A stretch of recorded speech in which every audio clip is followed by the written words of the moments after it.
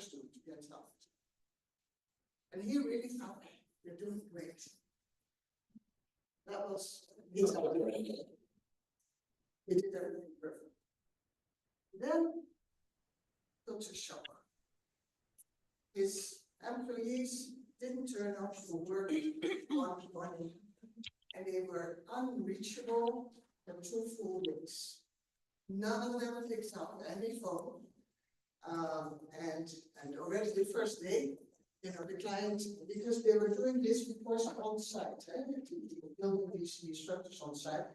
And the client already was on the phone, hey, what is this going on? You know that we need to, hurry up, and I'm going to destroy you, and I'm going to, we have all these penalties in our contract, and we're going to panic in the whole system. So, Miles Track. Yeah, didn't answer the phone. He was impressed actually by the fact that, they work together completely in line with each other. And he also thought, hey, this is a real force here. If I can use that force instead of, not against me, but for the company, it will make it better for all of us. Yeah. So he had the feeling that, okay, so I'm working here 4 years, working very hard, but I can go bankrupt just like that. And the employees were right. After 2 days, they turned up. And there was a mistake made in the way that their extra time calculation was being done. They had complained to the assistant manager. The assistant manager had gone to a manager. The manager said, no, it's fine. So, so it went down again. And the assistant manager had told them, just go to work, don't, And they decided, oh, we're not going to work. And this one is not organized well. So, after all the dust had settled, the issue was solved. What Silva actually, his final feeling was, but why did they warn me? So it had gone up in the system a little bit up to the manager. Manager had made a mistake, which can happen, but before then they go on strike like that. And with all the upheaval and the client being that angry.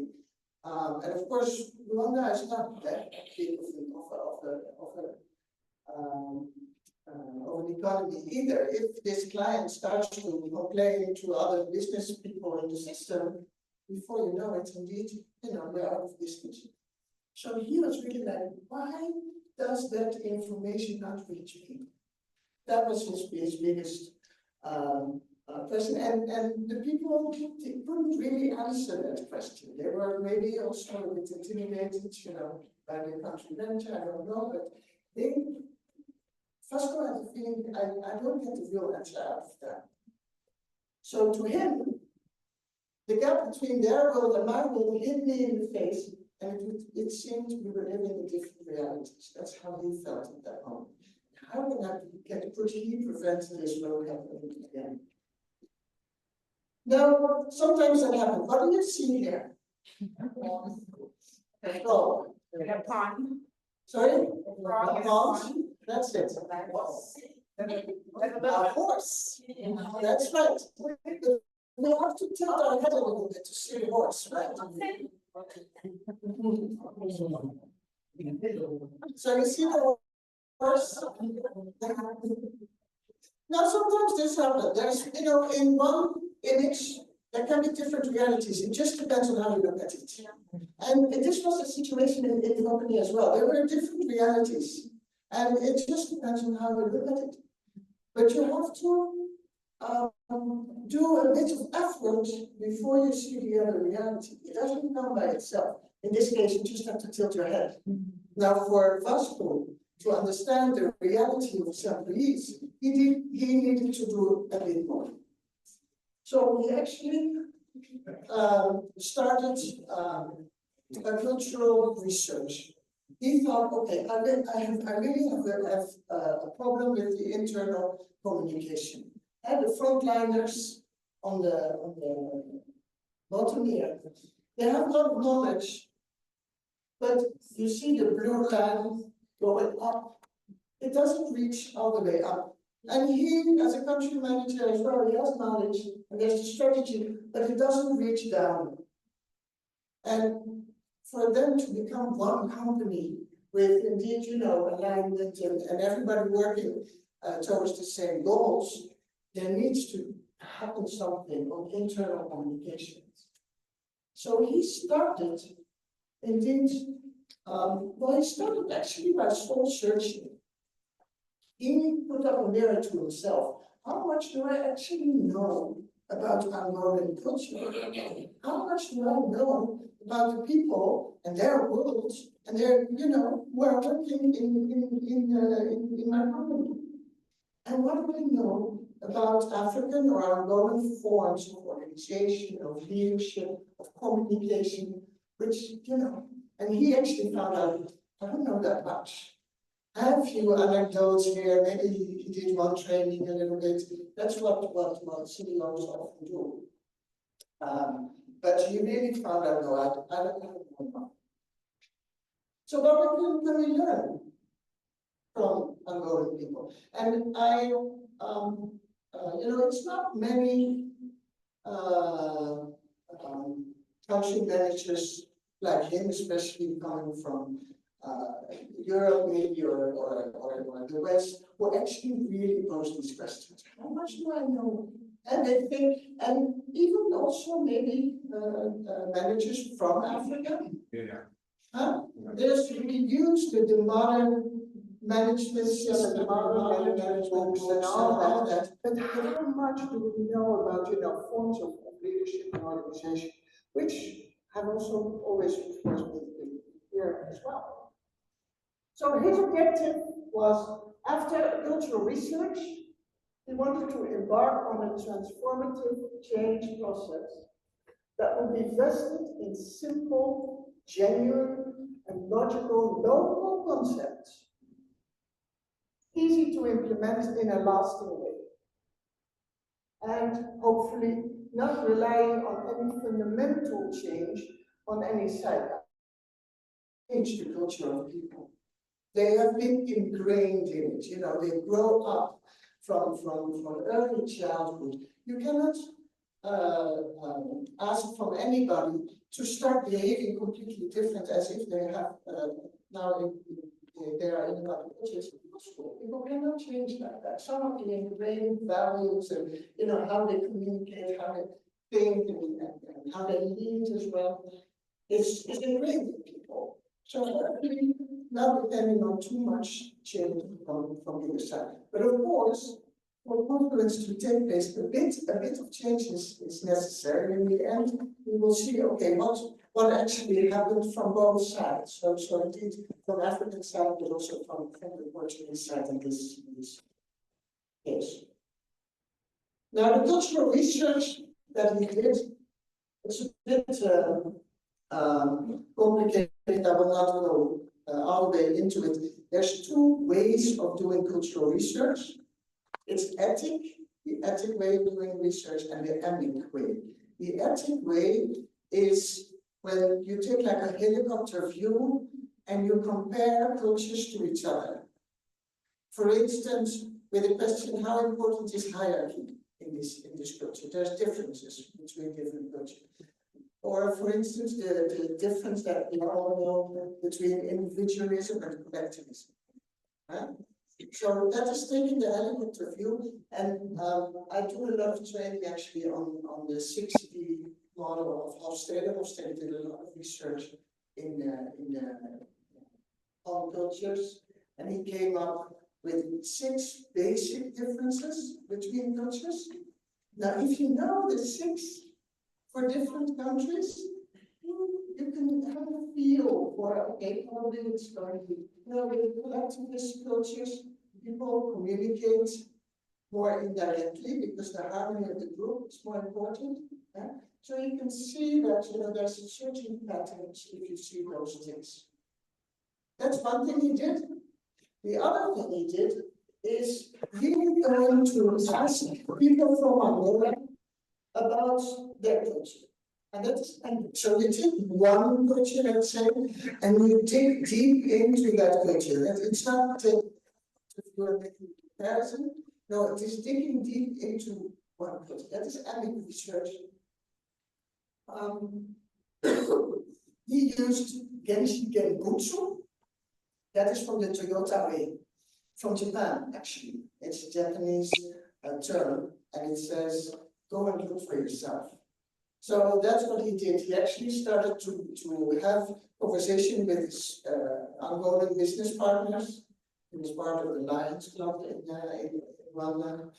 And but also, of course, his employees started to ask them questions about, but in the end, he also ended up with the mothers of his business partners, and just at the kitchen table, because they were free talkers on, culture and they were for the employees, they were young, they didn't feel that comfortable also talking to their country manager about it. So he ended up, talking to actually the older ladies in Angola and asked them, so how does this work? How, So they were talking to him about that. So in this sorry? Let's look for the previous slide about twins now. Yes, please. So 6 deep mode. Yes. Exploration in deep insight. I could talk the whole day. I could talk the whole week.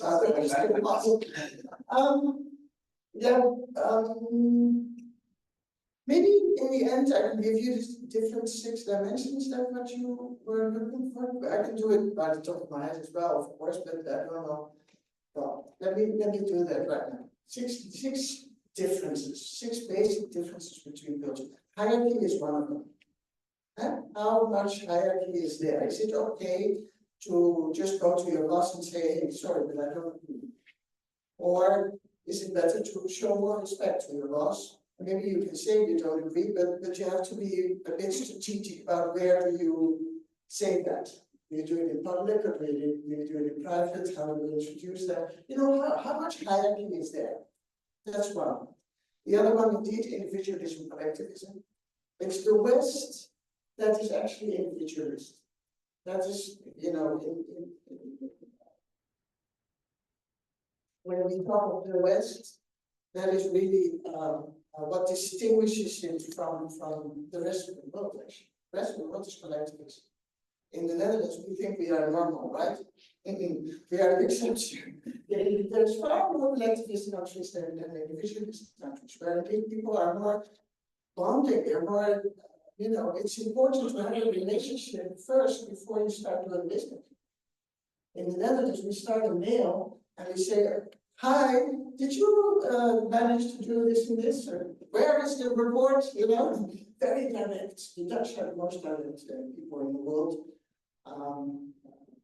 So that comes with individualism as well. In collectivism, you don't talk like that. Please, have a bit of yeah, yeah, a bit of relationship, have a bit of yeah, it's more elegant. I think it's more elegant. It's like a dance, not a touch, like that. So the third one is about masculine, feminine. I heard you mentioned it. I think was that, didn't you? Masculine, feminine. The other day, wasn't it you? The first day we talked about masculine, feminine when the children were in the masculine. Maybe it wasn't you. Who was it? Was it you? No. Anyway, some countries are more tough.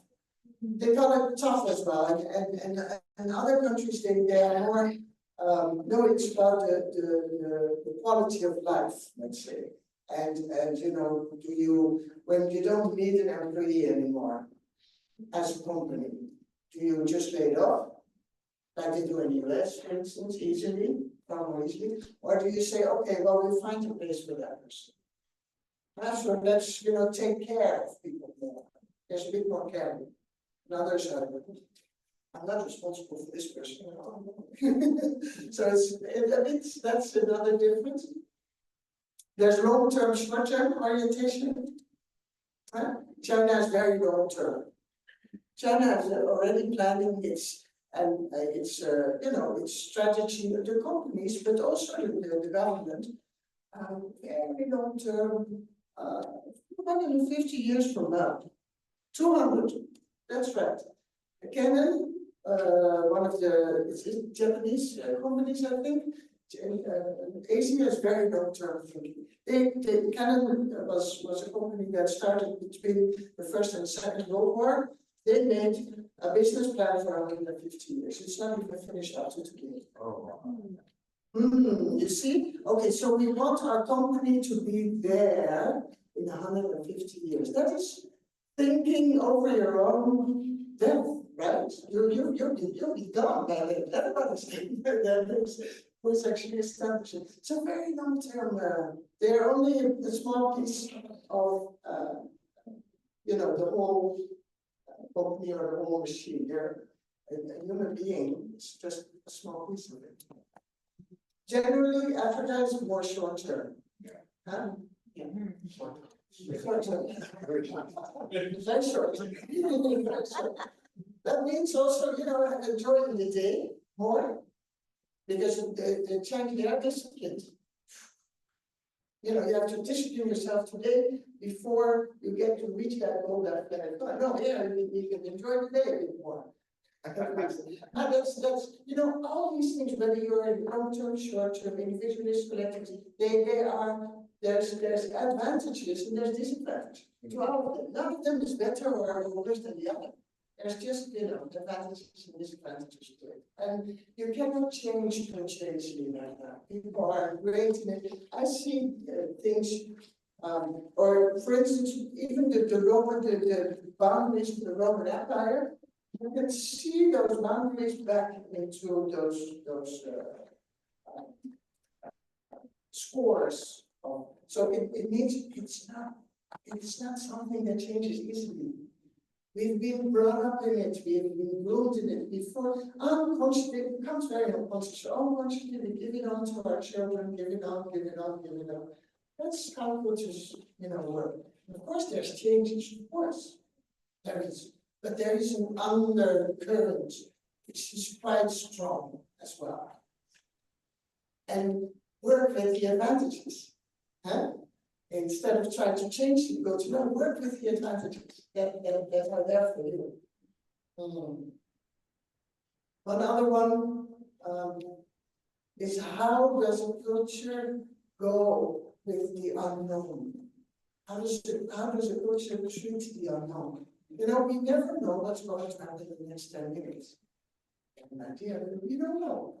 Or next week, or next month, or next year, we don't know. Some cultures, are a bit nervous about that. They try to control it. Other cultures are more easygoing.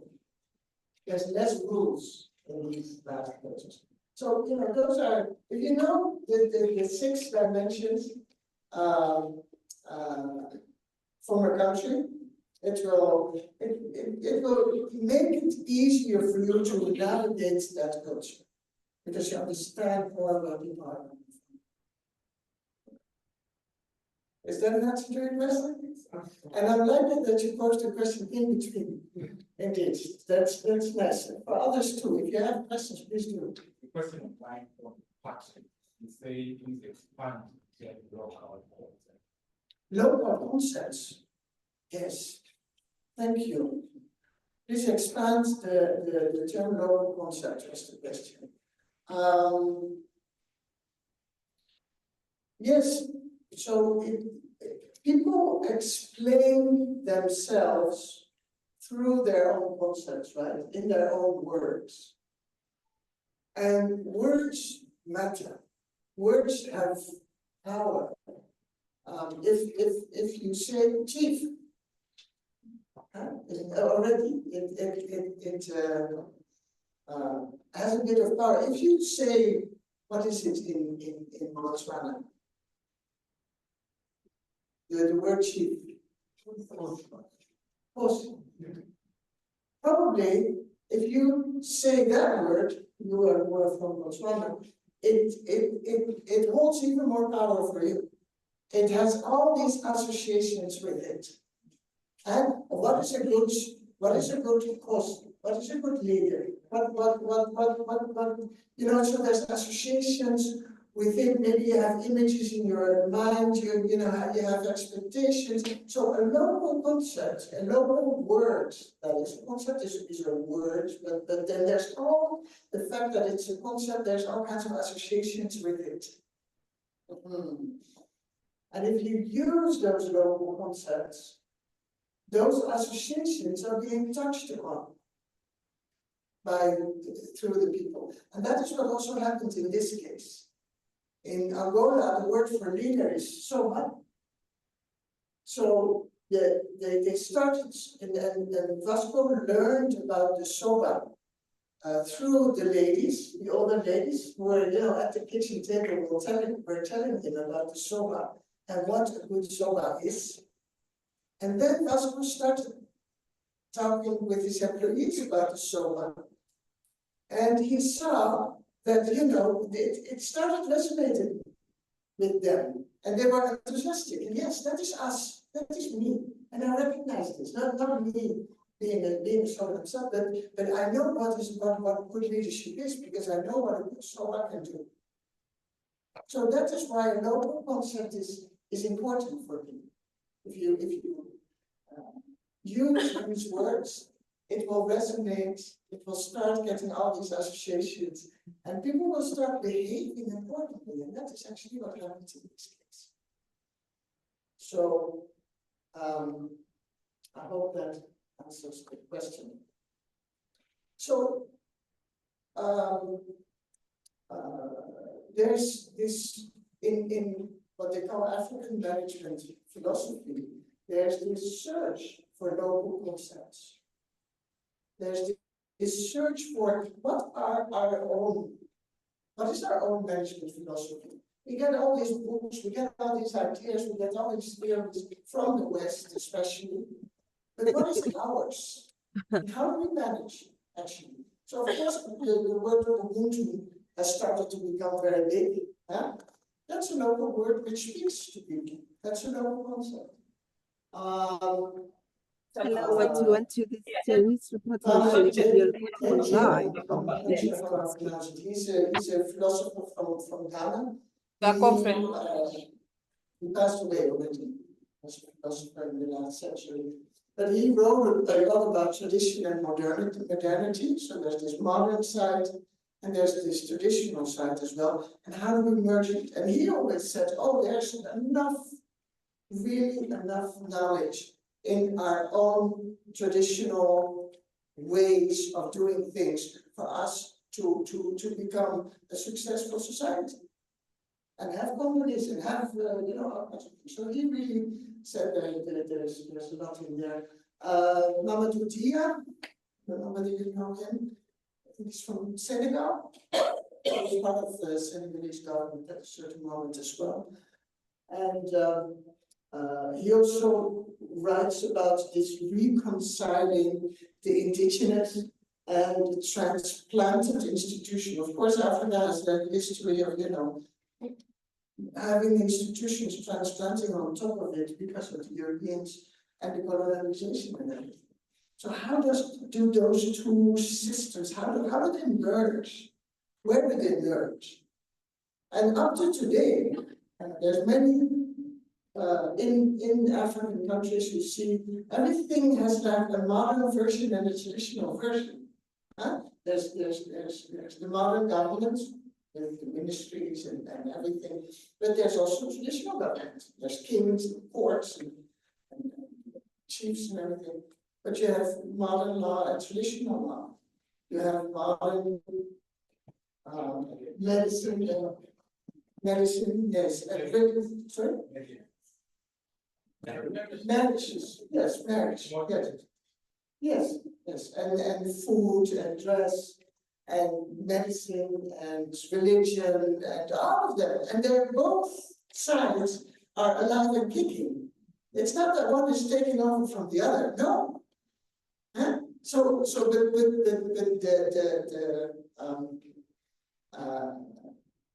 the challenge is how does it merge? And some can stay separate very well, but some at the same time it will be nice to merge, so you have one reality and not two realities. That's more efficient at least. Yeah. So that's and then there's a whole library of books, you know, written about this indigenous system and the merging part and all that. And that is also what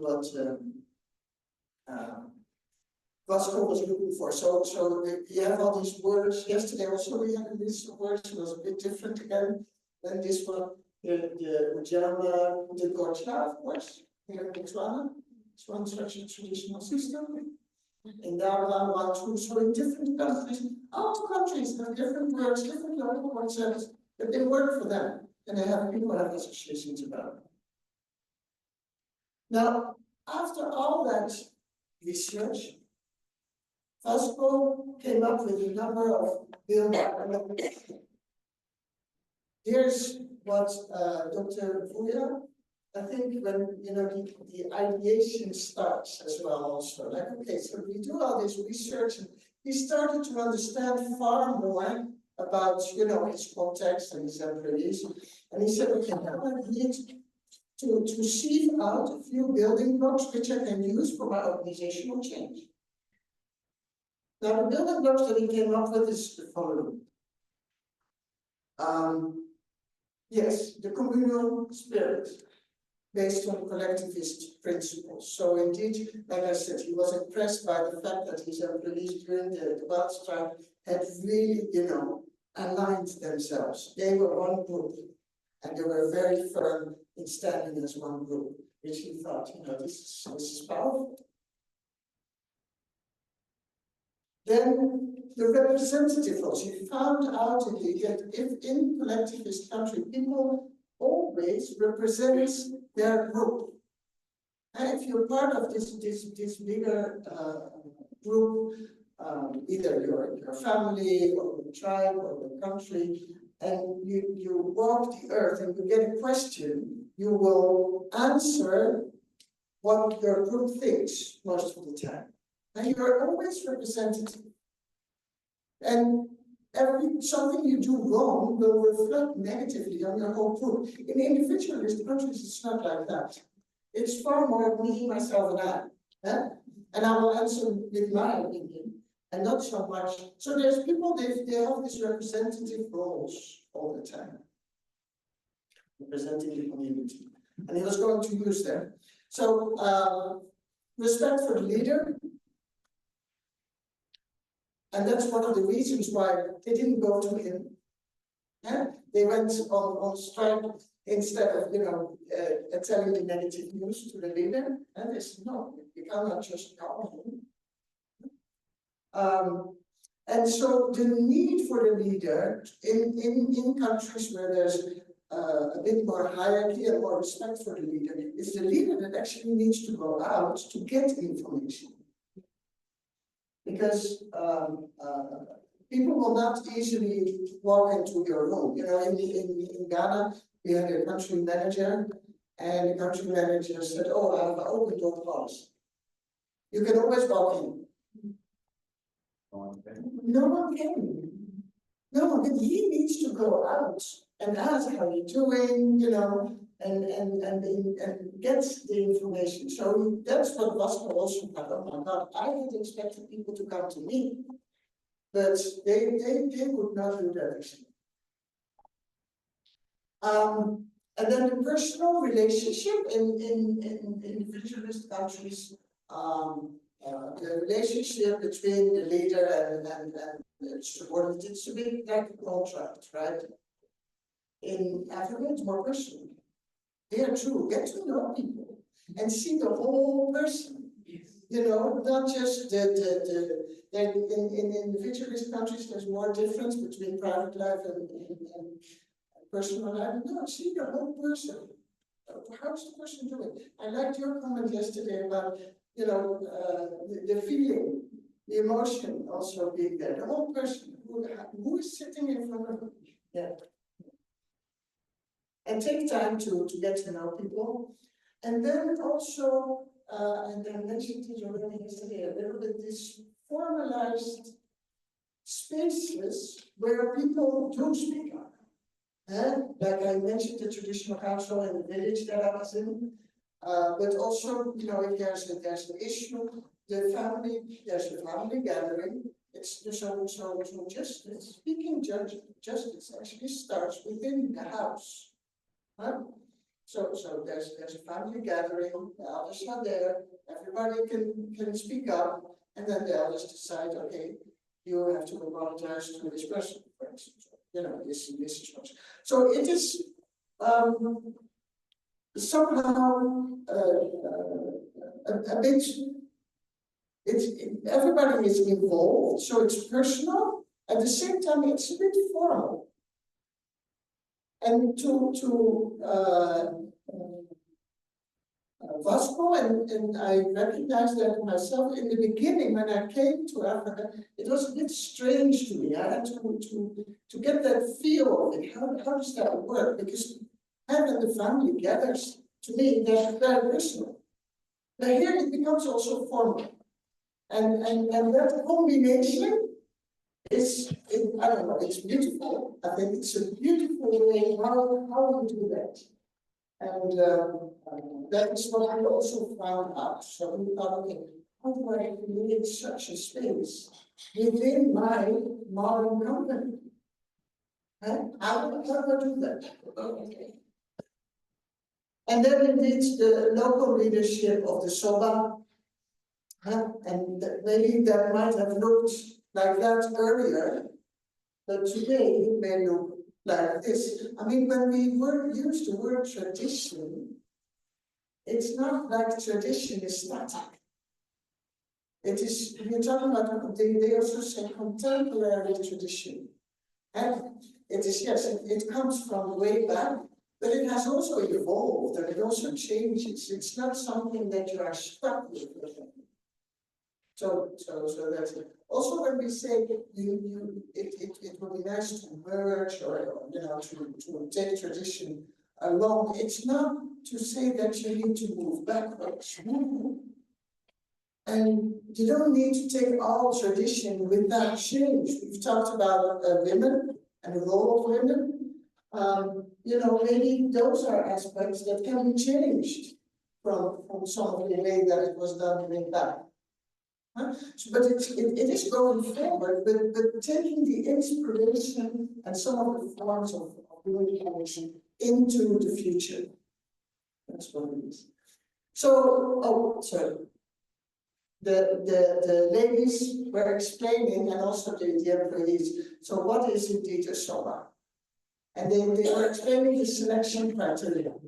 So high integrity, behavioral standards, genuine good character and intelligence, sense of justice, equal rights, leadership, communication qualities, and good decision-making skills. Very positive. Talking about appreciative inquiry as well. This is a form of appreciative inquiry, actually. What is good, what is beautiful about all these, ongoing forms of being, of organizing yourself, of communication, of leadership and organization. So it was really looking for the positives and the things which are beautiful, which can bring the company forward. So those were the building blocks. And then he said, okay, it's a jump into the dark. I don't know, but let's set up a committee with, more or less such a formal structure, but at the same time, it was with frontliners. So frontliners from each division playing that representative role of their division. Getting away with the. Not go there. And then they have their own leader, inside a committee, and then each time one person of management would also join them. Many times this was Vasco himself, the country manager, but also, you know, depending on the subject that they wanted to discuss, they asked another manager to be there. Now, it was up to the chairman of the council, and they call it the culture council in the end, the chairman of the council to make the agenda. It was not the country manager or any management person who made the agenda. No, the chairman can set the agenda. And they come together every month and they start, you know, having their talking about what is important to them. And also it was a place for Vasco to pose cultural questions, like, hey, we are thinking about this and this, how does that work for you? How does it work, or doesn't it, or do we do it differently? It was also a place for employees to start talking about their gear, or their shoes, or the transport to the sites, and you know, their secondary conditions for work. And it was especially a place to get to know each other and to connect and get these personal relationships going, and to have lunch with each other, and you know, spend time together. But also, for instance, at a certain moment, the council felt that somebody who had been laid off, that was not correct. They said, no, this person actually was just in trouble, and that's why he was late all the time. And we know his personal situation, and could we please reconsider? And they did. So they actually, you know, took that person on again. So that was really, you know, it was a decentralization of power, of course, in that sense. They really got a voice, let's say, also. And the personal relationship started flowing, and there was far more communication inside the company, and that is then what Vasco drew. Then, you know, it became one. The internal communication really started flowing from all sides. Also, they started organizing the annual party, which was then it started. It was the culture committee who now was eligible to give awards. Who was, you know, a very promising employee, or who was the manager, who was being most best communicative or supporting employees in their work, you know. So there was an award system, and the managers actually got quite nervous at the time before, you know, there was another yearly party, because who's going to get the award this time? So they, you know, the power starts to be floating around. Communication was getting a lot better. It actually worked on all sides. Also, absenteeism went down, dropping like that. Or people leaving the company also went down, dropping like that. Everybody felt in place. And it was called the Culture Council. But informally, they chose it to be called the Culture Council. That was their choice. One of the proposals of Vasco to call it also the SOBA Council. Because they said, okay, you're now more or less a SOBA for your division. Well, they were young, so they didn't really feel all the way that we cannot call this SOBA. That's too heavy. And it's such a heavy title. But still, informally, the name stayed here and there. So in the book also, I use sometimes Culture Council, sometimes SOBA Council, and it did appeal to them. It's like an inspiration of this local concept. Like, yes, that is what a good leader should be like.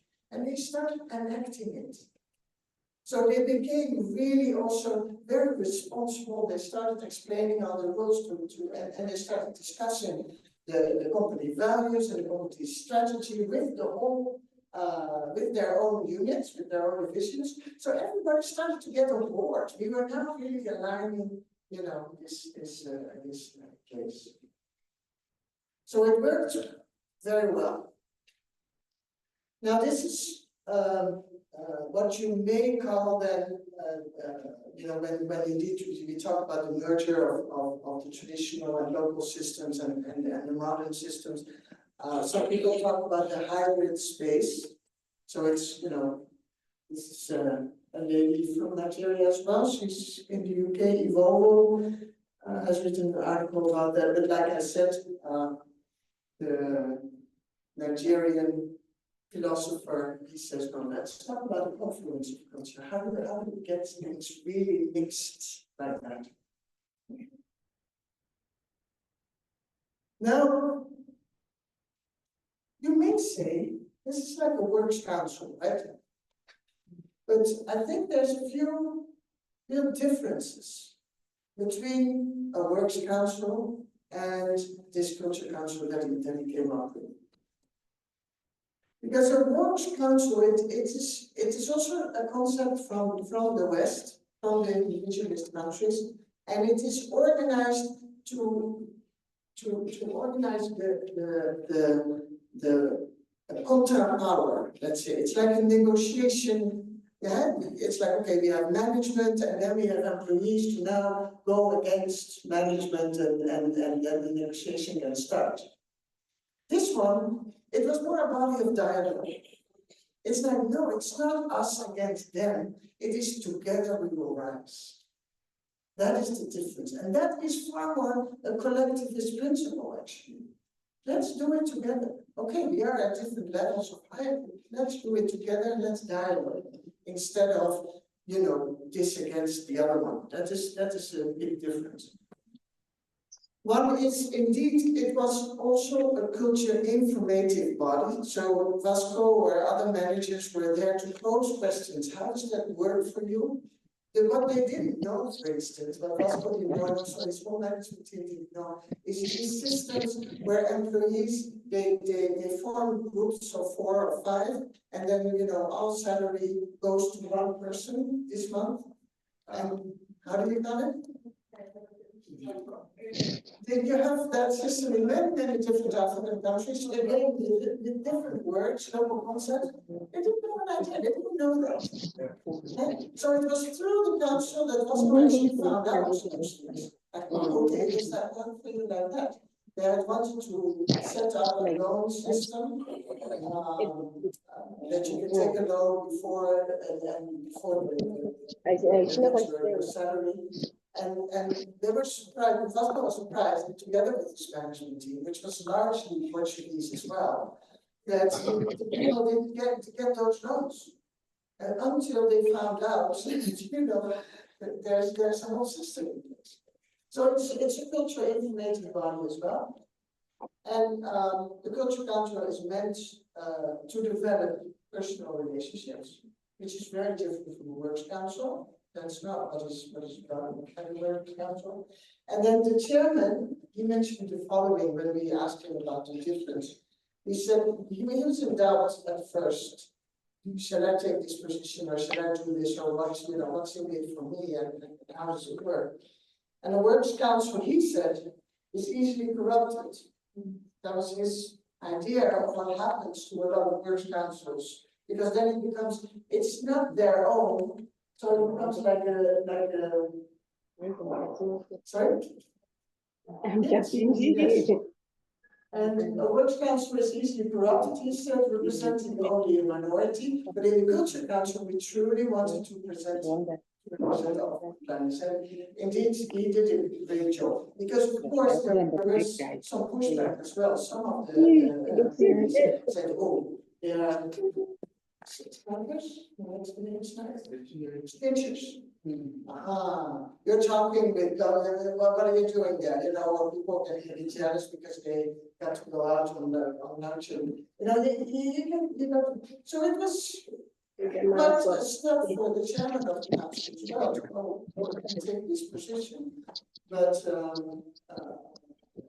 it was a very small minority of people who still said that. And then later when they gave, after a year they changed the council and new people came on and it also eased down because they really saw, no, they are representing us and it's actually getting better for us as well. So. They try to work this out. So, mindset transformation, right? Let me say a little bit about what changed, especially then for Portuguese side, and what was the step they needed to make to get here. And that was indeed build personal relationships and invest time and do it. That is what I also tell indeed when Europeans come to do it. I mean, it's part of the work. It will be very nice for yourself as well. Get to know people better than just a contract relationship. Build personal relationships, invest time, and consciously ask and seek information. Don't expect people to come to you, but go out. Now, what do you think? What changed from Angora's side? Maybe let me ask you this first. Yes. Before you move on, you go to the previous slide. Yes. Yes, this concept of culture council is a good one. But when you take the Works Council these days, it has improved a lot.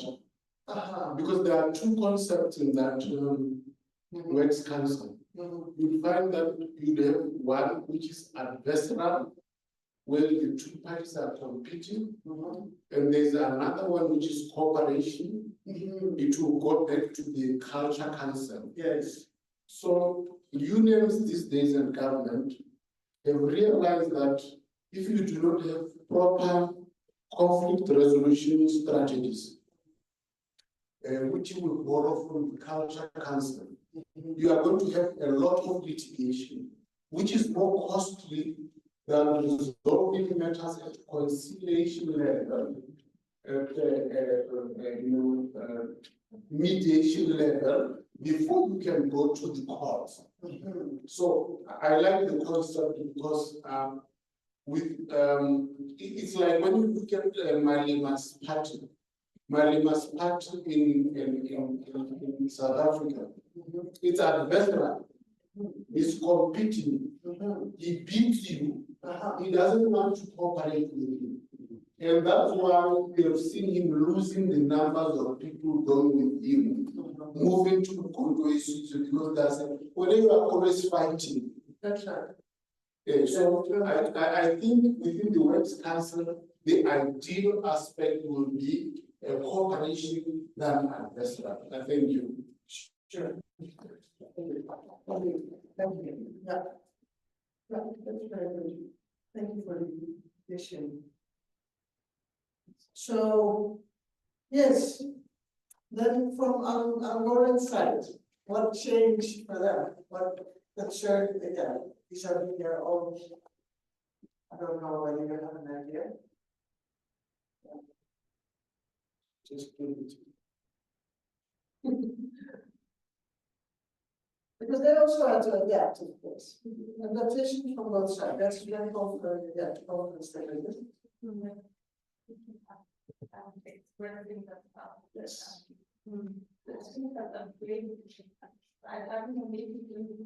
We're very big at clients and then she mentioned the quiet yeah, just engaging and yeah, for connectivity, great you present opportunities for expression, for engagement, and the attention of others. Yeah. So one of the employees had the confidence in the leadership that they're here to get out, and how the leadership presents themselves. So in good faith, it was Exactly. management control. Yes, exactly, and that's indeed when we asked, and I went to Angola and interviewed them also. What was the most challenging for them is indeed speaking out in front of the country manager, and to imposing their questions and getting their points on the table. It was a chat, but they really grew in confidence throughout, the time that they were there, and they even started to become leaders, young new leaders, and representing their division and taking the stand. But that indeed it took them some time to yeah. Speaking of what, somebody else, maybe? Being called a soba when you are 25 years old or something is a bit challenge as well. So I posed them actually really the question after 1 year. I said, okay, so do you feel soba? And most of them were like, oh yeah, a bit like this, but maybe not all the way, But 2 of them also said, yes, that's now my role. So so those local concepts can also change. You see, they actually there's fluidity. Nothing is fixed, nothing is static. And when they come with all those beautiful associations of good leadership, why leave it only in the traditional space? No, get it out.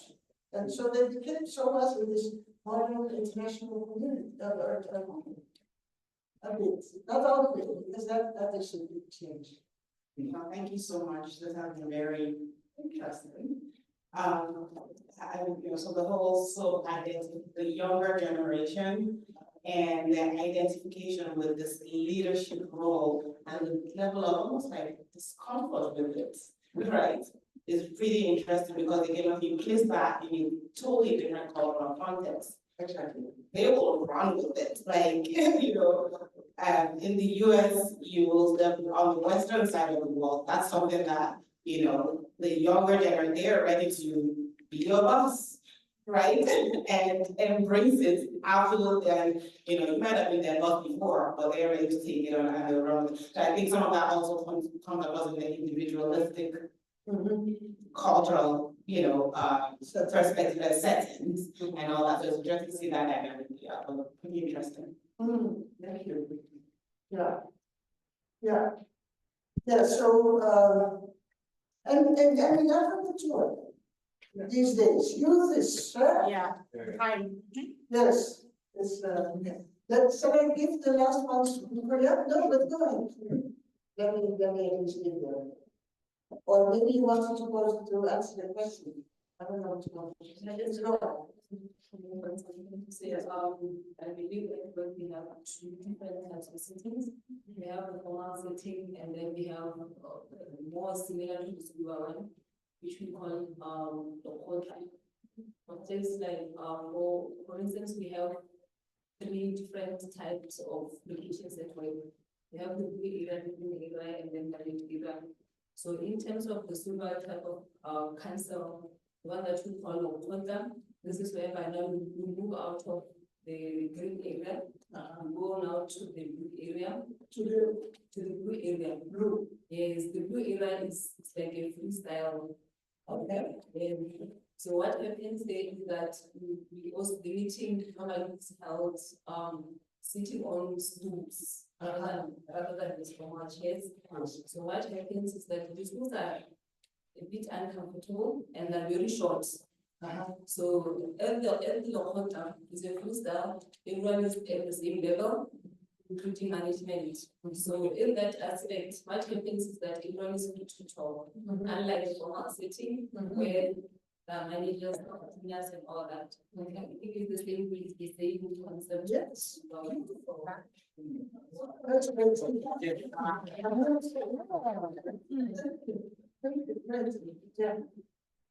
Thank you very much. Yeah, for us, we've taken it down to departmental level. I'm into wellness for our team members, for our staff. I used to do programs for them, and then I realized that I was failing dismally because participation was not compulsory, it was voluntary. But we then reduced it and formed what we call workplace wellness champions. And it was a representation of the different floors, different sites, and the young people that were part of those team members that then came forward and asked them, what would you rather do for your wellness? And the ideas that came, which we then elevated a little bit to suit and match the ethos that we try to bring, the culture, and things like that. But it was just a turn, complete turn, because these were now programs that they co-created. And again, it's a young population, average 27 years of age. And now you've got 48-year-old men designing programs for 37-year-olds. It just didn't work. But with the involved, it changed everything. That's right. That's right. Yeah. Yeah, let me finalize it because I think this is my last slide, and then we can have still some minutes. So yes, adopt the council as this formal space, like you were now also mentioning for open dialogue. Yeah, in the presence of the country manager. Age as a less important determinant of power. Acceptance of female SOAS. There were a few female in there. And there have been in history some female SOAS, but of course, very much in the minority. Oh, I have to speak in the mic, sorry. And succession. After 1 year, you have to give up your leadership.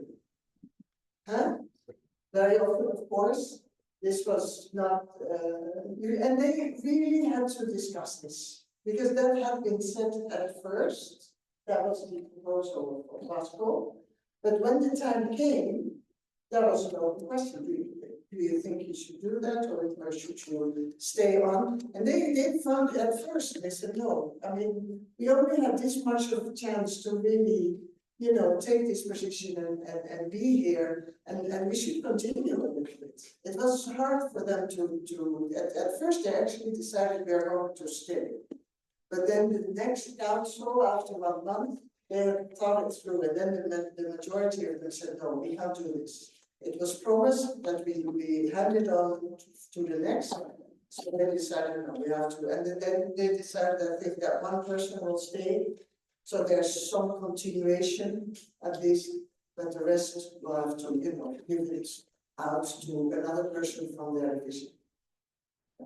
But that succession, of course, is also different.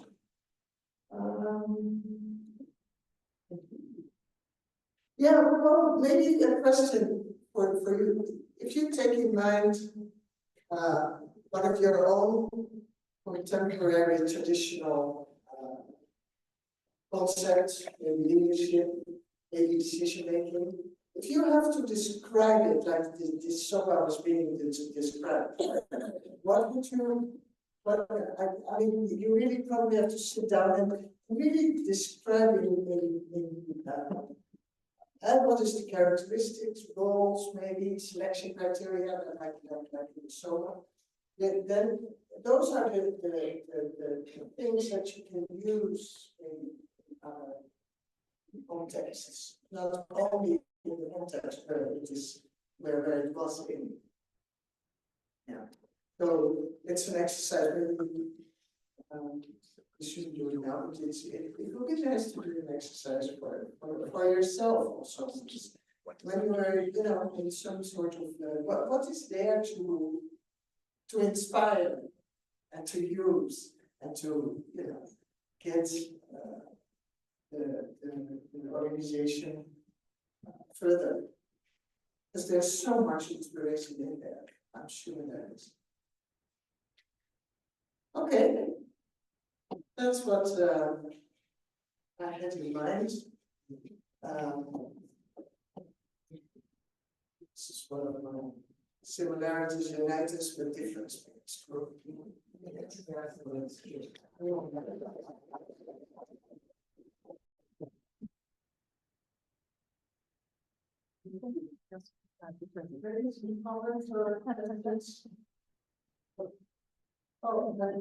okay. So let's start with you, Lucy. You're at the, all right. Okay. I don't know whether there will be a question at the end.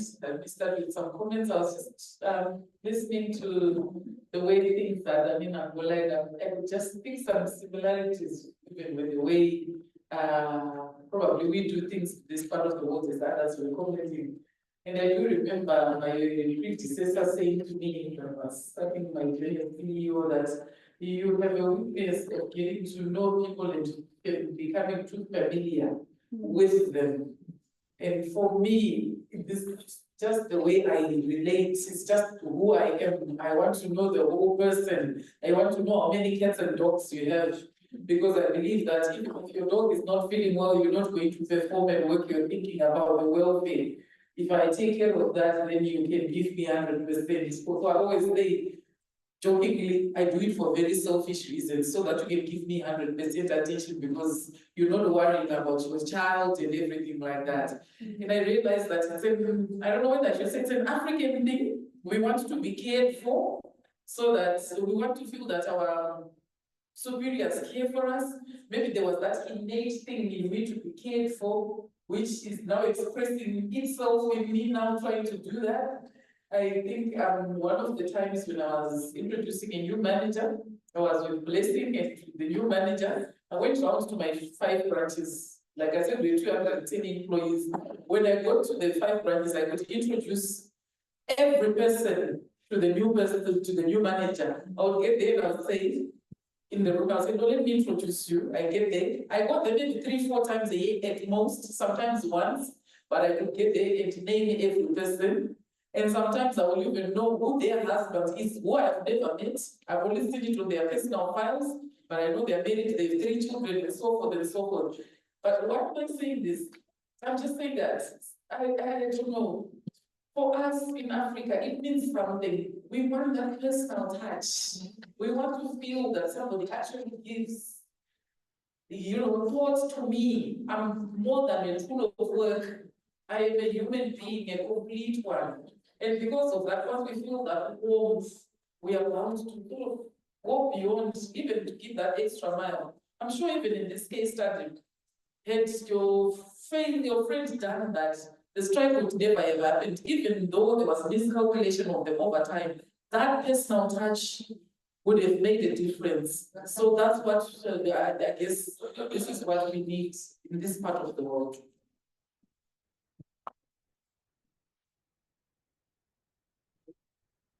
Exactly. That was missing. That was really missing. That's really right now. Yeah, I think so. Yeah. What you are presenting today, I want to appreciate you first and foremost. Culture modeling, culture difference, it's one of the big issues in corporations where you're coming from different culture people working together. It's quite big. In Zambia, we have in the northwestern part of Zambia, we've got a lot of mines. A lot of mines, and 20% of employees should come from that place. The rest, they can bring it from outside the country and there. And the chief is the one, they've got a book where they have to write people that are involved in that, despite they don't have skills, but they've got a manual for them. You find some of them that focus on weight, some of them they can run, especially to them salaries after 3 days, 1 week, they come and the wife has to go to you. You fire them, the chief has to come, and it's a big issue. And we've had the country managers who have come out from them, that some of them lied to us, those people have to go back. It was quite big things. So you find that culture plays an important role in the companies. Very important. And for me, it was resonating well when you were doing the explanation because of, I'm sure your social work background helped you to integrate in rural community, dealing with council, dealing with chiefs, headmen, and bringing together, get what they're saying in order to integrate that company. It's very good. I've enjoyed your presentation very well. And you've been speaking, you spoke to my heart. This is very good. I'm so grateful. I've attended a lot of public meetings. You find that you're just speaking from the book, you're getting from theory somewhere else. I could see your integration into your speaking, your words, reasoning from your heart. Mindset and that things, it's really worked very well for your presentation. You might find that we got a business in Congo. You know, is there not into Congo? The aggressive people companies. They're very aggressive. The way you talk to them, the way you talk to you is a different way you're going to talk to them. That's right. I don't know whether it's war, it's a hardship for them to get something else. That's so tough. When there's a man or a woman that's so tough, you've got to be tough as well. I remember this guy, an Indian guy, we took him there to work. He says, me, I don't want to work with everyone here. We deployed the manager there, an Indian guy, and we are the manager, his immediate supervisor was a Congolese, and the rest are Congolese workers. The culture of work is totally different. He says, I want you to come out for this. I don't want you to work here. These people are accepted. These are apologetic people. I can't work with them. I looked at him and thought, the problem is you. The better the change and integrate this culture, bring them closer, we're going to get the business. And the business will go close. I said, the problem is you going to change. Unfortunately enough, one of the good workers lost a talent and says, this is an opportunity, despite there's a funeral. I called him, and we're going to go to the funeral, you and me. Let's listen, let's support this lady in terms of money and food here and there. We'll greet people. And they speak Swahili like what you can't. It's very easy, it's very difficult for them to speak English. Somebody else had to interpret. We stayed there, we went in the evening, almost midnight, came out the following day. And you find that these people got connected. And from that time, immediately when they came, the ladies and staff members changed the mindset, and the productivity went up because of the connection we connected one-to-one with staff members. So cultural modeling, cultural presentation, it speaks to my heart. Thank you very much for watching. Thank you. And a good story indeed.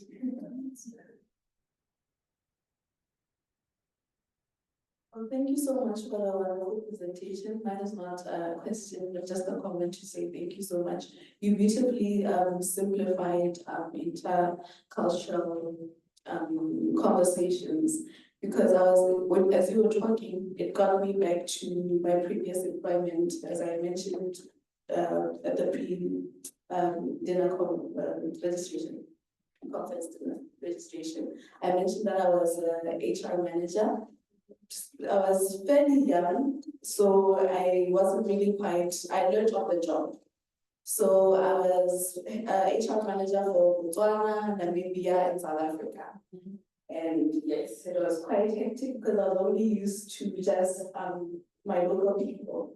Just as Lucy would say, it's easier to interact with people when you're closer to them, you're able to check form files and stuff. But now I was having to learn to work with Namibia and South Africa virtually. And yes, you will have like a go-between or an area manager, because it's retail and it's fast-paced. You'll have an area manager, but the disconnect there between HR and area manager becomes a problem. And if there's that disconnect, it also trickles down to the rest of the staff members. So over time, I also learned, okay, at this point, I can't go there, but because of costs. So then I did the whole Namibia, I'd call all the store managers, just so that you have like a personal relationship with them. So as we were talking, I was like, okay, but at that point this is what I was trying to do. I was trying to build relationships with them. And at that time, I wasn't well aware of exactly what I was doing. All I was just saying was, I just want this whole system to work. And this is how I'm going to do this. This is how I'm going to reach out, just to let them again so that it doesn't feel like there's that disconnect between us. And I believe it worked, because even today, even after I left, the store manager still reach out to me, we still communicate, and there's that relationship. So thank you so much for breaking it down and just, you know, making it easier for me to also understand about it. And also it's like an eye opener, honestly. So thank you so much. Thank you.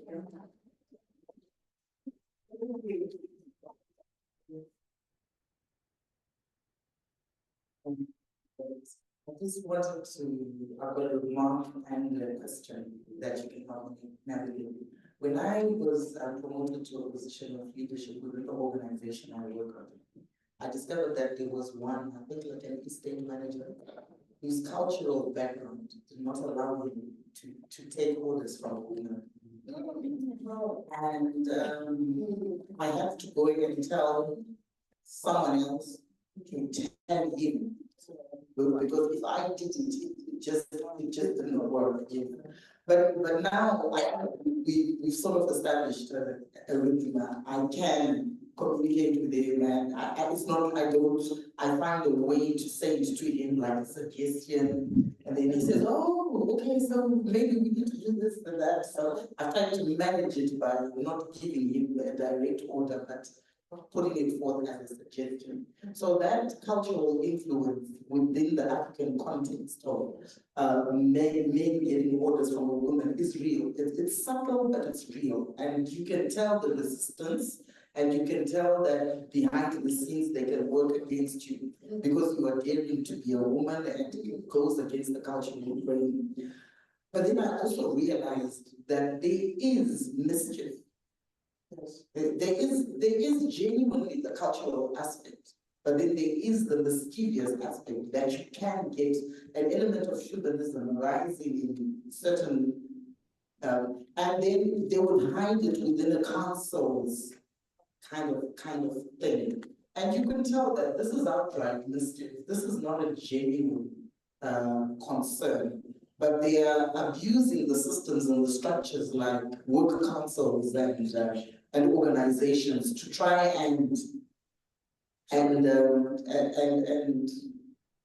work out their realistic attitudes and ideas to try and belittle the woman in you in that position. So how, I think, is there a clear-cut way where you can navigate between the genuine, this is I'm offending culture here, and the mischievous, and without negating the power of the use of the work committee, but also trying to keep it productive. Focus on the productive, as opposed to the reference that was made by my brother here, that he talked about Malema always being contrary, or calling English otherwise. Yes. That the Works Council is continually otherwise, not necessarily engaging on the productive sector. So did you find, as you worked within the African culture, definite clear-cut ways, or it's context by context or situation by situation, so that we don't resort to wanting to shut it down, saying, oh, this is destructive and mischievous, but this is productive, and I don't know if you hear my question and concern. Yes, I think we all do, actually. Yeah, you say it right. And I indeed am tempted, but let's, others also chip in. But I'm tempted to say it's situation by situation indeed.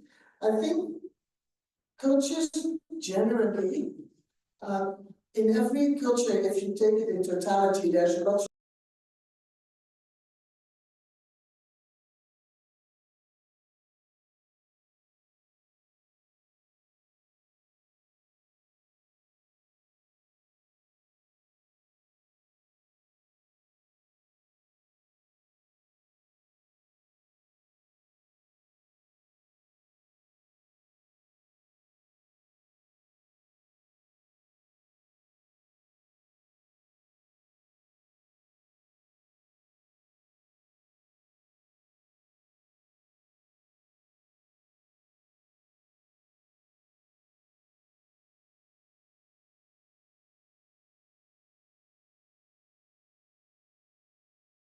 academy and see how you get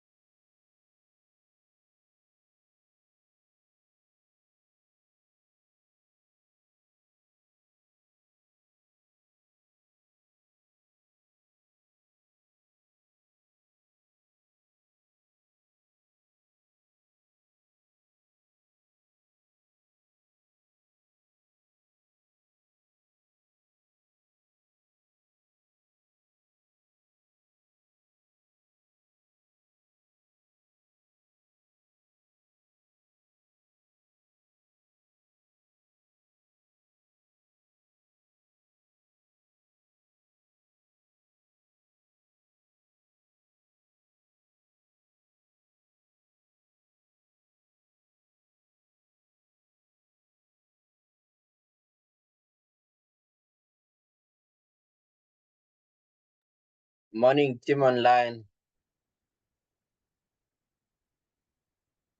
Hello.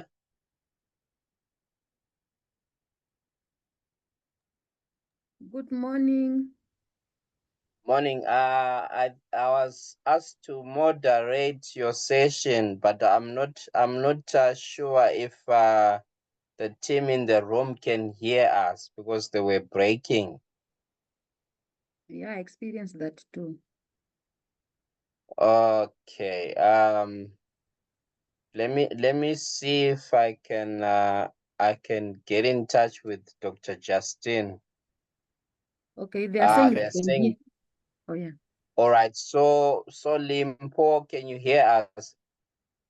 Yes, I can hear you clearly. Please kindly share your presentation and we can move with the presentation. Thank you. Noted. Please let me know if you can see the screen. Yes, I can. Team online, are you able to see Limpo's screen?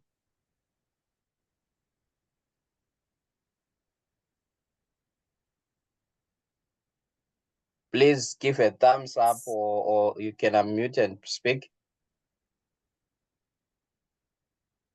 All right, so team over to Limpo for her presentation.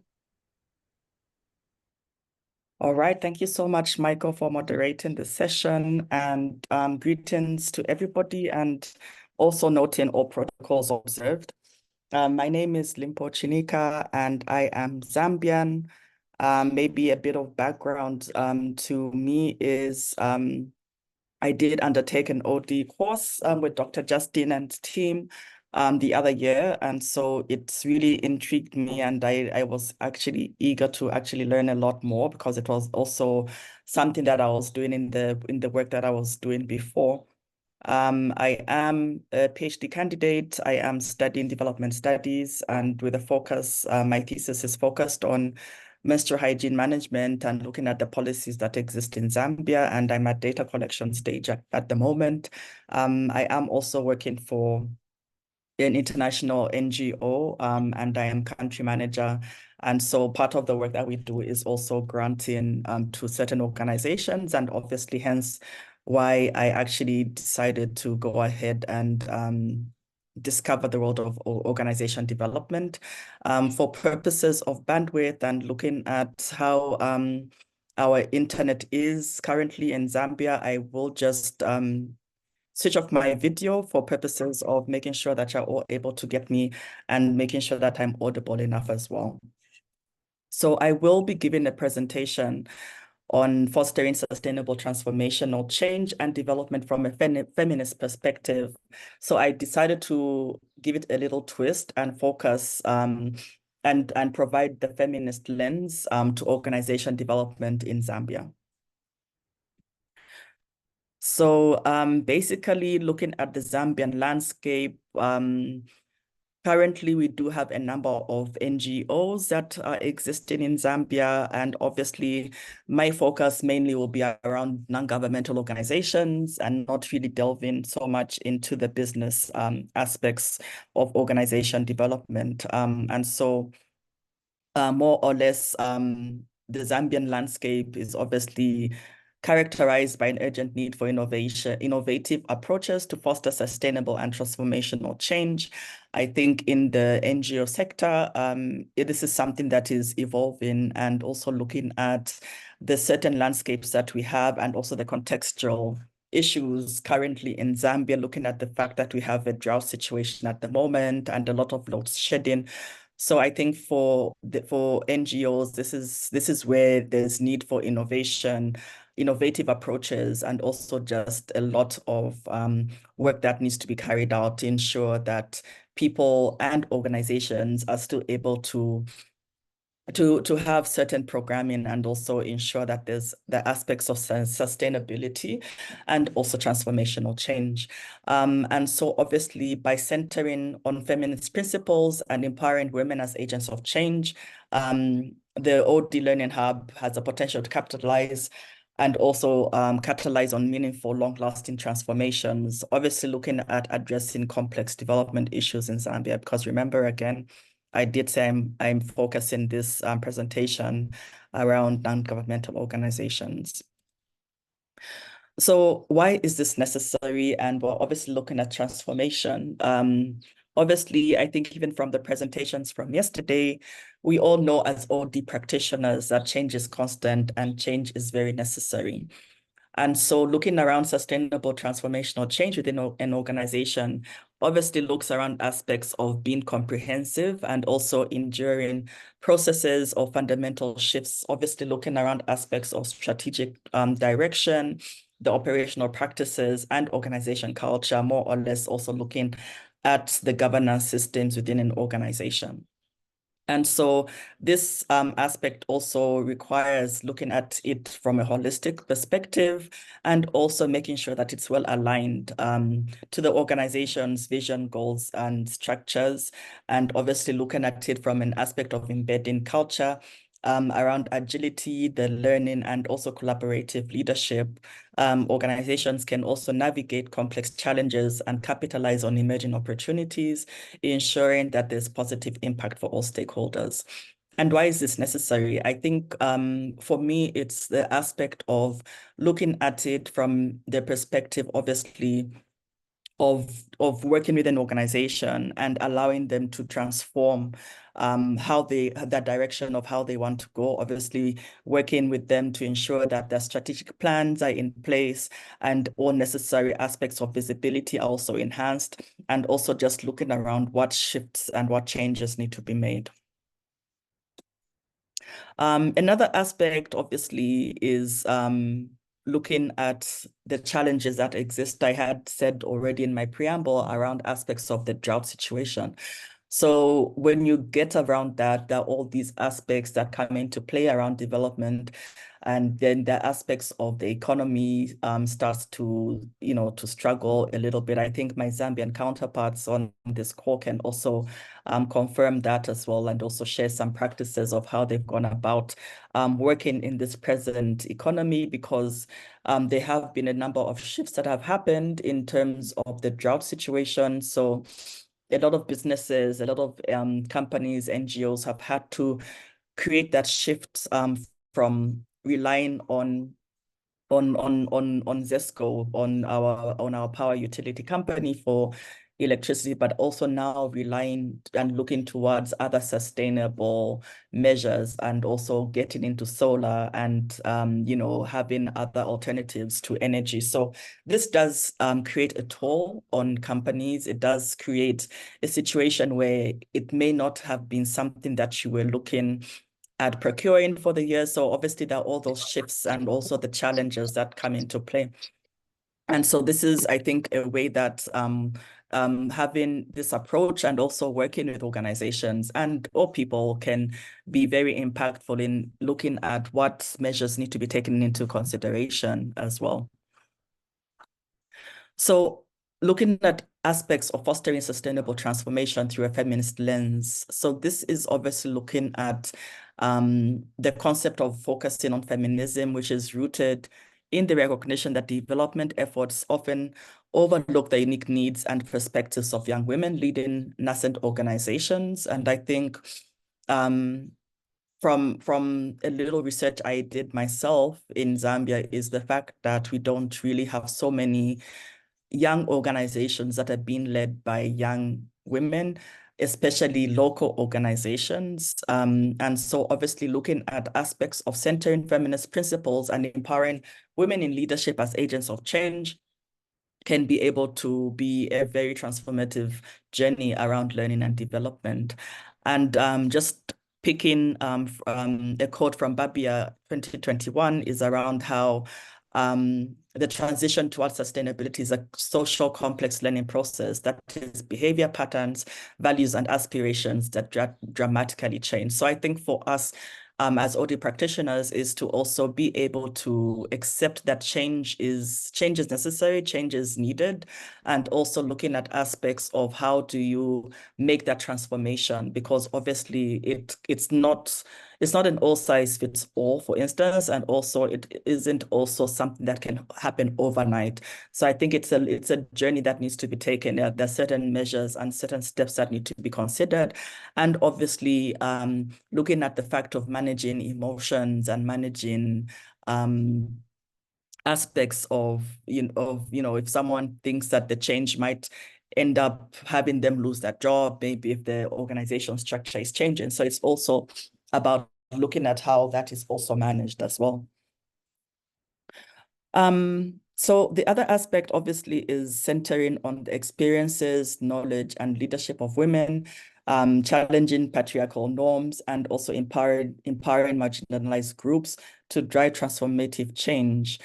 This is an aspect that I have noted over the years that is normally very difficult. It's difficult for people, for young women to be able to branch out if they have something like a new organization, and how do they branch out? How do they get that exposure that they need? How do they get the certain skill sets that may be required for them to be able to get proper funding and also just proper systems in place? So also looking at the aspect of them being marginalized. So obviously the marginalized groups encompass many factors as well. So there's also that aspect that also needs to be considered as well. And so grounded in feminist theory, programming emphasizes collaborative learning. It allows for critical reflection and also collective action to dismantle systemic inequalities. And how do we go about empowering young people as agents of change? So here you'll notice I am speaking to young women, I am speaking to young people, I am looking at it being a holistic package, but obviously with a feminist perspective as well. And so Cornwall speaks to the aspect of how empowerment must be. So it must also include processes that lead people to perceive themselves as able and entitled to occupy decision-making spaces, so that the people affected come to see themselves as having the capacity and the right to act and have influence. And this is something that is very necessary, because when you actually involve people to be part of the processes, there's that spirit of ownership, and there's also the sustainability aspect that comes into play, because then you are not doing everything for them and leaving them to their own devices, but you're actually taking them through and walking with them through the system and the systems that need to change. And so aspects of fostering learning, the aspects of facilitating collaborative learning opportunities where clients and organizations can share knowledge and engage in critical reflections and develop action plans tailored to local contexts. Here, I think it's to be deliberate, because what might work in Kenya may not be able to work in Zambia. What may work in Ethiopia might not be able to work in another country, for instance. So it's also looking at what is working in other countries and being able to contextualize and also be able to tailor, make action plans and also systems and processes that may be able to work in the local context. And obviously looking at aspects of working as a team. I think in OD, it's always a good practice to be able to encourage teamwork and collaborations, because that's also another aspect of sustainability. Aspects of addressing power imbalances. So then there's intentionalities around addressing power imbalances in organizations and different sectors. And so you notice from what I had said earlier is around aspects of how it may be very different for a young organization to come out and be able to get started in whatever it is that they want to do.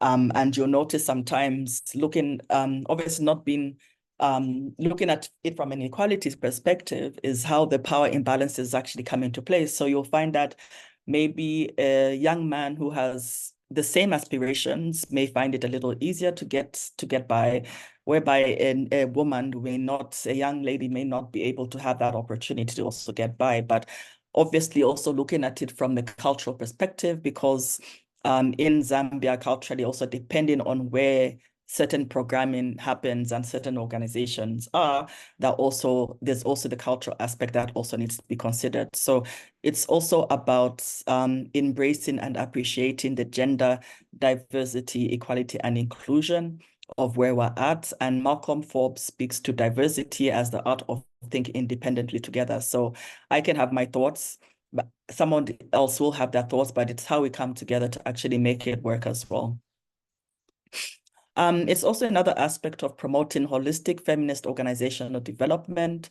And so here there's obviously the adoption of an approach to development, addressing not just economic, but also political, social, and cultural dimensions of change. So it's an aspect of looking at it from a holistic perspective and seeing how the development, the OD can actually enhance an organization. So it may not even be a feminist organization. It may just be any other organization, but it's also just about looking at all those factors that come into play as well. So my presentation is short, but I think an aspect that I wanted to have at the end was just some four reflections, some four questions that we as organization development practitioners could ask ourselves. The first one being, how can we effectively measure the impact and long-term sustainability of our OD initiatives focused on driving transformative change? The other one is, in what ways can we leverage local knowledge and expertise to develop context-specific solutions, while also integrating broader theoretical frameworks and best practices from the field of OD? So how do we strike the balance between the two? And another one is, how can we adopt an intersectional lens to address the complex overlapping systems of oppression that organizations face? And the last one, how can we as OD practitioners effectively integrate feminist principles and empower women as agents of change within our own practices and organization development efforts? But obviously, if we're looking at a holistic package, it's obviously not solely working with women, but also working with young men, so that then there's that balance as well that we're talking about, because we don't want to work totally independent and actually not involve the men as well. So thank you so much. That was a short presentation on fostering sustainable transformation through a feminist lens. I am ready to take any reflections and any questions that might come. Thank you, Limpo, for that wonderful presentation. Team online, I will start with you. Any reflections on the presentation of around women empowerment and the feminism aspects in OD? You are free to unmute and speak.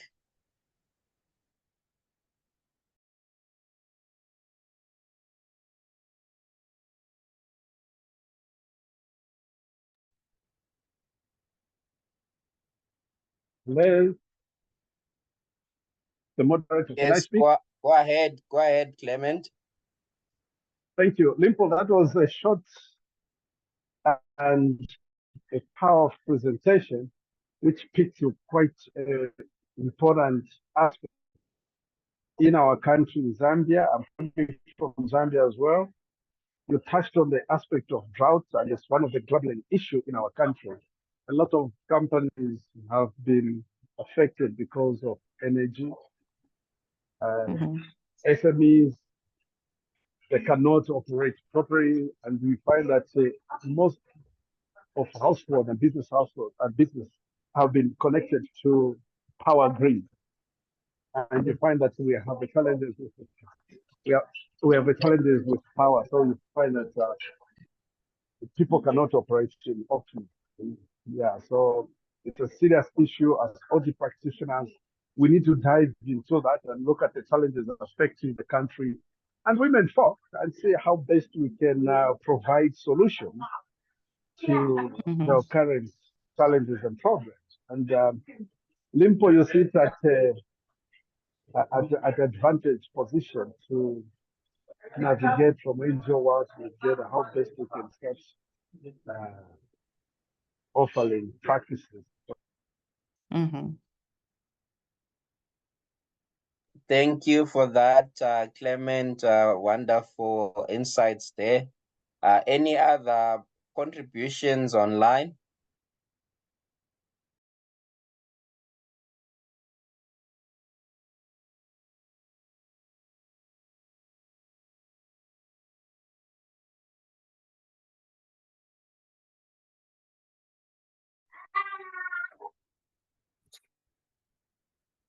Yes, ma'am, Mushibwe.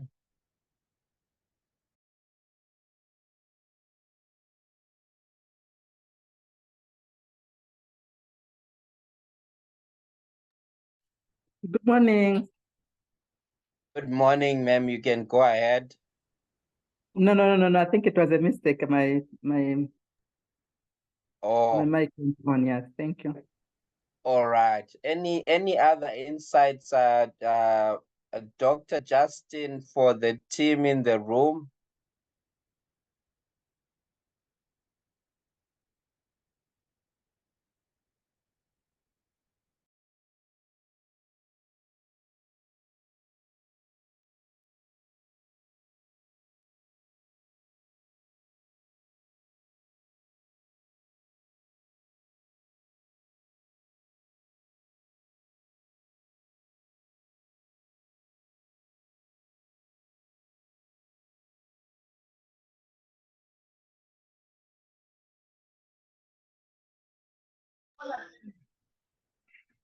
The team.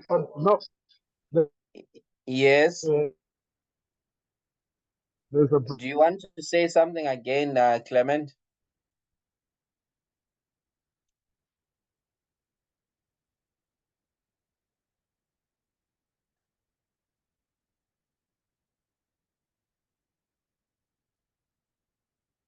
Maybe I can comment, Limpo. I think for me, great presentation. From a Zim perspective, we are facing similar challenges. We are also facing power challenges, water challenges, and we're also in a drought as well.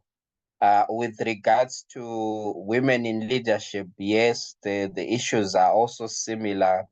And I know we have various programs that that the government is also championing around women empowerment.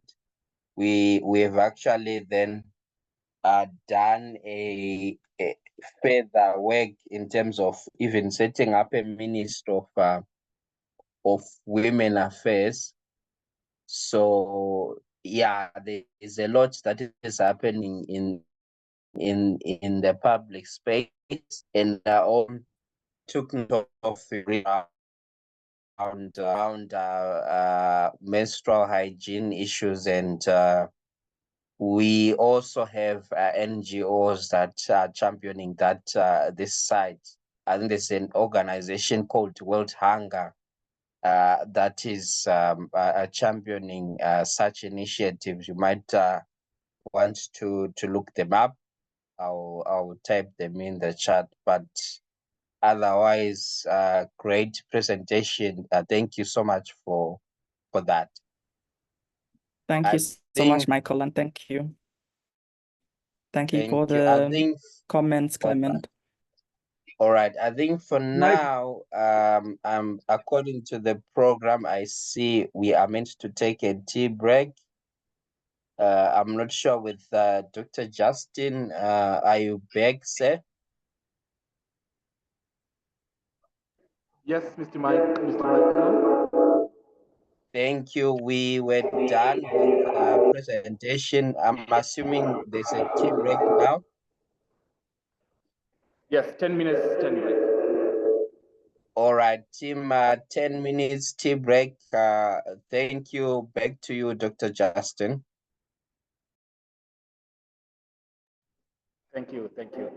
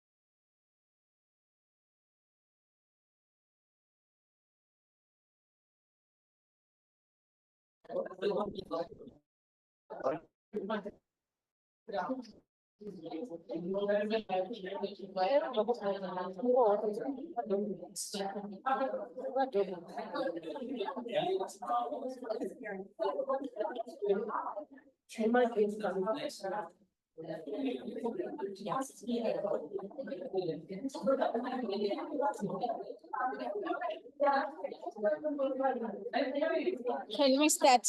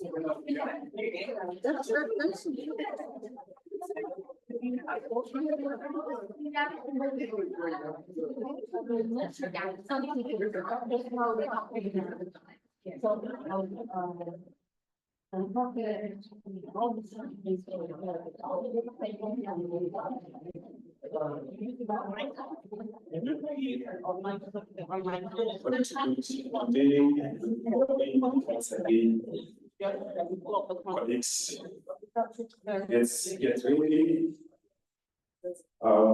from the session. Let's get ready. We learned more on cultural conflicts from Harriet. That was a very good interactive session. We went for our tea break. Then there are beautiful smiles again on our faces. It shows that there is life now. That's the beauty. Then at this moment, we are moving into our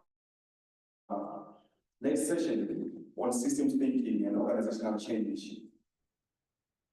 Allow me to welcome Mr. Cosima Sabina to the stage as he's going to be sharing on system thinking and organizational change. Ladies and gentlemen, let's welcome Mr. Cosima Sabina. Thank you.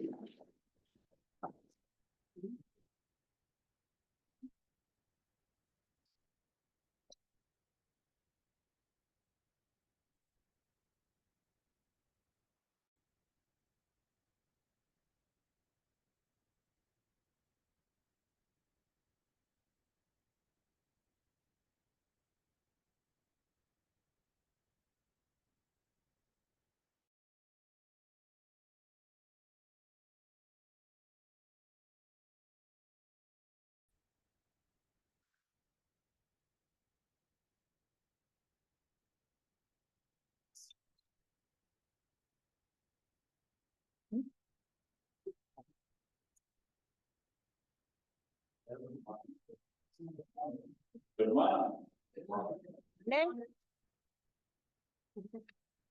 Just setting up my slide so that it show what it's showing the slides.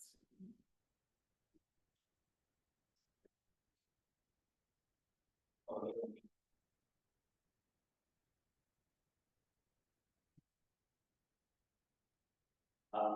The pleasure will be not this one, being the giants in the house.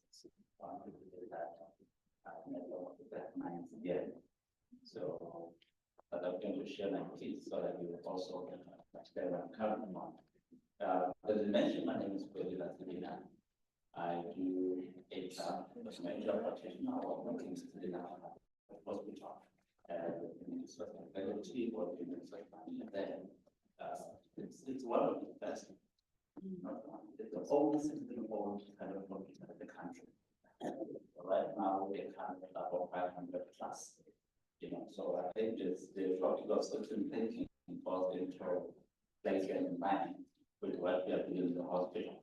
So besides that, I'm a leadership coach and leadership training and strategy development, particular organization through my company called Global Group, where we do consulting. And then I also write books, of which now I think in the next slide you'll be able to see across the and they were just in my a little bit about who I am. I don't put much or a lot of things. You can find out on our website, and LinkedIn, you can follow each other, and each other will get to know each other. But my first book was called Step Up, which I wrote in 2017. It's just the inspiration from my life, But I want to talk things about storytelling. So I started out as a practitioner, but as a practitioner, I learned that out in HR. I didn't even know how to be an HR person. All I knew is I had a story and I wanted to share my story with the world. All right. But before I do that, I noticed that I'm writing a lot of quotes on Facebook. You Facebook a lot, everyone will like they tell people, how they could live up their money, how to live up their week. After 1 year, I was like, no. I've been writing a lot of quotes, just quotes are not making money for me. Because if you're not following, yeah, I can hear you. So I went on my Facebook. I copied all my quotes for the whole 1 year. And then I put it in the book.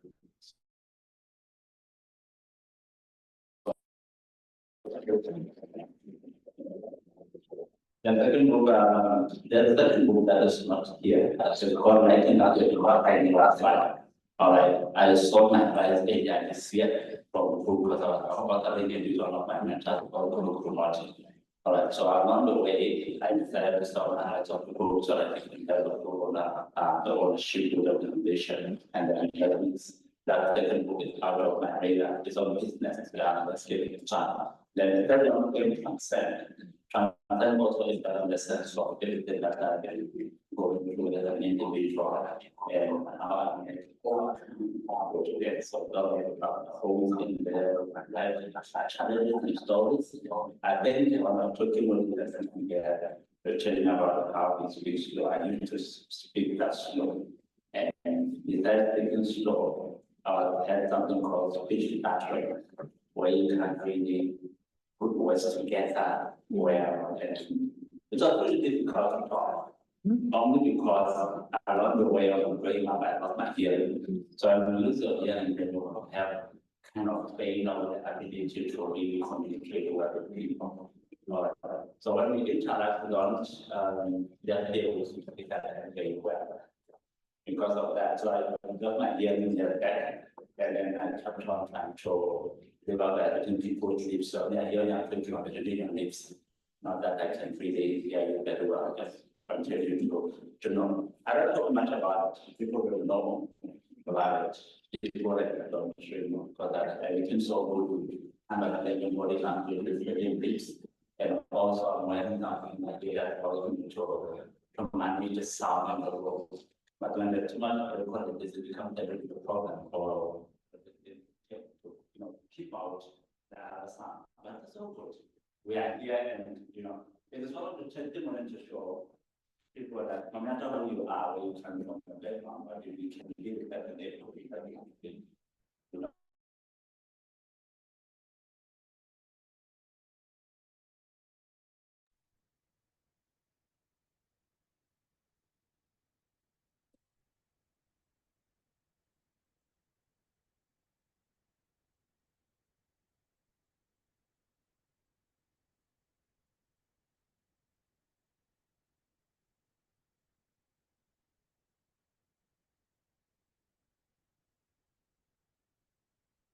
How people monetize that technical. Because of the story, I was able to travel the world. I was in the US and South Korea, just getting one stop. And that's what was money for me. So that's how I started to the corporate. The corporate data which I'm launching tomorrow and stuff with me very quickly. That's it. Then I get the essence of how I got into the corporate field. It wasn't long ago. It wasn't long ago. I was working in 2019 formally in Prague. Before that, I was working in 2019. And then COVID was coming. So within that time, I moved from two organizations. And in both organizations, I was then as a senior executive. Just like that. And because we need to plan all of ourselves, we have to learn and not put the student awesome. But then I was corporate leader. There's 800 for that man. The people in South Africa, I was thinking there sometime last year, November, so I spoke about something that will change the landscape of Asia. People know each other, you know, they know each other, people who hire, who take others. I think right. So I really find Asia and also came up with this strategy. No, CEOs of the stage will not be from the finance industry or finance background. They are higher finance institutions. It should be the HR people. Other people are the CEOs. So that how why am I saying HR people, CEOs, not finance people? There is no money available for management. We know, you know.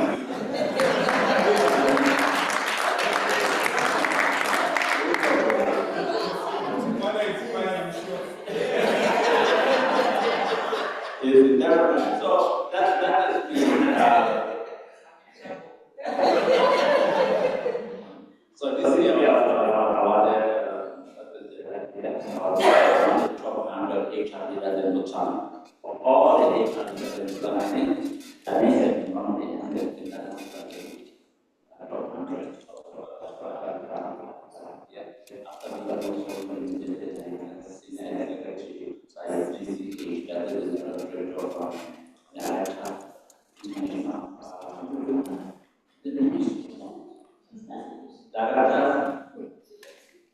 yeah, you remember, I remember, but the code is the global director group network that is running the whole platform. So as part of that, then one of the major, but yes, yeah, this is meant for directors. So and I took out my business card and created the group. They're like, okay, yeah, now we understand.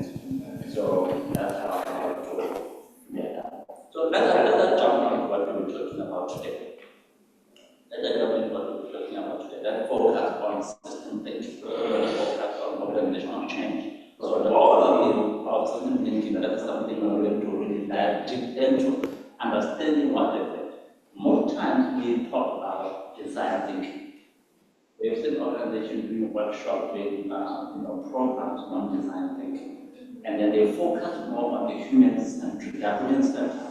But now we are going to talk about system thinking out of it, and the core components of it. What are they? Why is it system thinking? What are the components, and what are the benefits of it in an organization? What are the benefits of it? But if we can understand what system thinking is, way back to where we are coming from the organization, to be able to implement those strategies in order for organizational change. Then we're going to look at the organizational change overview. The role of system thinking in organizational change as well as just give a case table of mine where I am so that you can also have an idea. So I'm going to ask you a question. What do you see? When you look at the picture on the next slide, what do you see? Yes, that's what do you see? Can you tell me something about that? What comes into your mind?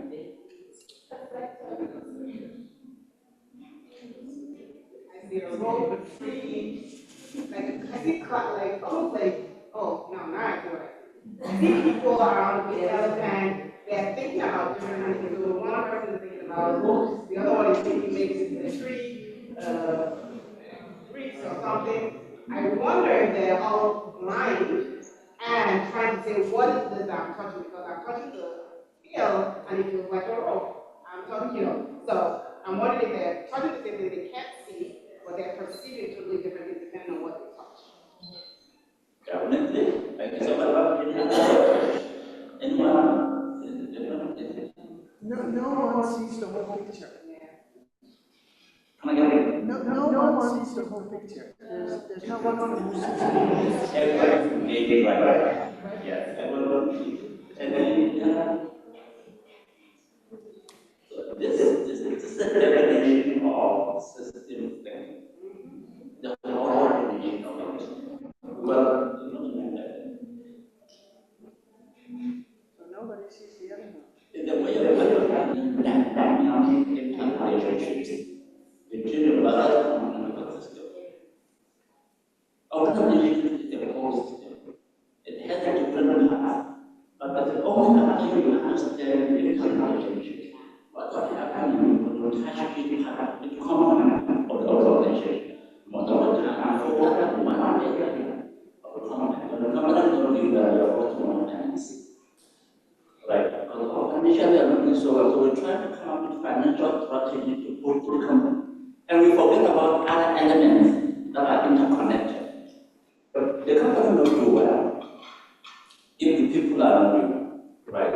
So that's what the people go to the management. Maybe the people are doing quite well, but there's no support system. Or maybe there's no technology to help them do exactly what they have to do. So there's interconnection of activities and that. So the element of system thinking is human. Okay, I'm going to use it from another side. It's human. So the human are talking about the connection of the people, the managers, the key orders, the stakeholders. Those are the people that we say they are contributing to me system or key element of the system. And then we have the physical and the process. The physical we are talking about the machinery, the tools, and then the process. The process is all about the policies. So these are really interconnected elements. That goes under element of systems, element of systems. So as we have the human, which is the people, the stakeholders, the managers, we have the process, our policies, our procedures, our principles, what the organization. Okay, and then we have the machinery, we have the tools, we have the technology. That's one of the elements. Then within that element, we have also the key component of interrelationship. These are connections of elements of a system. Understanding the relationship is crucial. Clearly, in the sense that you'll be able to understand the root cause of the problem. If you don't understand what the interconnected, how will you be able to understand the root cause? Yesterday when I was giving a story on Friday, I heard about the man who was an architect. So they found a crack on the 22nd floor at the top of the building. And after finding that crack, they called it the kinetics and check out what's wrong with this crack. What's wrong?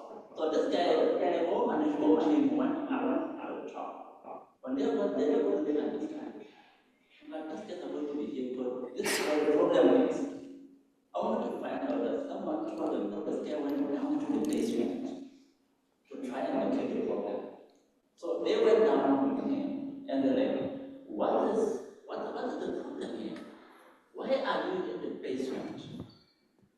And the architect service, you may have a crack in the 22nd floor, but the problem is in the basement. So the problem most of the time comes from the bottom, the root cause. We need to go down to the levels, to the people. We're talking about the people, the village, as we're talking about them. You have to go down to the people and say, how now do we connect and understand how the people work? So we can find the root cause. And then we go into the purpose. What are the purpose of the organization? What are the purpose of the system that we are working in? This could be the profitability, customer satisfaction, or innovation. What is the purpose? Why are you driving the organization to? Most of the time, people we do whatever we do transformational training we stand for. We have to already find the vision, the mission statement, how people normally put it up that, and we normally see that what they do, they could take mission and vision, to be the best in this, but they don't really have an individualized purpose to understand what are the key drivers in the organization, where are we going? So if someone can ask you tomorrow and then organization then say, where are you going? What will be the answer? What will be the answer? So the CEO will say, I think we need to make money to be able to pay staff. Keep going. We need to keep going to keep the train running. So that is what comes now when we talk about the system thinking. We now need to go to other departments. We need to go to other areas. We need to go to the technology. We need to go to the people. We need to go to the policies. And then within all these things, there's something called the feedback loop. I think I'll talk about it. And the feedback loop, whatever feedback that you get, you're able to come back to give you the results.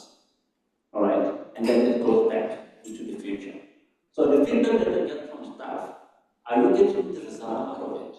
So that it can transform the organization and then help you in the future. The interdependent part of it, where now the elements that are interconnected, they impact each other. I've seen my organization most of the time. I think it was last year, I wanted to do the salary increment or something that staff really love to run at the end of the year, especially after we do the appraisals, the end of the year appraisal. So they're expecting some kind of a check, the legend bonus. So I just said, no, I'm going to request the management, the board to approve increment. All right. So I did all the calculations together with our finance, we did all the budget and all that, we set up, so we agreed, we're going to give everyone just percentage of increment. So when I get to the board, I have to present the board that they because the guys in credit control, they did not submit the bills on time. Now we have more than 100 million outstanding on bills. So with that 100 million being out there, it's not clear. That means we cannot do increment now. So what came to my mind is see how one department was able to affect what I wanted to do. But then other thing I think, I know, let's credit control, but they deal with debts, so they're okay, they let them do what they want to do. But if they're not being held accountable and producing results, it will affect even paying people's salaries. Because that money they're supposed to claim back from the stakeholder. It's not coming in, but they didn't submit the claims.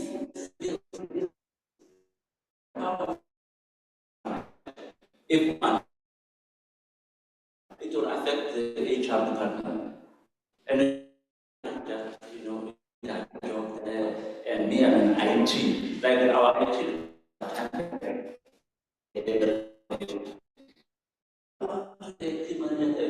How do you use data? That to me, how do you use data? I didn't understand how do you use data? Simply because I had to send an email to one of our funders. And that email, they sent me an email before, I had to respond to it and all that. And I don't have the email anymore. And I'm even scared to call my funders and say, please, I lost that email, resend again. Resend again. And I actually lost the data. And they said, no, we are doing this. So there's interconnection in all the departments. Let's go on to the benefit of system thinking and to the next slide. The benefit of system thinking.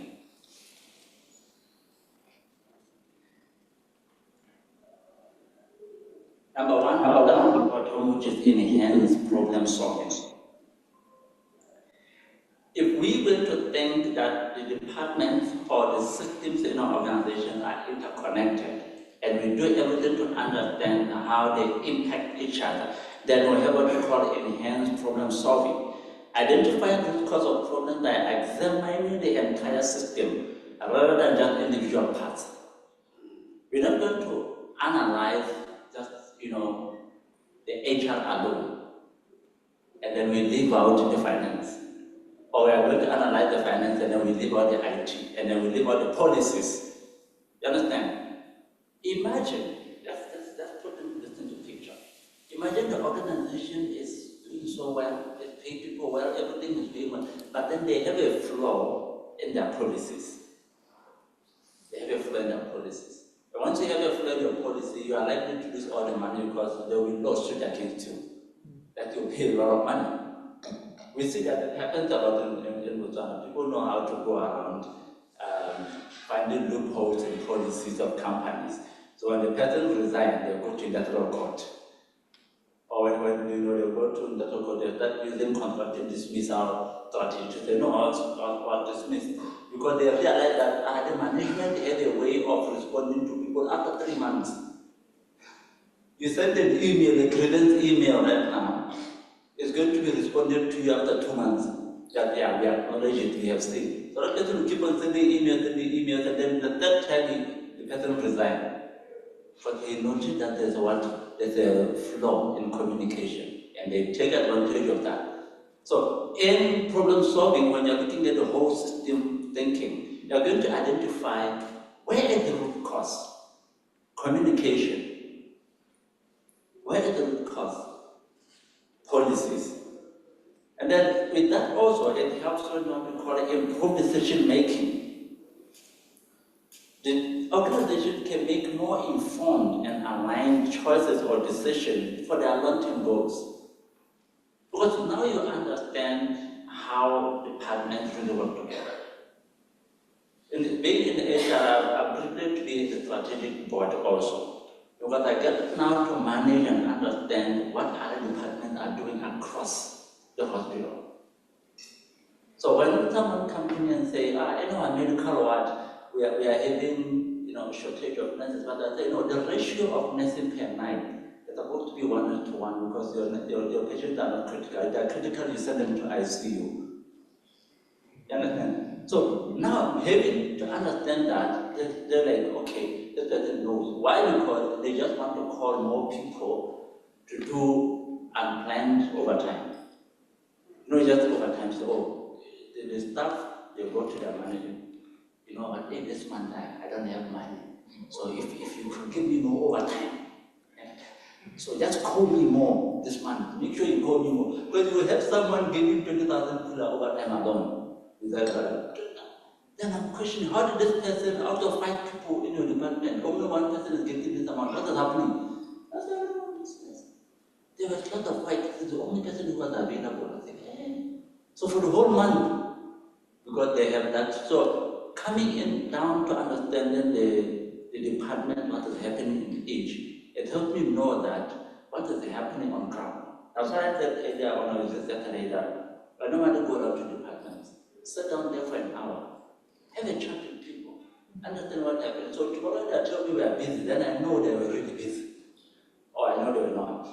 So without understanding that, then we can't have any good or improved decision making. There is great adaptability, adapting to change.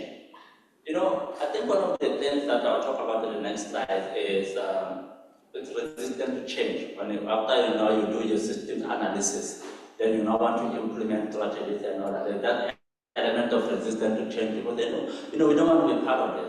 And the problem comes now when that change is initiated from the management side, going down.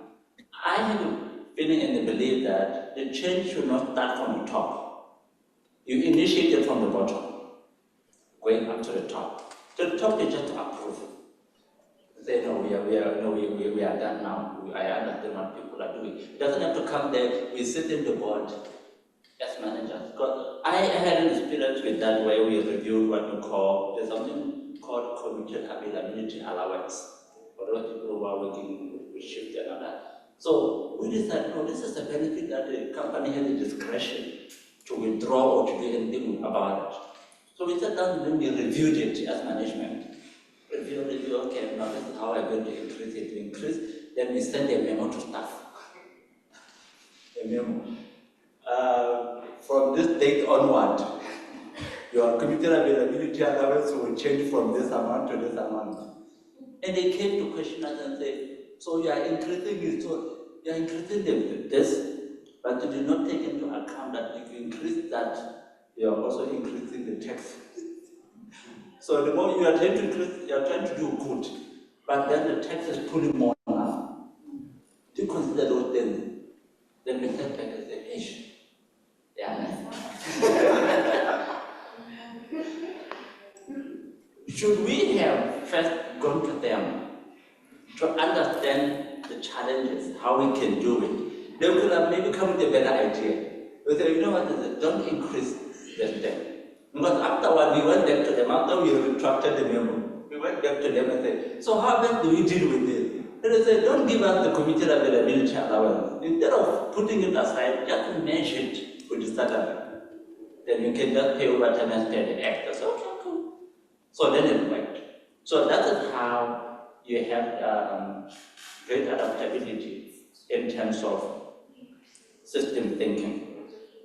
You understand from the next slide that we have what you call the design thinking and the system thinking that I'm talking about.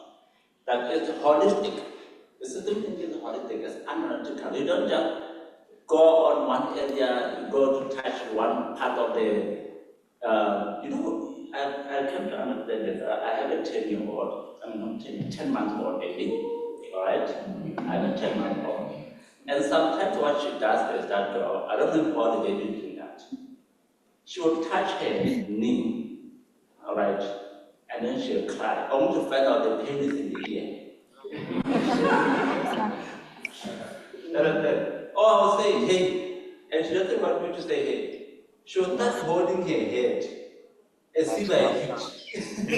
So my wife comes and says, did you hit the baby in the head? I said, no, why is she holding the head? And I said, why am I saying that is, remember that you focus in the wrong area if you are not analytical. If you don't come down to observe what is happening, to understand the whole person as a baby, the whole organization, if you don't understand it holistically, then you are going to deal with one part, ignoring the other. And maybe the part you are dealing with is the wrong one. Maybe it's the wrong one. Imagine you are to do a surgery and you did not do the full body scan, and then you cut the wrong leg. Yes. And then after the surgery, you realize that, you know, I cut the wrong leg, so I have to go to the other one. But you can't replace that one, it's already gone. So you have to do the full scan of the organization to understand all the areas, how they are connected. But in this thing, in design thinking, most of the time it's human. They focus on the human, focus on tangible things.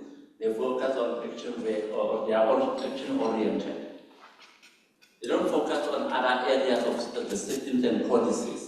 They just want to say, you know, as people, what do we do now to solve this problem? They come up with a solution, then they run with the show. So they just want creative ways to deal with the matters, but they don't want to deal with some of the issues that are there. Now, when it comes to organizational change,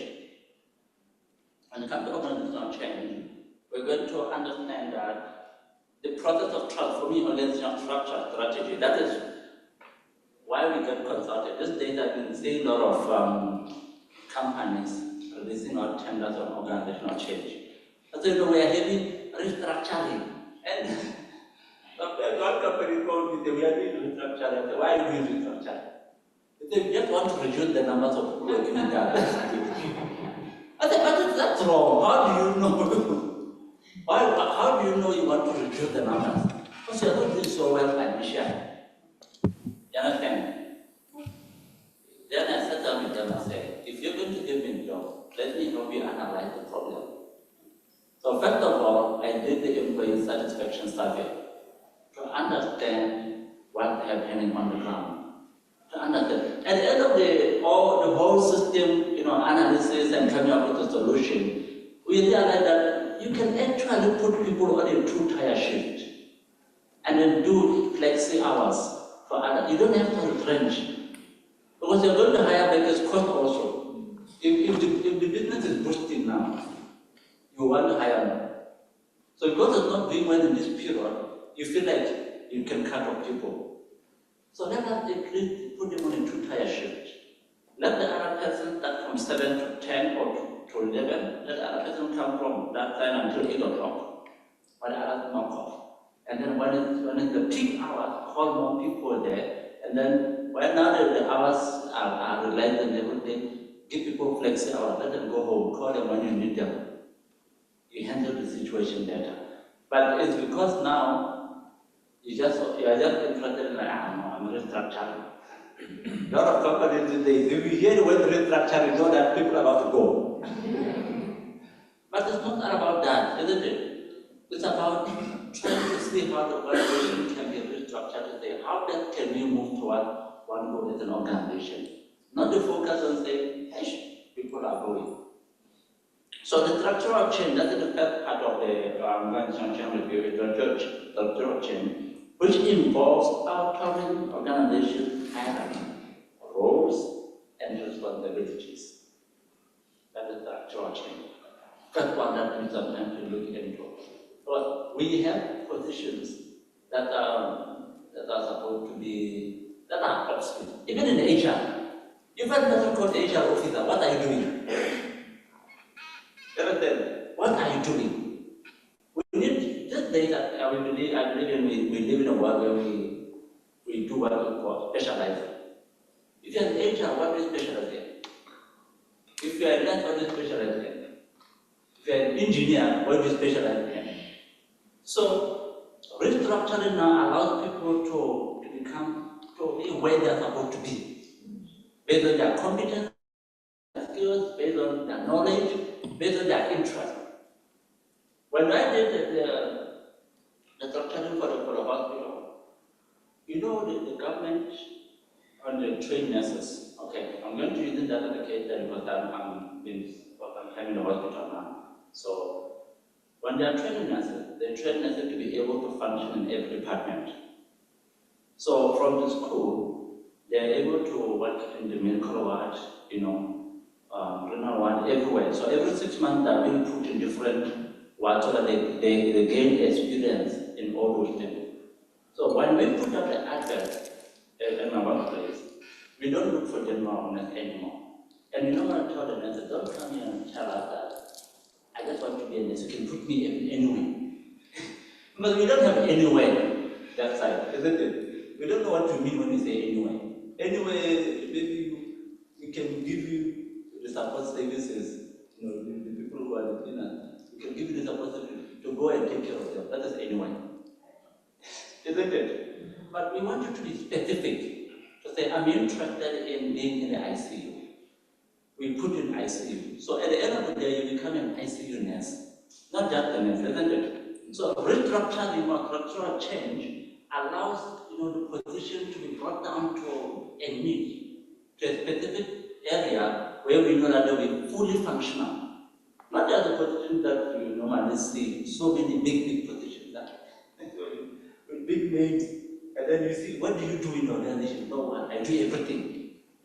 I handle everything. I was still considering the thing now, asking one HR guy, how do companies at this point still recruit somebody called finance and administration manager? I don't understand that position. Finance and administration manager. And then you look at the job description, it's half of it is on finance, half of it is HR. Qualification, AAT, diploma in accounting. And that person is the prime minister relationship. I looked at it and like, how does an accounting person handle HR matters? It doesn't even know anything about labor law because it's not covered in their module. So when an ER issue or IR issue comes, what do they do? Anything. So that is where we start with the structural change. Then the technological change, adapting to new technology system to improve efficiency. Now AI is coming in. There's something called the fourth industrial revolution. Again, they call it Industry 4.0, the new way of technology. Then start taking, if you see that machine there, it's called the Ali machine outside, you saw it. If you haven't gone to check this out, please go. Go and check this out, and that machine is free. You'll be able to check your blood pressure, your height, everything. Why that machine come up? When you enter into a facility, there have to be someone who attend to you and say, please, in clinics, doctor can take your BT, your this. They'll take 5 minutes trying to analyze your body.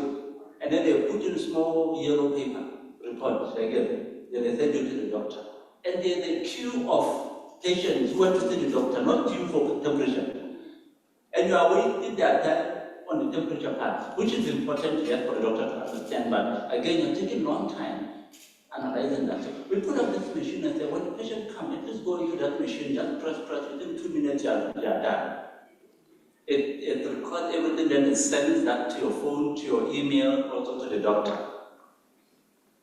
Then within 2 minutes, you're done. So now, if the companies are not adapting to new technology, you're still doing the HR manually, HR work manually, calculating of overtime. I've seen one of the issues I went there before they calculate overtime manually, like they have to calculate the number of hours.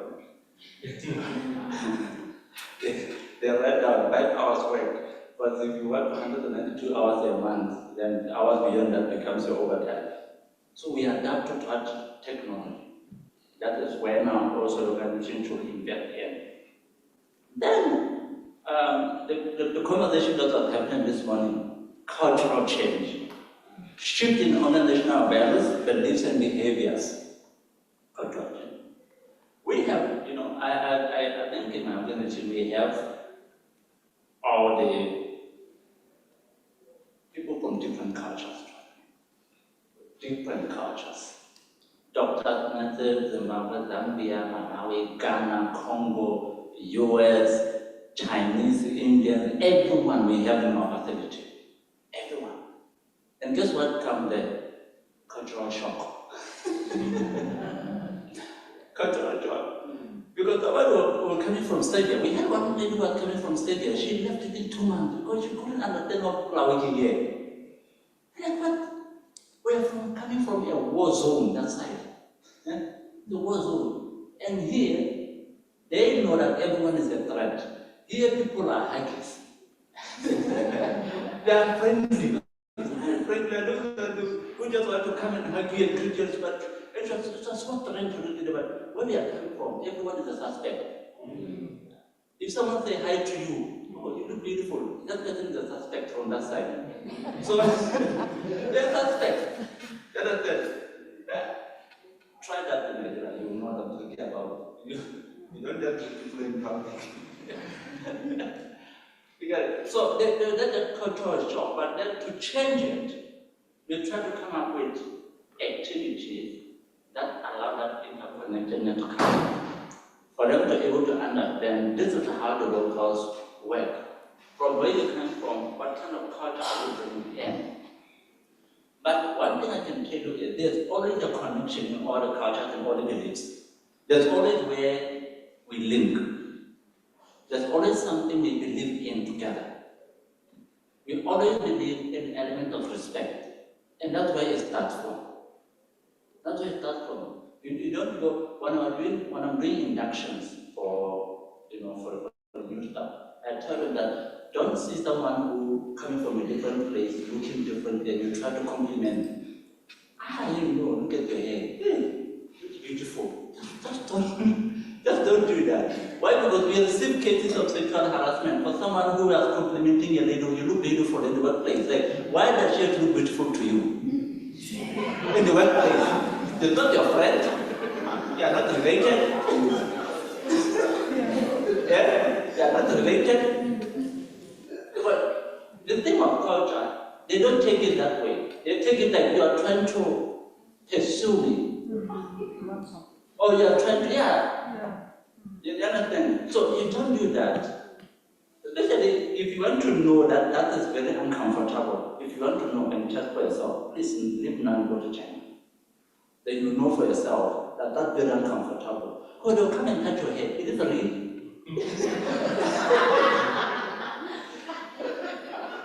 They asked my friend, who is my complexion? Why are you so dark? You understand? So, the thing of culture is all about being connected with the respect. Understand? All of us. Then you know what we call the boundary.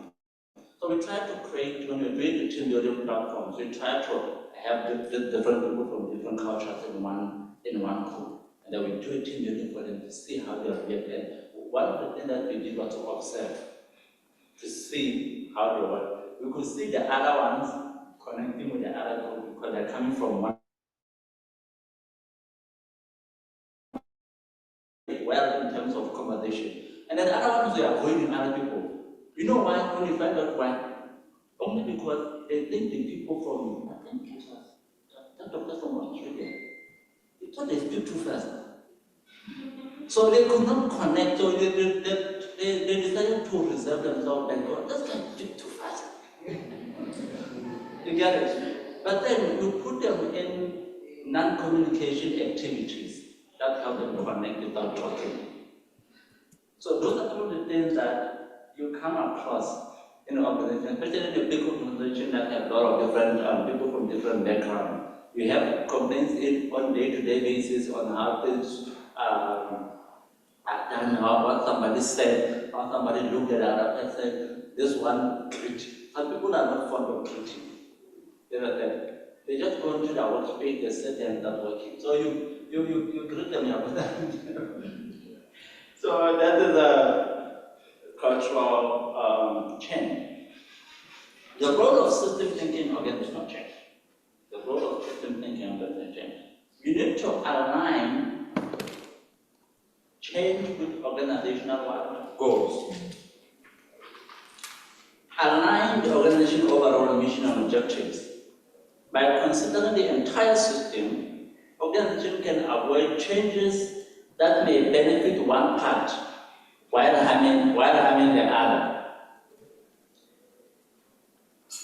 If you focus on the whole system, you'll be able to benefit the whole company rather than benefiting one part and harming the other.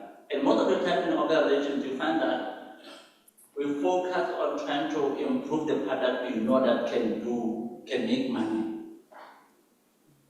Sometimes I say, sometimes I tell people and say, HR is being forgotten in a lot of organizations. Many times it's being forgotten. Why? Because we are the one who implement a lot of strategies, policies, and all that. So we come up with ideas, we present them to the board, and no one comes to say, but what about HR? What do we do about it? And you find that you boost the other arm that you think is more important, and then you forget the one that is actually making things run. Isn't it? You forget one that making things run. So there should be an alignment with the organizational goals. Creating a change-ready culture. This one I'm talking about promoting the culture of adaptability and openness to change. Employees are more likely to embrace change when they understand its purpose and fit into the bigger picture. They are likely to embrace it when they understand its purpose. The example I gave earlier, change does not start from on the top, it starts from there. So for them to understand it, then you must go down to that level. Help them understand the purpose of the organization. Let them take ownership. We have something called being the CEO of a position. So everyone in the organization is the CEO of their position. They need to understand their role in an organization. They need to understand their power and their influence in that position. So they become part of the owners of the company. They take ownership of the company because they are being involved. If they're not being involved, they just feel about the iron. Some of the things get done for management. It is not supposed to be done from the top, but it can be done from the bottom through them. I nearly said amen because I usually black eye. I nearly said and I happen when you preach sometimes, so I do the preaching. So I nearly said amen. So that I tell people are listening to me, but we are together. Management resistant to change. This is a common challenge, or common challenge, But system thinking helps in identifying the sources of resistance and by understanding the interconnections within the system. When there's resistance, it's only through system thinking you can be able to understand where the resistance is coming from. Before you even bring a change to people, you need to have identified where people are likely to resist. What are the tools you put in place? I'll share with the tools that are system thinking as we go on. What are the tools that you put in place to make sure that you find out what the problem is coming from? Where is it coming from? So you need to understand that this allows targeted intervention to address concerns and build support for change. Most of the time, we feel like, okay, the guys who work in organizations or at the system, they are okay because they are being well paid. And then they're being well paid. Because they know they're being well paid. But I come across people who get a lot of money, but they still say, you know what, they feel like we are not being appreciated. If there was another person, I would say, seriously? After giving you $50,000, this is a lot of money. You understand? After giving that amount of money, you are just saying you're not appreciated. Then you understand that there is where the root cause, where the problem comes from. And it's only through system thinking to identify that beside the money that they're giving to people, where the root cause could be for resistance, and then this complaint that comes. I want to share with you the tools that we use. And the techniques. If you are going to apply the system thinking, you're going to apply it. The first one is called system dynamics. System dynamics, this methodology analyzes behavior of complex systems. Helps analyze that. So it helps in understanding how different variables interact and influence each other. That is the system dynamics. From the system thinking, we are talking about the interconnection, interrelationships, isn't it? So this one is also interdependence or understanding the behavior of complex systems over time. It goes with time. Then we go to case-load loop diagram. Case-load loop diagram, these are visual changes, visual tools or maps. That helps you to map out the cause and effect relationship within the system. What is the cause of this problem, and how does it affect or has an effect in the outcome of the organization as a whole? Not as an individual, not for the CEO strategy, but the system as a whole. Remember, I said the system is the organization. That element you saw earlier is the organization. So we need to find the cause and effect of that in order to be able to apply the system thinking. And so this will help us identify what we call feedback loops. It helps us to identify feedback loops and potential points of intervention on the case-load loop diagrams. Then we go to the stock and flow diagram. Stock and flow diagrams, these are accumulations of stock. They illustrate the accumulation of stocks and change. So accumulations, there's accumulation, there's stock. The accumulation is what you call the stock, and then the changes in the flow. and of different scenarios. So we must be able to come up with diagrams that are helpful or useful for understanding how resources will move through the system. How resources move through the system. We have a lot of sources and resources that we normally utilize in our system, in our organization. But then how do they interconnect and how they use in different areas? How can HR be able to use the same resource that the IT is using for a different purpose? So you must be able to identify and illustrate. Right now, you find that what we use Sage is a Sage system that is used for payroll and all that. And that system is used through three different departments within the organization, which are the ones that are principal members of holding the rights of that software. And that is the HR, the IT, and the finance. Other people are given user access so that they can check the number of sick leaves they remain with. And it's funny when an employee can call the office and say, how many sick leaves am I remaining with? The first question like, are you planning to get sick? But we need to identify through the stock and flow, we need to say how do the accumulation, the resources within the system are being utilized and being shared across. Then the simulation models, I think those ones are simple models, those are computer-based simulation to predict the outcomes of different scenarios. Right. There are organizations to test changes before implementing them in the real world. Simulation also, now they use the AI. Right. That's where now the AI is coming in to analyze, results, to analyze scenarios and give potential or give predictive results of what can happen in the organization. But these days, people don't use that. I think in our organization, we started using we subscribe for the ChatGPT 4.0 and the upgraded version. So that if there are anything that we need to analyze, we throw in the document then.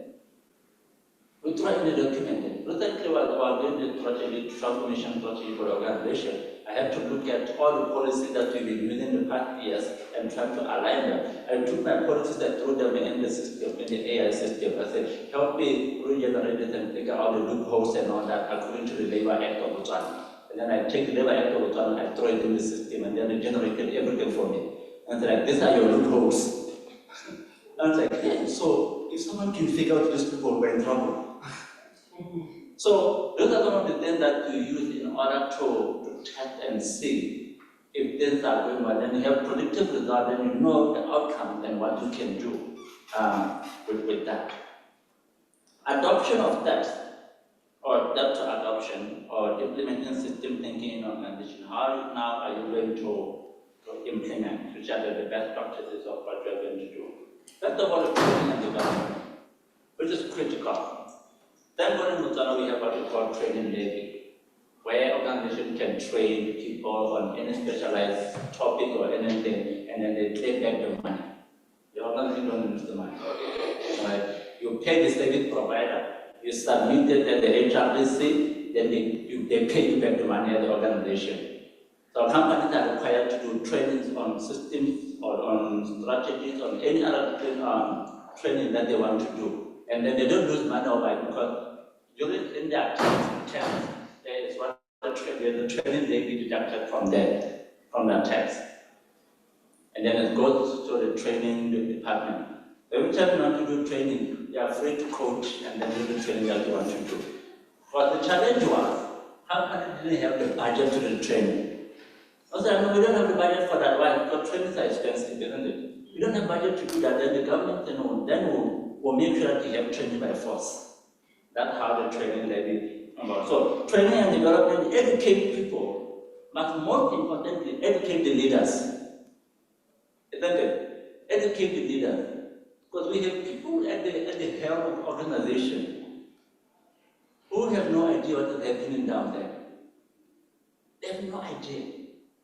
It doesn't work up in the morning, sit down in the office and start juggling papers and signing a lot of things.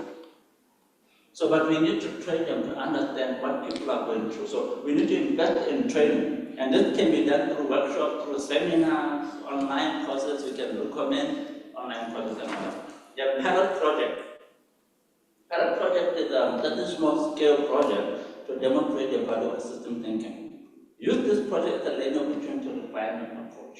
Come up with a project that uses the system design within the organization. It should be a small project, not a massive one. Not a small project. And then to start analyzing, maybe from departmental level. When you have an organization with so many departments, start from departmental level to understand. In our department, what is happening? From the people, from the policies, internal policies for that department, because for us we have policies for every department.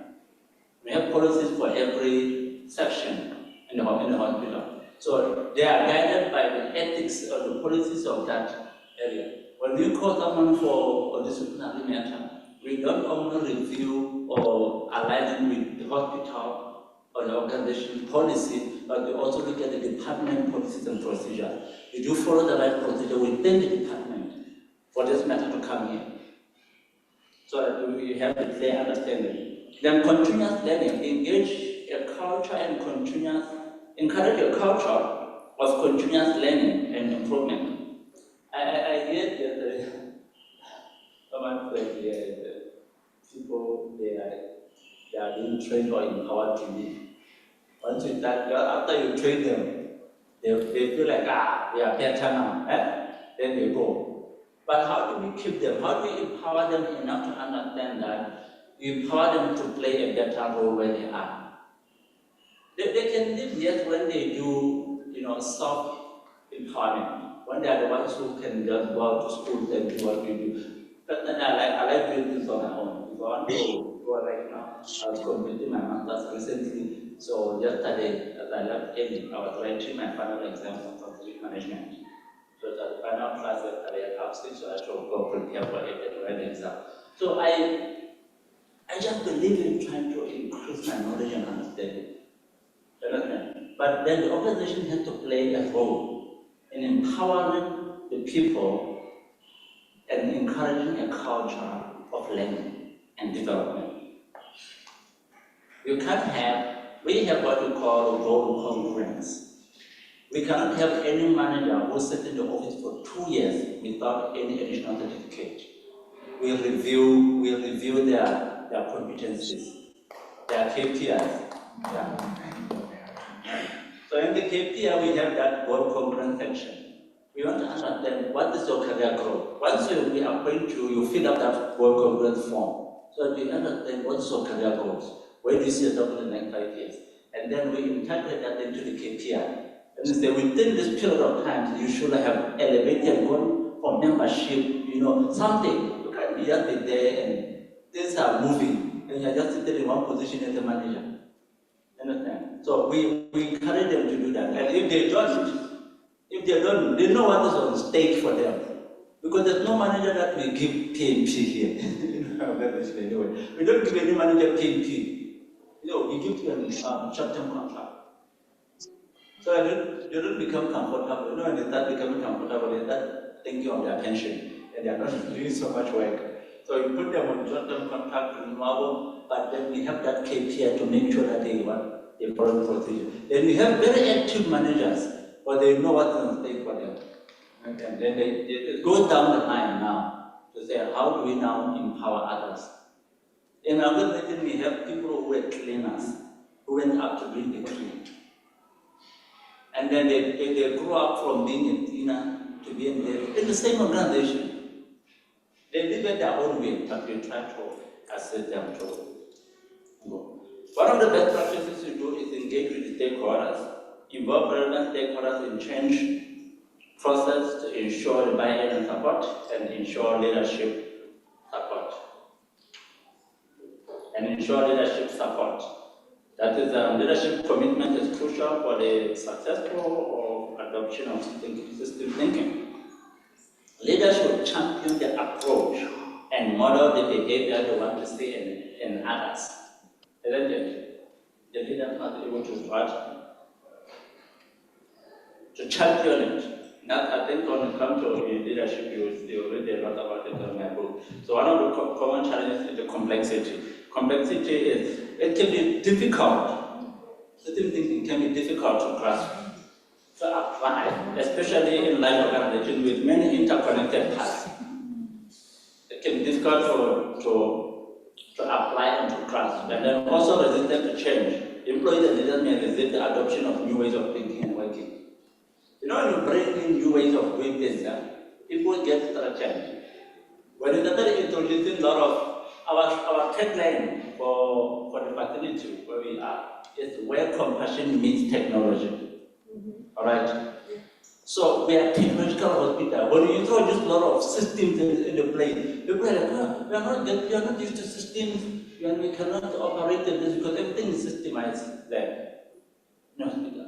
And it's just like, how are we going to manage it? We now have to train you. Understand? Those who could not jump into the ship was moving. So the ship left them. And these are the people who are writing articles saying, AI technology is taking our jobs. It's not taking jobs, it's going to change. There's no machine that's taking anyone's job. Understand? Because even if you bring the machine, someone must operate it. Isn't it? Yeah. Whether you buy a gun or what you want to, it will not shoot itself. Someone must load and shoot. So that someone must be someone who is having influence to understand that now I've been doing everything in the shooting by myself. Now I need to have something to help me shoot better. So I must learn how to use this thing. And then we can simplify concept. Let us break down the system into manageable concepts. Let us break it down because we talked about complexity. Let us break it down to simple one, isn't it? And then supportive culture. Let us build a culture that supports or that allows or values open communication, collaboration, and continuous improvement. And in my final thought, I'll say the ability to adapt and thrive in the face of change is more important than ever now. You know, the ability to do that is more important than ever. So please, these are some of the resources that I've got to read and understand on the please go and read this.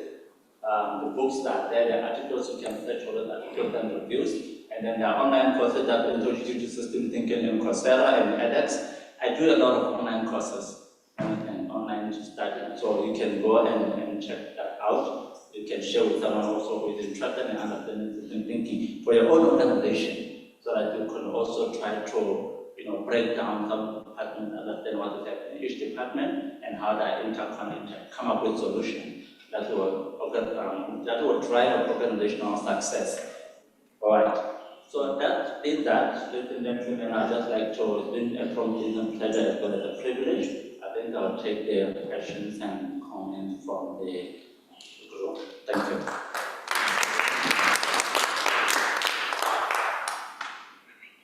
Thank you so much. Another round of applause. Yes. Comments, questions, we'll take two. If you can set up as we move. I want us to close this session by 3:30. So we have two presentations before lunch. After lunch, we'll have 20 minutes for the doctoral consortium, 30 minutes to Josh, and then we close at 3:30. So we need to manage our time like that. Maybe we'll then manage the virtual space for the last two presentations later. But this one,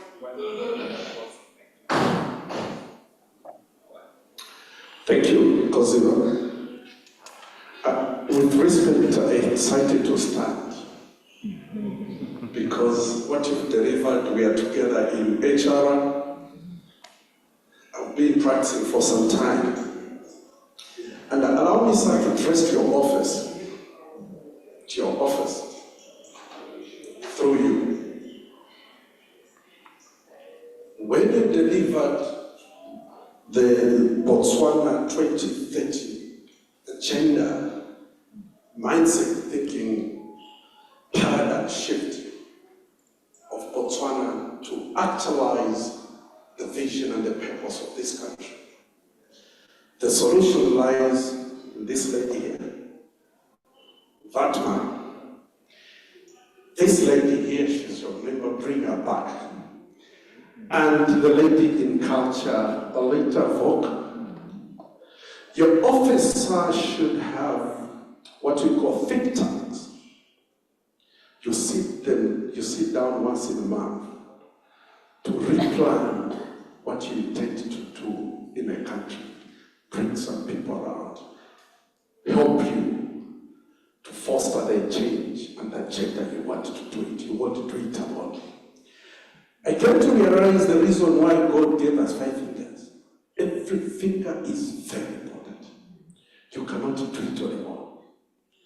So I was just going through even the issue of that there's a government, there's a trade union, and the HR association does not have a team to intervene and support the government. That's a tragedy.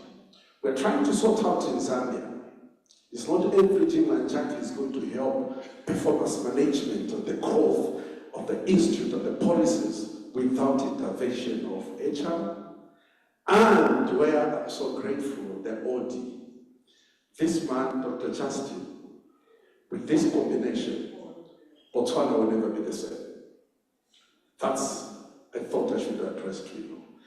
Comrade, congratulations for this. It was wonderful for me. I'm so grateful to hear such kind of presentation. And I think that's my submission. Thank you. So I'll just take a minute.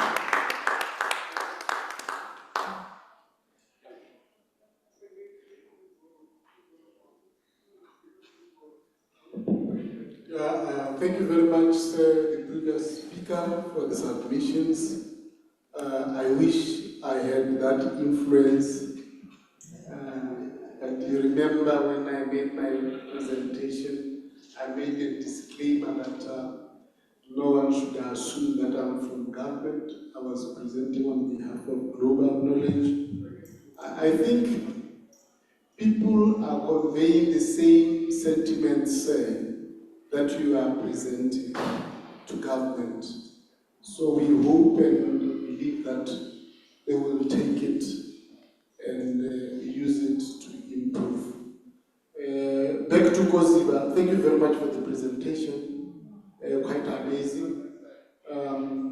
But I wanted us to reflect and realize that these systems complement one another. There's one system for the entire process. There's another process for a targeted problem. There's another one for short term, medium term, and long term. So when we speak about these things, we should understand that they are interconnected and interrelated. And you should know when to use which instrument for what. I thank you. Any other comments, questions? We want to take a short musical interlude and do these 2 presentations. I'll be managing your time so that we finish at 1 exactly to break for lunch. We come back at 2, we do 1 hour 30 minutes, and we call it a day.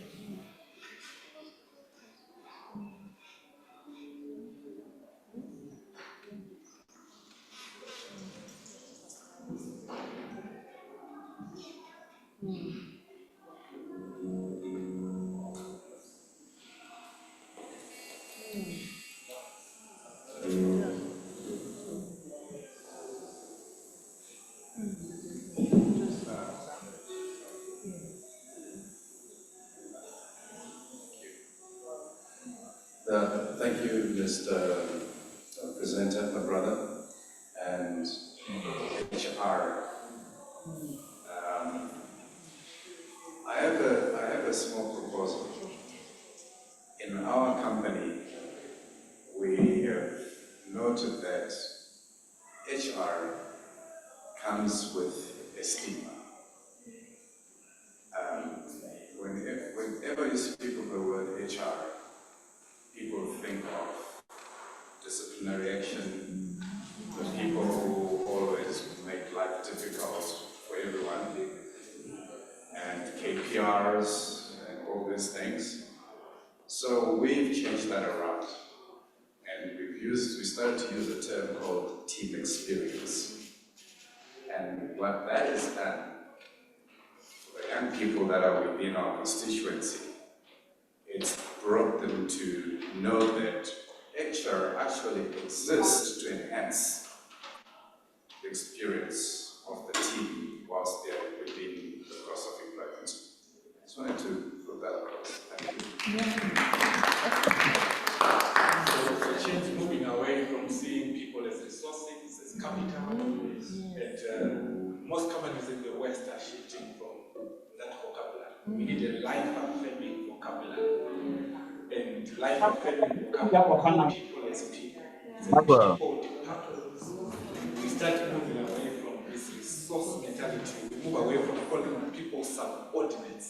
Because once we're still using these terms, subordinates, employees, we are categorizing people. Employee Africa, that's a challenge. You need to rethink, because we need life-affirming vocabulary in our context, and that is very critical at this point in time. So I don't know why HR still needs to stick to still saying human resources, human resources. Are we really discussing and dialoguing around what are the implications of continuing with that narrative? What are the implications if we change like they're doing in Siemens? They don't call receptionists, they don't have receptionists in Siemens. They have chief of first impression, director of first impressions, not a receptionist. They have a chief fund officer, someone who is in an organization just to facilitate fund. So when you get to Siemens, I always tell people just visit Siemens in Zimbabwe, and you will have a different experience and viewpoint. Chief fund officer, director of first impressions. And if you get to Siemens, you will feel that environment. It's totally different from most of our organizations. What are some of the titles you are using?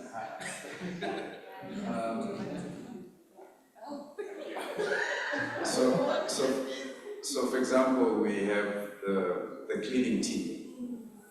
I don't know what titles we use in our companies, but we call them the excellence team, the Excel team. So they come to work and they say that our main role is to maintain an excellent working environment.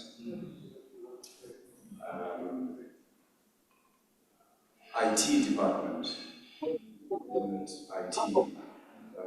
we call it a tech solution department. They want to feel we are the technology guys, so we call it that. And directors, because the term director creates such a difference with the people they're managing. So we just call them team leaders. And our employees, we never call them employees, we call them team members. And that just cuts across, and everyone feels that we are the same.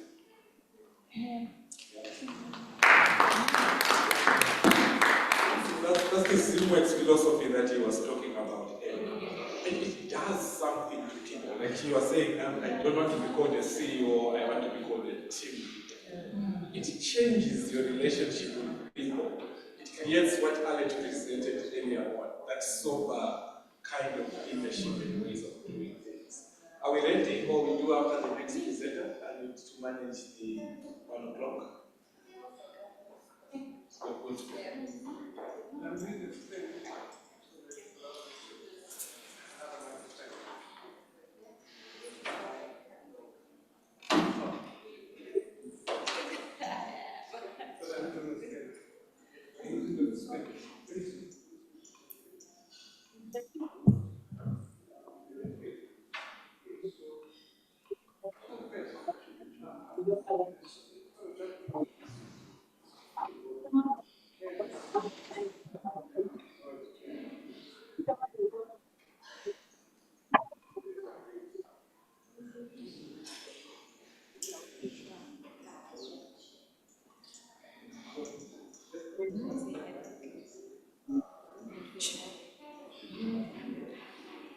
Dumela.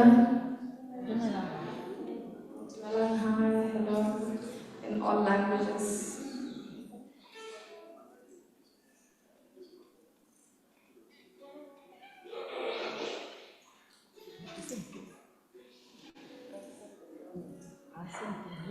indeed learned a lot throughout this conference.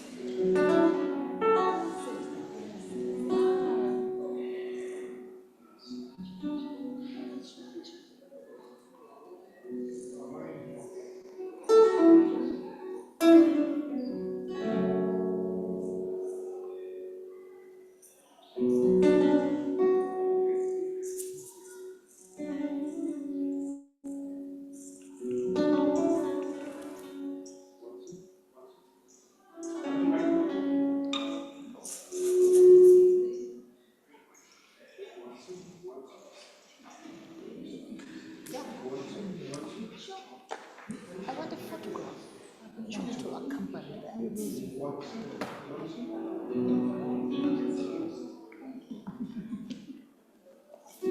Your name is Musa, M-U-S-A.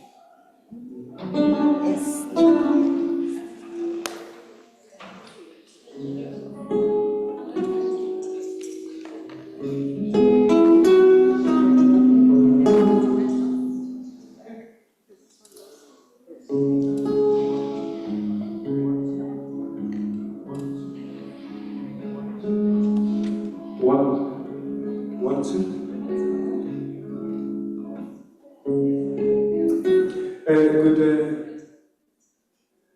Good afternoon, ladies and gentlemen. We're going to give you a song called In Africa.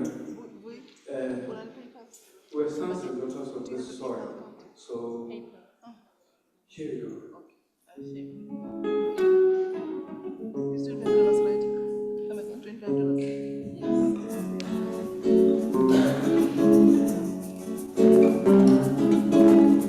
African rhythms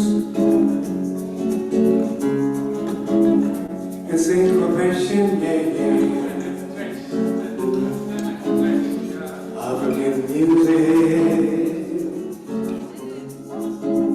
and all the rhythms, yeah, yeah. We're all sons and daughters of the soil.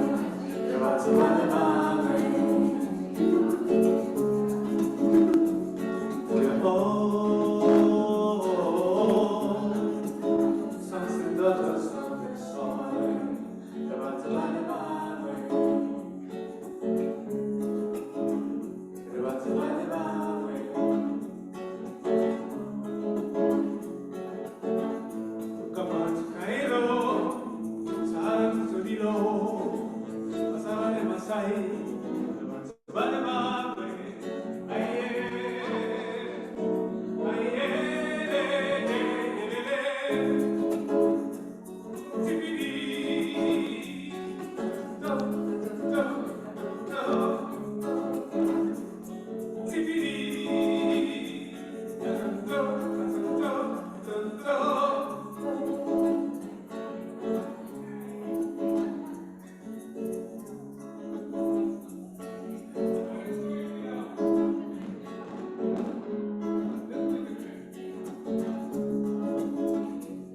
In Africa, we sing and dance to the beat of the drum. Congas, bongos, djembes, marimbas, and shake it. Shake that, shake it, shake it, shake it, shake it, shake it, shake it, shake it, shake it, shake it, shake it. Shake your body also. I want to see you shake your body. Shake your body too.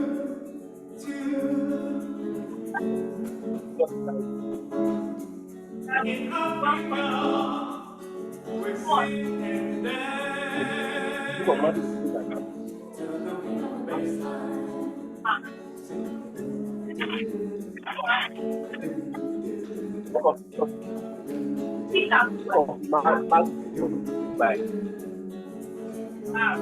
Sure. Mark. Name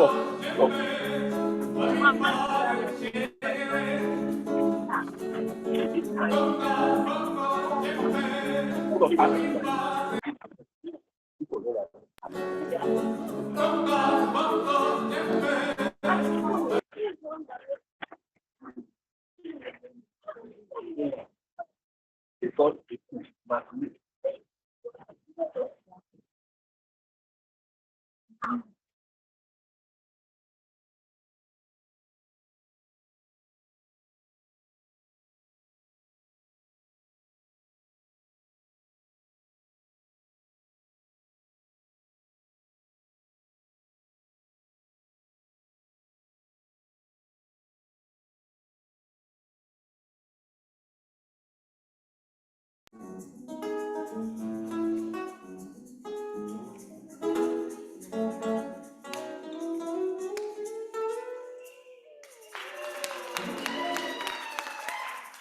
We're requested to do one piece. Thank you. We'll see you later. But in the meantime, we're doing. Thank you so much. So we will integrate African jazz in all our conferences, African storytelling. We really need this as we go forward. At this moment in time, as we manage our time, I will move into the next presentation from Mr. Timothy Chuzuzu, who is going to take us through an ESG presentation. Let's put our hands together as we listen.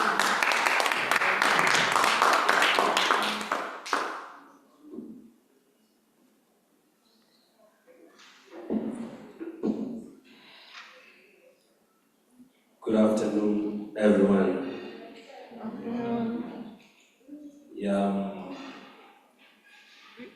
It's very difficult to stand after the speakers.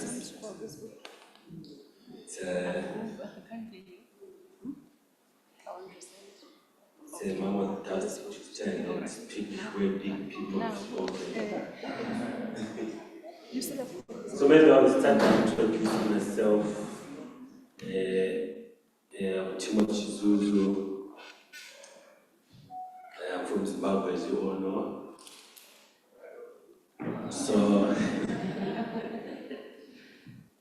So my passion is in leadership and youth development.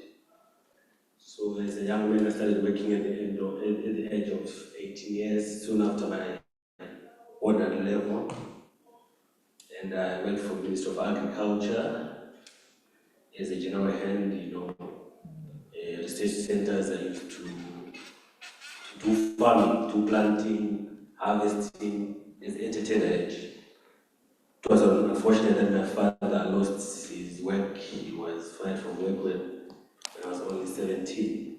So I had to fend myself out, to find my way out, to make a living. So after being a general hand from Minister of Agriculture, I then became a cleaner or a messenger with the Ministry of Mines for only 8 months. Then I left Ministry of Mines and I went to the Ministry of Youth as Youth Development Officer, and I only went for 3 years.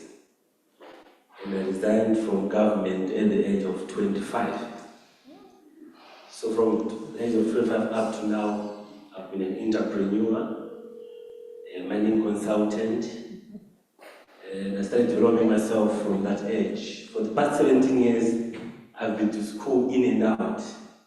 That's when I met Dr. Shinoperekwe, when I was doing project management at Audi in Harare. He taught me that before you become a leader, you should be able to lead yourself. You can't be a leader without being able to lead yourself, because you can't show people where you haven't been. So today I'm going to talk about ESG. It's the talk of town all over the world. The issue of environment, the issue of governance. I've been traveling around. Most of people are crying about governance issues. You think maybe in Botswana they're better than Zimbabwe, but they've got the same issues as we have in Zimbabwe. We go to China, they say, the government is richer than us, we are poor. So these issues are a cause of concern in our today's world. So as OLD practitioners, we need to take into consideration all these things. Most of the companies don't take into cognizance all these issues of environment and social and governance, because their main goal is to make profits. So you know about environment, there's no profit you get, you have to put up money to maintain the environment. So most of the companies, they concentrate much on making profits, but at the same time, affecting the environment. So we can go to the next slide. We are talking about regenerative practices. When we talk of regenerative practices, we are moving from sustainability. You know, we've got SDGs, which are being talked about, the 17 SDGs. But when we talk of regenerative practice, we are talking of going a step further from sustainability. That means we are putting on more measures that we can take care of our environment, our social status, and the governance issue. So regenerative practice refers to approaches and activities that go beyond sustainability to actively restore, renew, and revitalize natural and social systems. It aims to create conditions where ecosystems and communities can thrive and become increasingly healthy over time, rather than simply maintaining the status quo of reducing harm. So here we hear that we need to see beyond only maintaining the status quo or reducing harm, but finding ways to enhance our environment so that the future generation can also benefit from this same environment. Regenerative practices seek to understand and work with the underlying patterns and processes of living systems to enhance their capacity to self-renewal and evolution. The key regenerative practices include holistic approach. This approach considers the interconnectedness of ecology, social, and economic systems. So we need to have a bigger picture when addressing the issues of regenerative practices. That means we need to consider every aspect which is necessary for us to maintain our planet. We also call for positive impact, actively improving the health and resilience of ecosystems and communities. Context-specific, tailoring solutions to local conditions and needs. We also have systems thinking.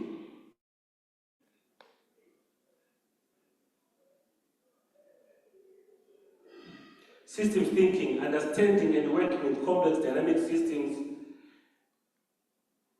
continuous improvement, fostering ongoing learning and adaptation, biomic mimicry, drawing inspirations from natural processes and patterns.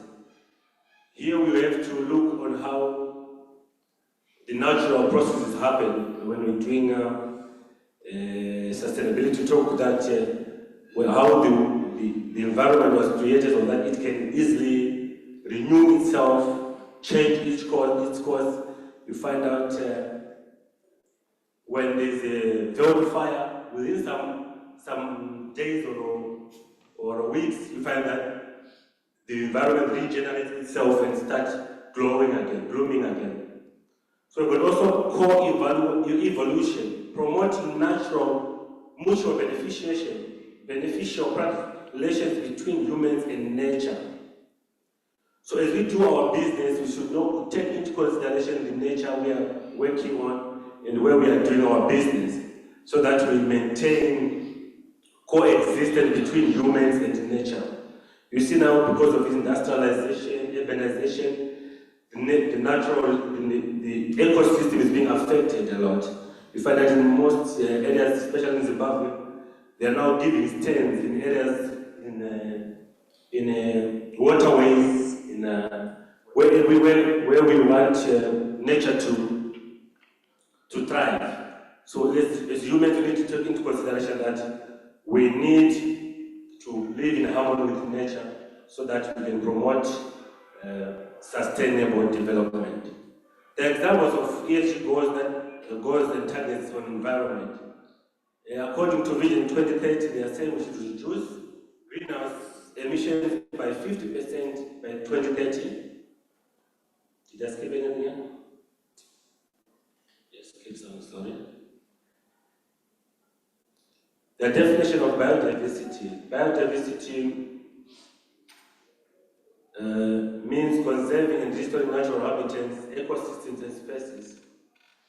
There's water management, there's need for efficient use of and conservation, protection of water resources. On this one, we are talking about recycling water and use it efficiently, sparingly, because we have seen that in Southern Africa, we are experiencing droughts, and most of the dams are below capacity. Even in Zimbabwe, for an issue of electricity, we depend much on hydroelectricity, and you see Kariba now cannot generate enough electricity for the country. So we need to conserve our water resources and manage it efficiently so that we can carry on with our businesses, and the supply of energy is critical for production and development of the nation. Land use, sustainable agriculture, forestry, and management practices. So the ESG also considers the issue of land use, that we need to do sustainable agriculture, forestry. We need to minimize deforestation. When we do deforestation, we should at the same time try to plant trees, more trees than we have cut down. The land management practices involves keeping the land that we don't want to use at that time. Maybe in Europe, we find that they are now building buildings going up like skyscrapers. So that's another way of land use management, so that we keep most of the land safe.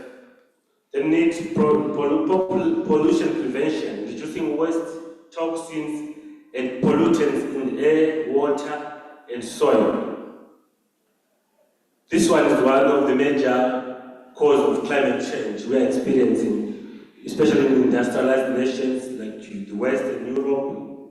We see that there's a lot of pollution happening, and this pollution is not affecting Europe, but Africa is feeling the bigger part of these pollutants. So we as audit practitioners also advocate for prevention of pollution. We've got also examples of ESG goals and targets on environment, as I said before that, to reduce greenhouse gases emissions by 2030 by 50%, achieve 100% renewable energy sourcing by 2025. With the scarcity of rains, as most of the countries depend on hydroelectricity, so there's need for countries to move from hydropower to renewable power. At the same time, we know that renewable power is expensive to install from the beginning, but in the long run, it's economic. So we need to move from hydro to renewable energy. We need to move from coal to renewable energy to reduce pollution as well. To decrease water usage by 2030, by 20% by 2027. I don't know how we're going to reduce the usage and how we're going to replace water so that we can reduce it by 2030. Maybe we can reduce bathing at the same time. So those are some of the goals that we have on environment. So we move on to social consideration. In ESG, we talk of social issues which include promoting human rights, respecting and promoting human rights, labor rights, and community engagement. So on issues of human rights, at our workplace, we need to be very cognizant of people's rights, so that we won't have issues as the HR was talking of strikes, people resigning from work. So we need to engage people and to know what they need, what they want in their workplace, or what they want to as leaders to do. We talk of community development, supporting local economies, education, and social welfare. As companies, they also need to take part in corporate social responsibility, that is supporting communities. You know, the issue of drugs amongst our teenagers. So it is our role on social issues as companies and leaders that we take care of our local communities and support them. That includes creating recreational centers for the young people, maybe awareness campaigns on or even taking young people to school, giving them scholarship. That's part of supporting local economies and even supporting small businesses which are being undertaken in those communities. And also some have got some projects like farming projects, poultry. It should be part of the companies to take part and support the communities. Diversity, equity, and inclusion, fostering inclusive and equitable practices. Health and safety, ensuring safe working conditions and promoting well-being. Stakeholder engagement, collaborating with stakeholders, including indigenous communities. So those are some of the considerations which we find on social considerations. Example of ESG goals and targets on social issues. One is to increase diversity in leadership positions by 40%. Number two, achieve 100% fair labor practices throughout the supply chain by 2025. Improve employee engagement scores by 20% by 2027. Provide training and development opportunities by 90% of employees by 2026. Donate 1 million to community development projects by 2030. So those are the examples of social issues and targets. So we move on to governance consideration. There's the issue of leadership and accountability, encouraging transparency, accountability, and responsible leadership. I've been talking about governance issues which are a problem all over the world. So in ESG, we are saying that we need to achieve transparency and accountability in that area. Also, risk management, identifying and mitigating ESG-related risk. So as we do our planning, we should also identify areas we need to be addressed on ESGs, so that when we carry out our projects, our activities, we'll be having clear targets on how we're going to address those issues. There's also the issue of compliance regulatory, adhering to laws, regulations, and industrial standards.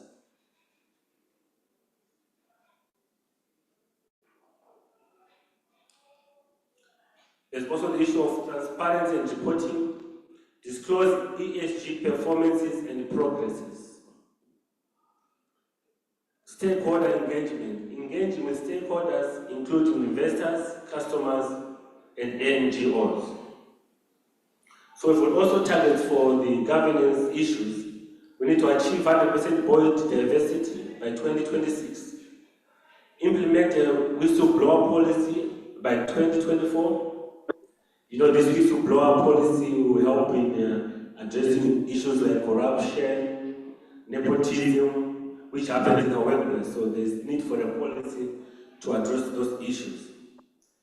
There's need to conduct annual sustainability reporting by 2025, establish a conflict of interest policy by 2024, reduce executive compensation ratio to 20:1 by 2027.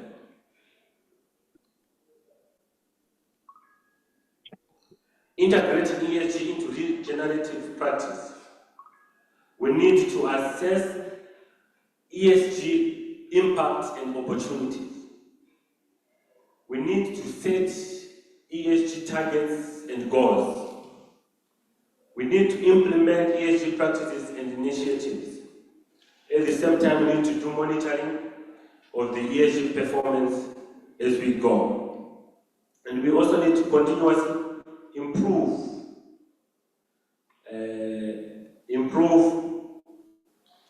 our goals and our mission. So for examples of companies that are practicing regenerative practice in Africa, and also I'm a founder of an organization called NEAT, National Environmental Awareness Trust, and our main objective is to do advocacy and awareness on environmental issues and governance issues.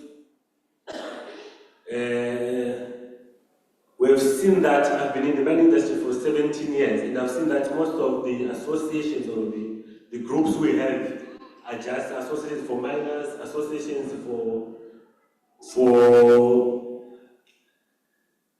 artisanal miners, but there's a missing link on environmental issues.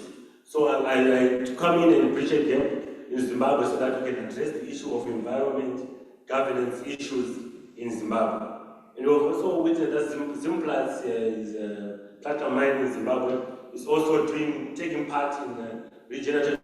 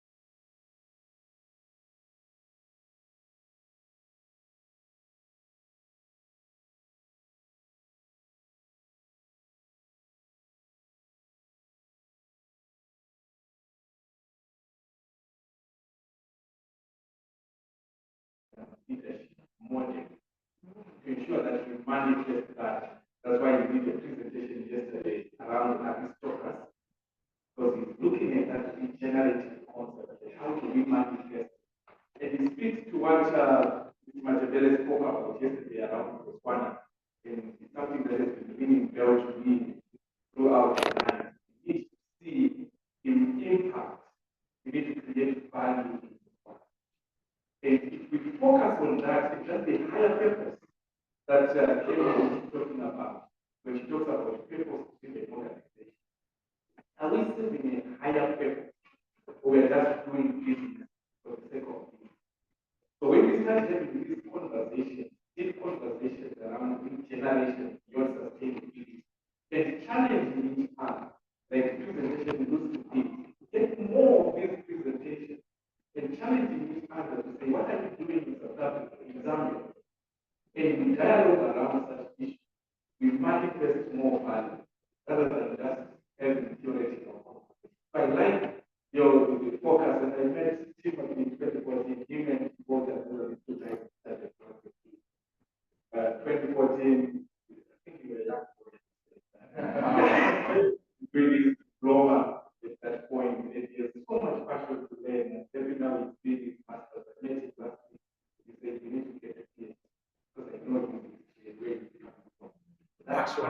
rise, fight in the space is critical. Comments, questions? Then we move into Mr. Walter, last presentation before we break for lunch.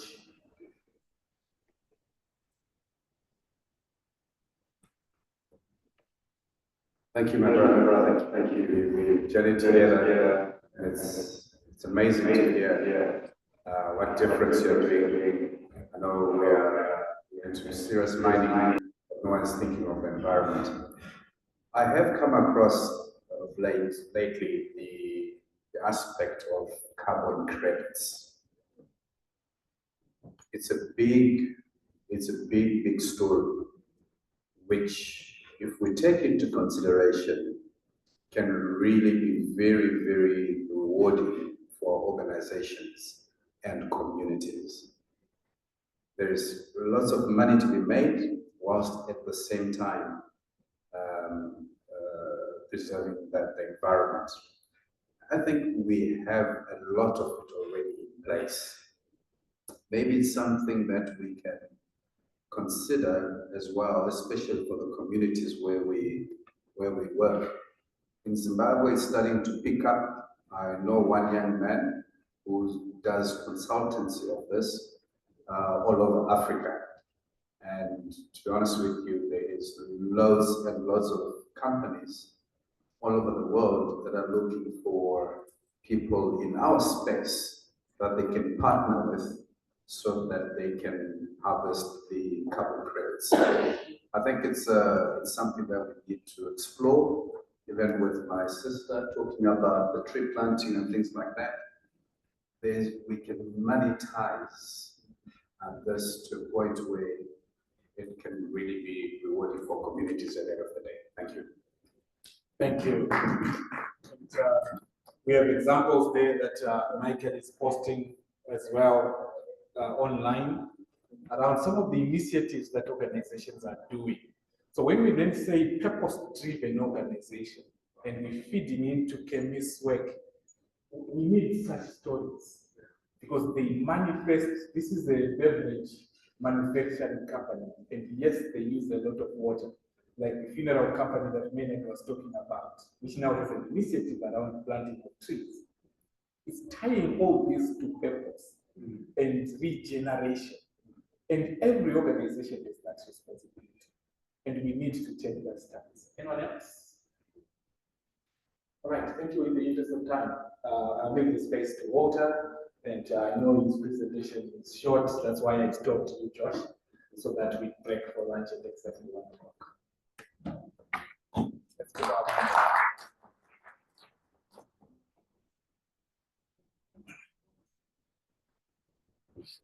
Thank you, Dr. Justin. Thank you, everyone. My presentation is very short and precise. And may you please forgive me, I did not put my profile there. I just did it because I just want to save time. My name is Walter Nyanganyanga, and I'm an accountant by profession for 18 years now, practicing as an accountant, and I work at a school called Law School. It's a government school. So I just want to take you through what our government is doing in terms of reporting in accounting. Lately, all parastatals and all local government, they were reporting in cash basis. So we are now migrating to IPSAS. IPSAS is a bit better. I think the Southern African countries, all the countries are adopting this IPSAS issue. It started with Rwanda. I think Rwanda is our model. We are taking it from Rwanda. So in case basis, which was the previous presentation or reporting processing which we used up to last year, 2023.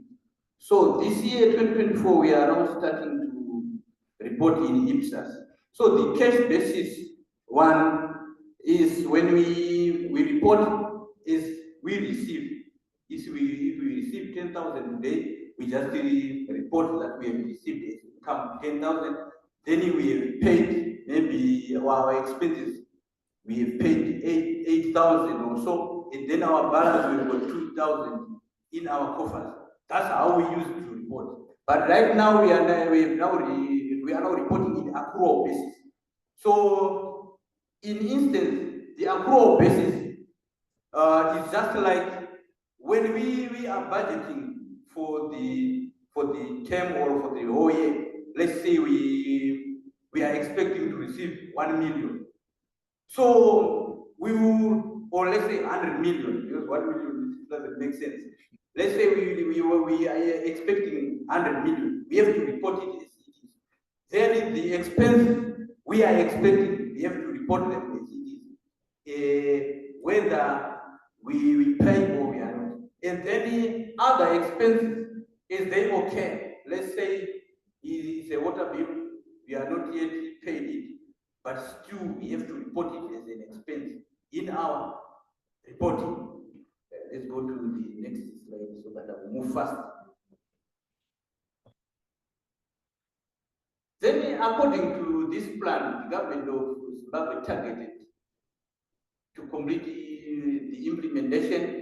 So at the moment, it's a pilot study. So they've selected some few parastatals and some few ministries, including the education ministry where I am working in. So we've been doing some workshops since last year, and this year we did about 2 workshops about this IPSAS thing. Right now, I think we can. So the aim is to improve quality of general purpose financial reporting by public sector entities. So this IPSAS thing is quite, what can I say? I think it gives the whole information about an entity and also the life of that entity. In accounting, we say a going concern. So it shows much about the going concern of that entity. By going concern, I mean that entity is going to live for the near future, the near or the unforeseeable future. In 10 years, time to come, we will know that these entities will survive.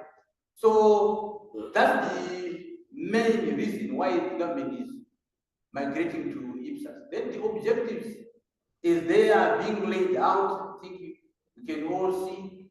Just let's go. Right. Then the challenges of this migration, lack of support and cooperation from employees and management who may be resistant to change, IT systems that are currently being used in the public sector. Mostly in the public sector, like in schools, we are using manual basis. So by so doing, using the manual systems, it is very difficult to execute some of these or to implement some of these things. Right now, the government is planning to put a system for the whole, for the national system, so that the one who is in the head office can easily check how that who is performing in terms of our finances, in terms of our revenue, how the revenue is going in and how is the revenue going out. So it will be a challenge for us to reach, but the government has placed a target so that by 2025, everyone must be reporting in the IPSAS system.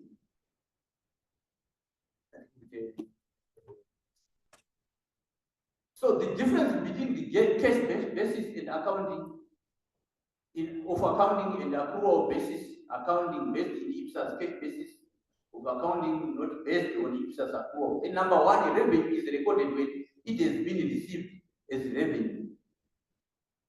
That's the cash basis. Then in the IPSAS, it is recorded as it has been earned. So by sorry, I'm now refusing. Sorry for that. So as everything in case, that's when it is being recorded. Then number two, expenses are recorded when they have been paid. That's the cash basis. Then expenses are recorded when they have been incurred. That's the IPSAS side. Then number three, liabilities are not recorded in the financial statements. Of late, we were not reporting any liabilities in our financial statement. So liabilities are now being recorded in IPSAS. Then the cash basis, again, we are not recording assets, especially the non-current assets, we are not recording them. But right now, we are now recording those non-current assets. But there are still some issues now with these non-current assets. The last workshop we had, they were saying we have to record ceilings. This ceiling, we have to record it as an asset. So we were arguing, how can you record the ceiling as an asset? Then how then the building itself will be recorded. And then there will be some serial numbers associated with it. Right now in Zimbabwe, all buildings, they've got a GP number, they say a GP number. So the GP number is the number which will recognize that asset. But right now, if we record a classroom, then you will now record that as the ceiling of that classroom as an asset. How are we going to record that? And then we never got answers. The facilitators tried to call the head office, the head office, they said we have to ask the Ministry of Finance how this is going to be. But then they then said that the government, we are still starting. So there are some repairs which need to be done. The government needs to know how many buildings doesn't have ceilings and how many buildings have ceilings. So maybe it makes sense at some point. Next slide.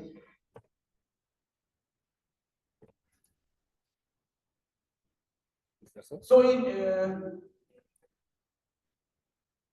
the benefits of our core based on the IPSAS benefits of IPSAS brief explanation. I think I've never, I didn't say the spirit of the IPSAS. IPSAS it means international. It's international public sector accounting standard. Of late, we have been using IFRS. I think IFRS International Financial Reporting Standard. That's a private company uses. I think all private companies use IFRS. But in the public sector, we are now using IPSAS. It suits how we operate in the public sector, in the local government.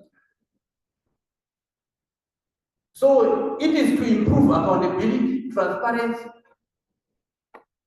IPSAS encourage improved disclosure in the financial statements. This gives the users of financial statements more information about the reporting entities, financial affairs, thereby helping to keep fraud and corruption. So this IPSAS thing is very pertinent to use. It can unearth any fraud which can be done at a station, at a school. Last time we were doing assets, and when we were doing assets, we were doing two records, the assets of the non-current assets and then the inventory part. So the inventory part, it was quite tiresome because they said we have to start last year, January. Last year, January, we have to take the inventory records and then we record everything, how we received it, how it was issued out. So on its own, if there was some fraud going on, it can be unearthed and everything on exposed, yes. So number two, enhanced decision-making reporting under IPSAS encourages an improvement in the quality of financial statements, yeah. I think it is cut somewhere there. Yeah. So, in conclusion, accrual accounting improves the quality of general reports reporting by public sector entities and can lead to better informed assessments of the resource allocation decisions made by government, thereby helping in the increase of transparency and accountability. So I thank you. That was my short presentation. With this presentation, I've left out another asset which has been added on the IPSAS. There's what we call biological assets. By biological assets, these biological assets, we are talking of trees, orchards. How many trees we have in our orchard? Let's say citrus fruits, mangoes, and all that, which are for sale. So we have to record them as biological assets, their income, in their lifespan. How is the tree going to live? Is it 10 years, 20 years? You have all of that. So that is the other aspect. Then if you are doing poultry for as a project, you have to record it as well, especially layers. They are taken as biological assets. And then it goes control, like in Zimbabwe, with secondary schools. Myself, I'm at primary school. We don't have much of these biological assets. But for the secondary schools now, what's the controls for agriculture subjects, so they do it as projects. They have controls, pigs, and so on. So those are the aspects of the IPSAS. That's how it is. And I hope we will achieve this goal in Zimbabwe. I thank you. Thank you so much. I like how these presentations are really gelling together, because I'm looking at number one, in whole system change, are we contextualizing systems development to the different sectors? So the shift, as Alex said, change is now the constant, no constant, they say. So are we contextualizing systems design to fit the public sector? The issue of resistance to change has been coming out since we started yesterday, where we see people resisting change. And it comes from the process where the system probably is being imposed on people without having co-creating that system together. Then e-governance, which was presented yesterday for Botswana, is again fitting into this whole system transformation. Are we embracing e-governance? Skills gaps, and this is why Walter is presenting this to us. Are we addressing skills gaps when we move into these transformation spaces? And I like the issue of ceilings and the dialogue behind ceilings and all these changes of biological assets and all that stuff. And yesterday I was thinking about Elon Musk's woman that she created, and I told my wife there is another woman that has been created by Elon Musk. the artificial intelligence and robots. Any comments as we close? I need us to go at one. Exactly at one.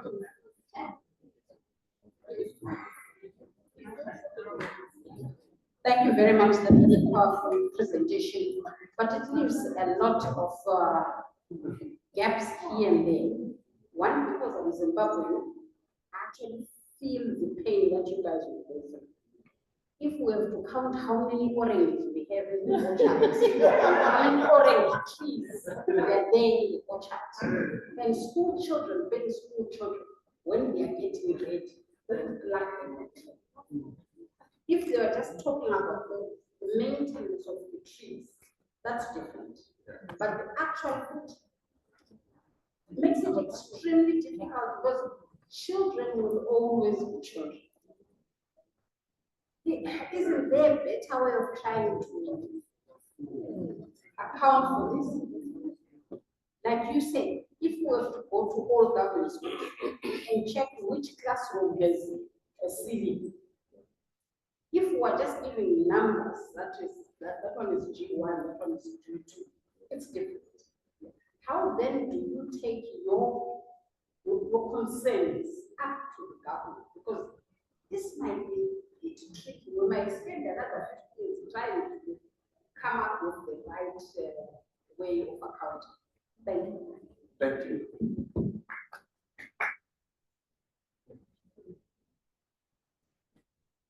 I totally agree with you. I have a challenge with African governments. In Zambia, I'll tell you a scenario. Your role as a government policy direction so that its citizens are able to provide an enabling environment to sustain. Now start counting trees. No. In Zambia, the government had passed a law that they're not providing, because it's human right to have water. We had a lot of challenges with water. People died with drilling boreholes. Now what they did was they started levying the borehole. If you have a borehole, levy. We raised that, who would never do that? And they came to people, started going and started levying boreholes in their houses. We made sure that the government institutions, they shouldn't get levy on those. Can you provide water? Let the people sustain. This is what happened in Kenya. You've seen the massacre of young people raised together. You want to start levying things which doesn't make sense for the growth of its humanity. For me, that's wrong. I don't know what demons goes to the politicians. Once they get into government, they are thinking pattern changes. We need to coexist and provide things which are sustainable to its humanity, its people, in order for them to sustain. No wonder they're having a problem with the World Bank. They give them a lot of conditionalities. You go and task your people. Things are not moving the way it's supposed to be done. Regeneration of ideas, that's the way to go. As we are sitting here, what solution should we do in order to abate the challenges in our countries, what we are going through? We need to start thinking in that way, within ourselves, in our communities. We won't leave these to other people to come and sort out the challenges which we are facing in our generation. What solution should we do and have and put in place as we go further? Thank you. And we are going to come up with our conference proceedings, which will also have some of the call to action items from all that we are doing here. And we commit to follow up on some of those initiatives that we are discussing. We need to break for lunch, even to our online community. I request that we break for lunch and we'll be back 10 minutes before 2 so that we manage this time. We have 3 presentations, but they are short ones after lunch. And then we have the online presentation that will be happening online. Again, we have Paul Nyausaro in Zimbabwe, and we have Helena Amadila from Namibia. They'll be running some virtual presentations after lunch. And then we have 2 last presentations, one from Stephen Reed and Tanya Cruz Taylor. They are in South Africa. They did not join us because of another conference they are attending in the US. And then we have Patrick Trottier in Canada at the end of the day. So let's break for lunch and then continue. Maybe have anyone who can break for our lunch?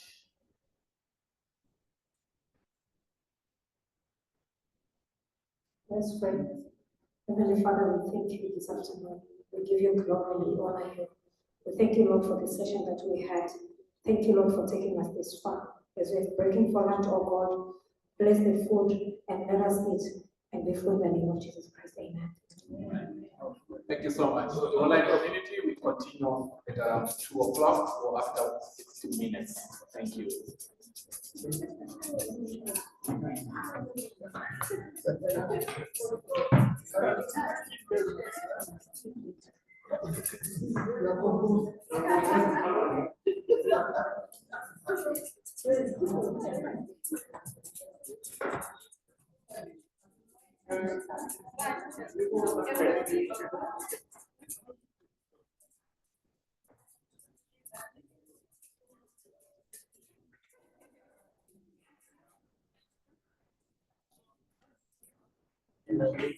Identification techniques. while we look at skill-centric approach versus the traditional talent identification approaches. So this paper aims to at least define and differentiate the skill-centric approach from the traditional methods of talent identification, and to also explore the benefits and challenges that are associated with skill-centric talent identification, as well as provide actionable recommendations for implementing a skills-centric approach. I think we all agree, colleagues, that the talent identification methods that are in use in most organizations today only focus on the academic side of what the candidate possesses, and it pays attention less in terms of the skills that are needed for the particular role. So we just want to look on this slide on traditional versus skill-centric talent identification approaches. So when we talk of traditional metrics, we are talking of those identification metrics that focus mainly on educational qualifications. That is your degrees, your certificates, what have you acquired in class, in college, is what is focused on.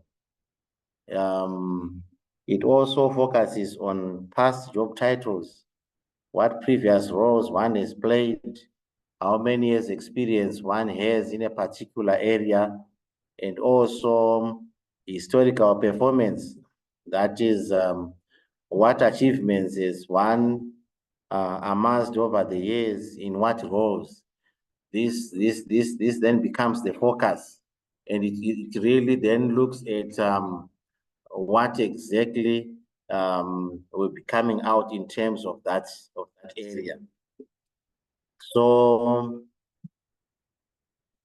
the limitations of that approach is that it's somehow outdated. Its relevance is a bit outdated.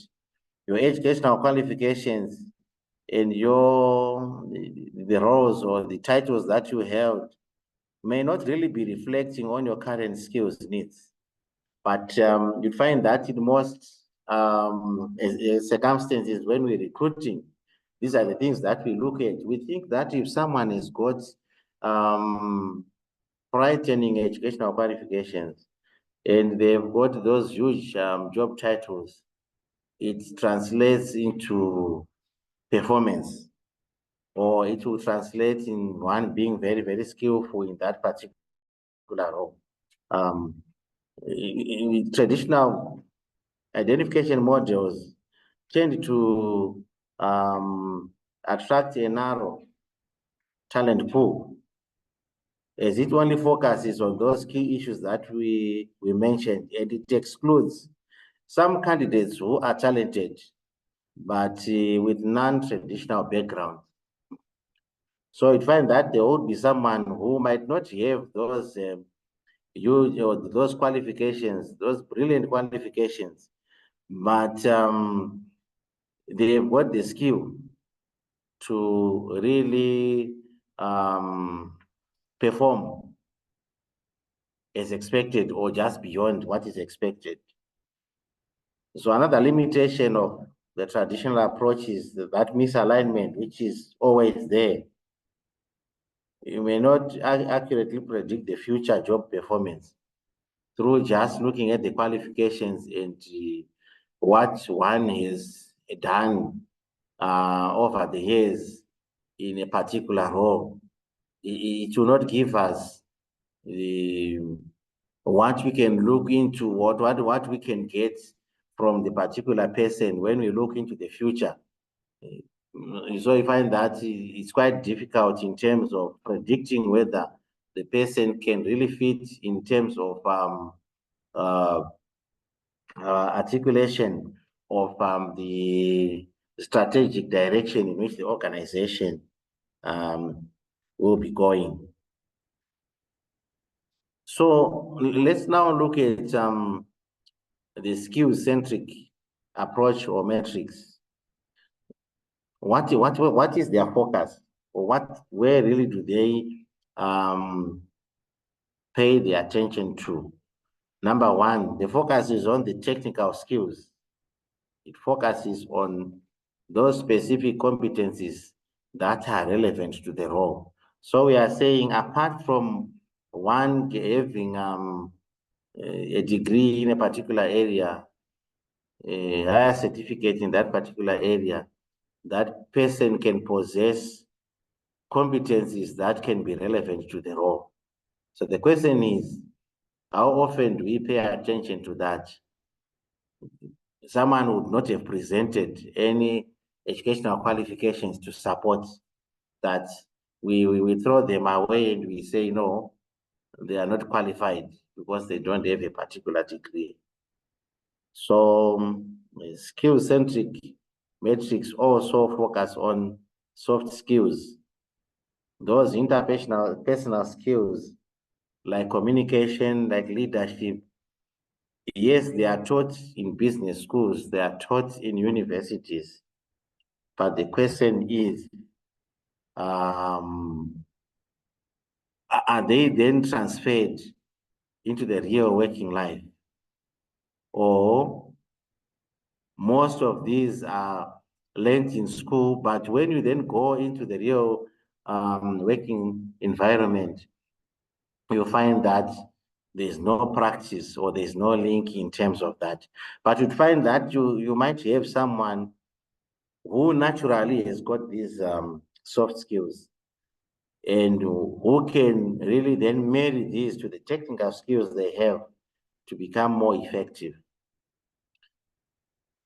So another focus for the centric approach is that of transferable skills, that ability, I mean, making sure that or agreeing that abilities are applicable across different roles and industries.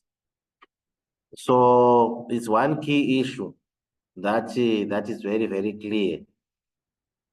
Skills are transferable. They are not focused just in one area. So if someone has got skills in a particular discipline or in a particular role or industry, they are able to then make use of that even in a different setting. So what are the advantages of a skill-centric approach to talent identification? Number one is its relevance. It's quite aligned with the job requirements that are evolving. I mean, the requirements and evolving industry needs. So what we're saying here is skill-centric metrics can be matched to the job requirements and whatever changes would come up in the industry. These technical skills can fit in despite the educational qualifications that we normally focus on. Another advantage is that it's a broadened scope. What it means is that it will include a wide range or a diverse range of candidates who have got relevant skills. And this can really help in terms of the articulation of the tasks which are at hand. There's also a better correlation with the job performance and success. If someone is skilled in a particular area, it can translate to better performance, can translate to success in that particular role, as opposed to one has got those big qualifications in terms of a degree, a higher diploma.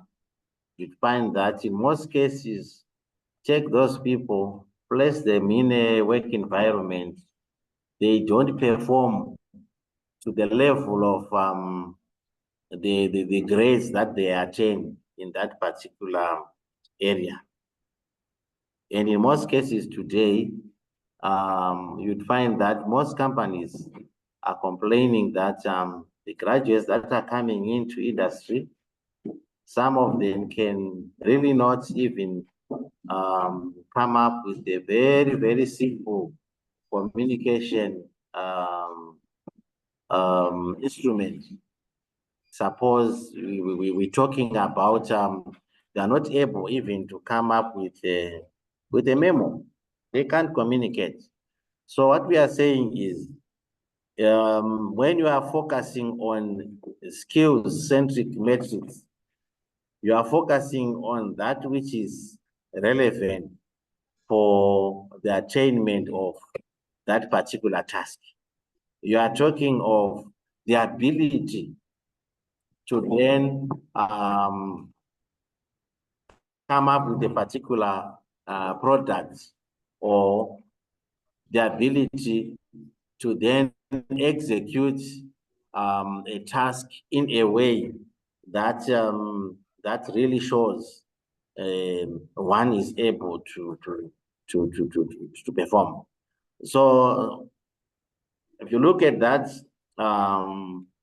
that approach as opposed to the traditional talent identification metrics, you'd find that there's really a missing link that is there for us in industry, especially for us HR practitioners. I think we need to work very hard in terms of coming up with these approaches that encompass issues to do with combining both the hard skills and the soft skills, and then making sure that one is well grounded in terms of the skills which they possess, so that they are able to be more effective.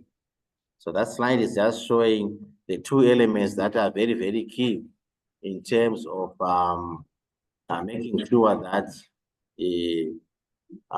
one is most effective. But what are the challenges of implementing a skill-centric approach to talent identification? Number one, the complexity in terms of implementing.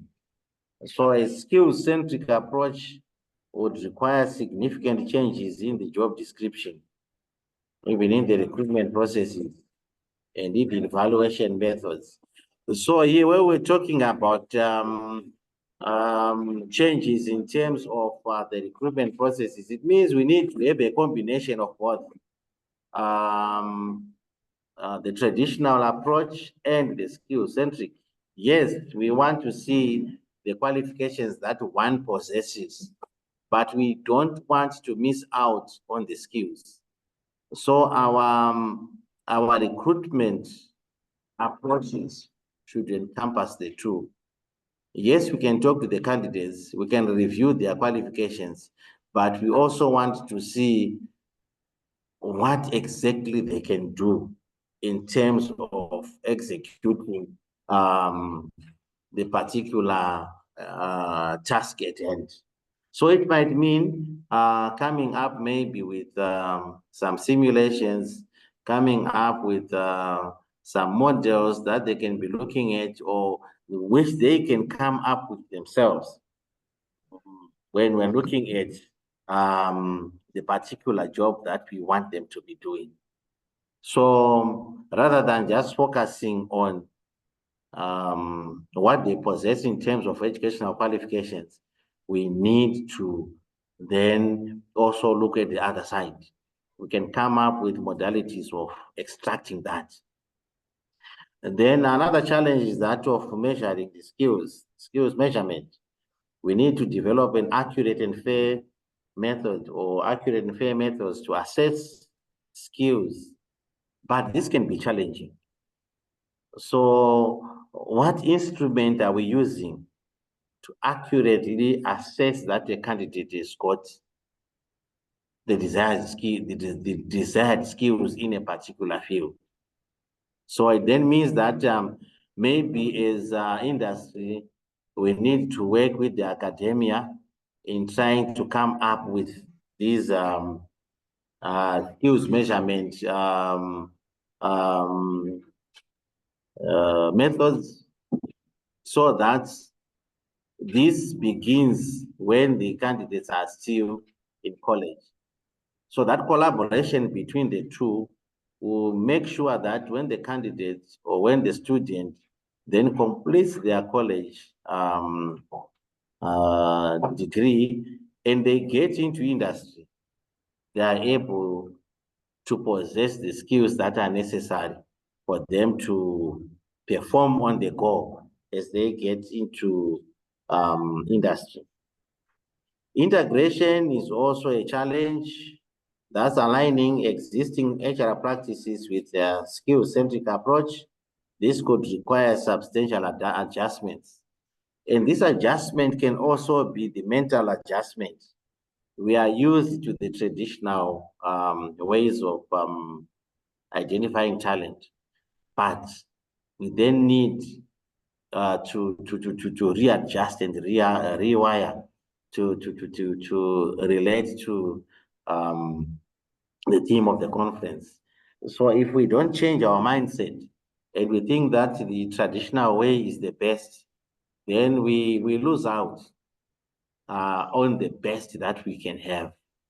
I remember at one time here in Zimbabwe, the Minister of Skills, Audit and Development in our last conference was talking about one guy, a classmate back then, who was very dull in class, but he was indicating that at one time he had to design a pump in the rural areas, which could pump water from the well. But this student was, in terms of academics, was blank. But the skill, he had the skill to make sure that if he can join this item and that item, it can draw water from the well. So these are the skills that we're talking about. This we want to combine with the tradition.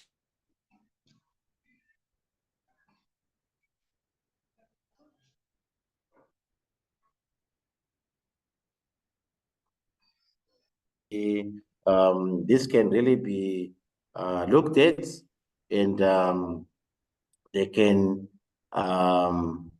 be sorted out. So, hello, colleagues. There was an interruption here. Can you hear me? Yes, we can, Paul. We are following. Thank you. Thank you. Okay, so now I want to look at the skill-centric approach implementation guidelines.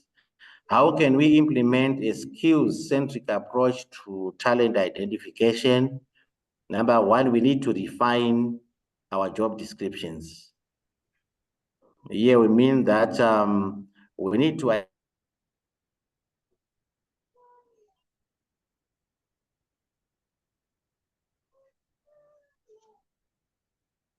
so that they are very clear in the job description, which is going to be a tool that we use when we are creating our adverts to attract candidates. As we refine our job descriptions as well, we need to focus on the outcomes. That is, we need to describe the expected results and how skills could contribute to achieving those desired results. So it will not just be a job description for the sake of job description, just outlining the activities that are going to be undertaken. But we need then to say what skills are we looking at for this particular role, and we then make sure that they stand out very clear in the job description. So an example would be that a traditional job description versus a skills job description. Here we are saying once we do a skills-centric job description, we want to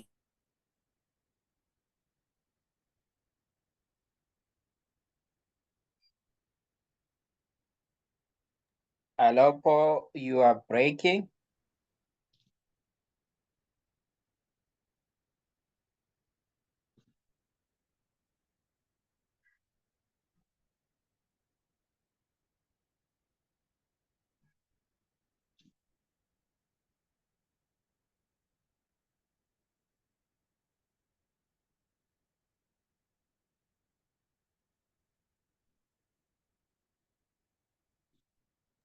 Paul, are you with us still?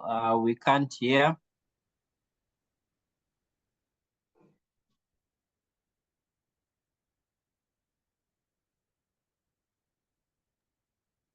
Tim, Paul is just dropped off, but maybe I can open the panel and flow for Yes, insight. yes, sorry, I think there was some network glitch there.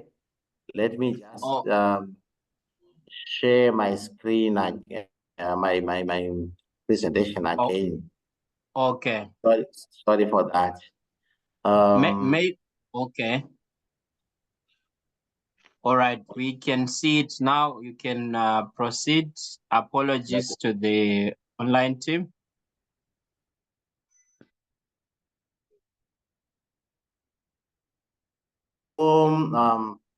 Well, I was saying, as we revamp our recruitment processes, we need to look at skills assessments. We want to look at issues to do with practical tests, simulations, real world scenarios being incorporated in our assessment processes, rather than just the verbal interviews. We also want to look at adopting behavioral interviews where we want to assess how candidates can apply their skills or have applied their skills in the past. They have to convince the panel that they have indeed applied some of these skills in their previous roles or in the past. Then skills-based screening tools. As we move into adopting technology, we want to utilize AI and some tech-driven tools as we do our assessment. So this can help us adopt the skills-centric approach. Yes, we also need to embrace continuous learning and development. How are our training programs? Do they target critical skills for current and future roles? If yes, that's good. If no, we need to look at our training programs and make sure that they focus on the skills or the critical skills that pertain to the different roles. And there's also the issue of career pathways. We need to establish very clear paths for skills advancement and the internal mobility. Once we do that, we then know the skills that we want to focus on and how we can then develop them as we try to make sure that we are developing a skills-centric approach to developing our talent. So we might need a structured career development, paths and skills building initiatives, which we can put in place to try and make sure that this is adopted. That's just a summary where we're looking at traditional versus skill-centric metrics.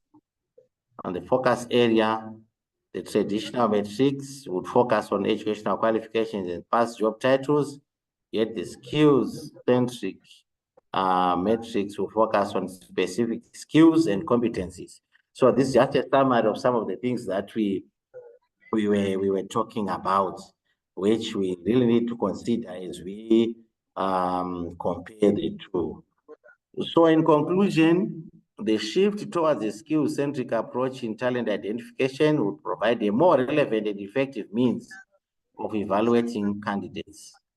So as we focus on these specific skills and competencies, as organizations, we can better align our workforce with the job requirements, we enhance performance prediction and access a more diverse talent pool than it is in a traditional approach. So, although implementing this approach would present challenges, the benefits in terms of adaptability, performance, and overall job fit will make it a valuable strategy for modern talent management. So, thank you. Ngiyaleboga, tatenda.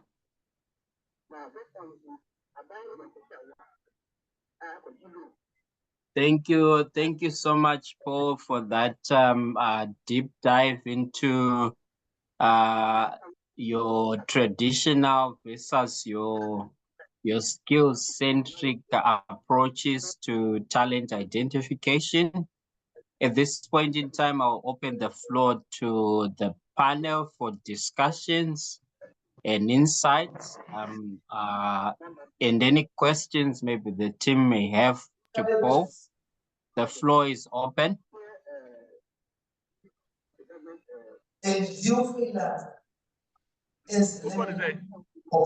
You can unmute Helena. Yes, you can come in. Okay, thank you very much. Good afternoon, everyone. I'm happy to be here. Thank you very much, Paul. You talked about something very important, and we are still struggling with it in Namibia as well. The skills gap and the quality of graduates that we are getting. Am I audible? Yes, we you are. can hear you. Okay. And the graduates, the quality of graduates that we are producing from our institutions of higher education. So this issue has been now on the floor or in the discussion for a very long time, and it's like we are failing to find a solution. Do you perhaps have a suggestion?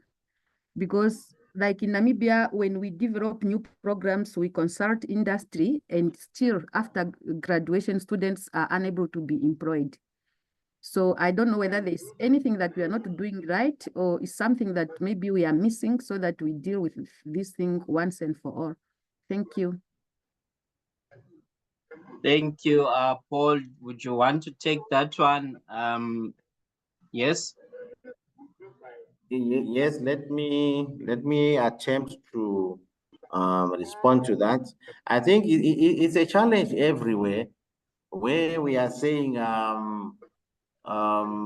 the graduates that are coming out of our colleges are not in sync with what is obtaining on the ground.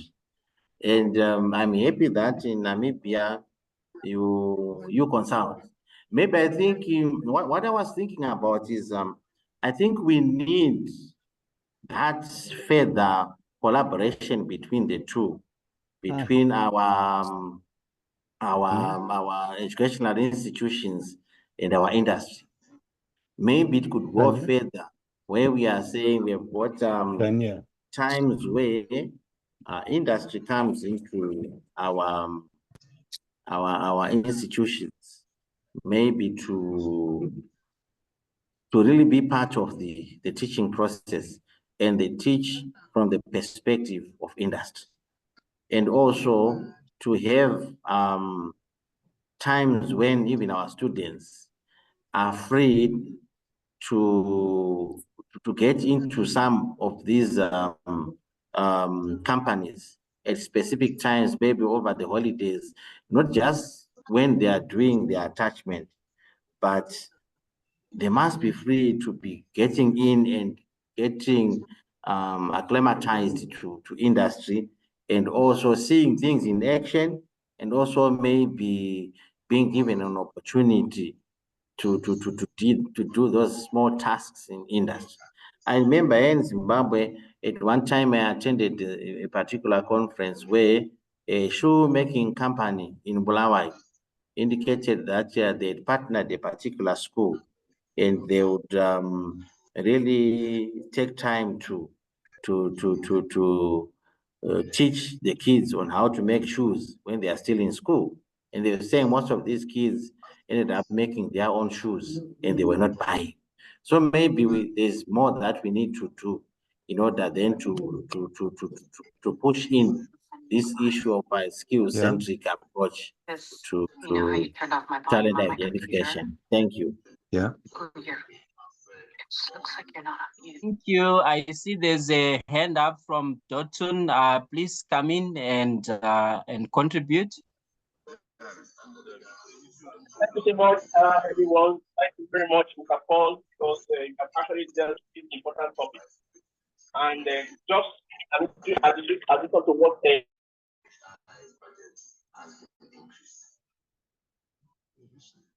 Sorry, may the Samsung person please mute? Now, if I do that, what? It's not quite clear from this end. Sorry, may the Samsung person please kindly mute? There's some interference here. Dotun, you can go ahead.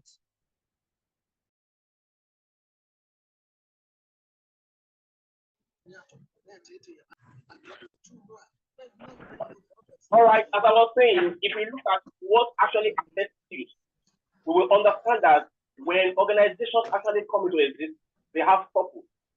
And these purposes are also shaped by competition, by customer expectations, by regulatory challenges, by global dynamics, and all of these expectations actually propel on how organizations must perform in order to meet all these needs. And as such, organizations have to reframe their skills competency and skills audit. So when they define their skill audit, like Mr. Paula said, we have to move away from the traditional certificate into other skills elements that are required, such as having enrollment into professional institutions. For example, in UK, you cannot run a degree in human resource without having an interlude that you have to work with CIPD. So by tutorial level in the UK, you have to work with CIPD. By that, you are already exposed to the basic practices in human resource from tutorial level.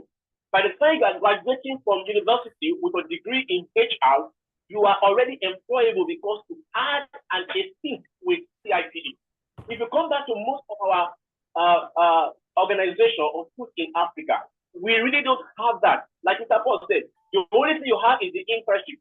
However, also we are able to also collaborate, effectively. That when we design our organization, we design the skills required, and these skills are changing with time and time. The skills required today, according to World Economic Forum, they are like the skill development between now and 2025. So these skills also that we need in our organization, we have to define them, like Mr. Paul said, through our audit. When we do our skill audit, and we say these are the required skills for these various roles and roles, we define the job, we define the requirement, we define the specifications, and then we now look at the traditional education. We don't have control over skills, but we have control by designing an engagement system that when people come to our system, our onboarding strategy helps to format some of these skills, like communication skills, interpersonal skills, ethical skills, and all that. So that by the time people come out to our system as a fresh graduate, they have gone through an onboarding system, an enriched onboarding system, where all these skills can be imparted. By the time they are spent 2, 3, 6 months in our place, they are not due or ready or fit to work in our organization. I think this can also be another gateway we can adopt in strengthening skills, competencies, and capabilities. Thank you. Thank you for that perspective, Dotun. Actually, I do know that Dr. Justin and team are doing some work with the ministry in terms of the skills audit in SIM. But there's certainly a need for us as OD practitioners to also encourage organizations to, or rather to engage with academia in terms of development of these competency criteria, and also even network with associations. For example, in SIM, we have Institute of Personnel Management, SIM. They are an institute in HR, and I think there's more to be done there in terms of the framework of what, for example, a complete HR officer is. When they graduate, they need to take some form of competency exam from an institute. So yeah, some interesting insights there. In the floor, is there any comments? Maybe Dr. Justin in the room, are there any insights? Michael, yes. Can you hear me? Yes, Hello, I can. Michael? Yes. Thank you, Michael. Thank you, the moderator. I want to thank the presentation, what Paul has presented. It's very important. My name is Clement Spung from Zambia. In Zambia, we have Zambia Institute of Human Resource Management. We are a regulator now. We are not allowing Energy Manjak to practice in the field of HR.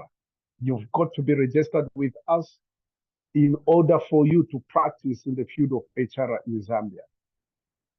Secondly, there are certain positions which a person, it depends on the skill sets for you to manage a certain corporation on a certain number.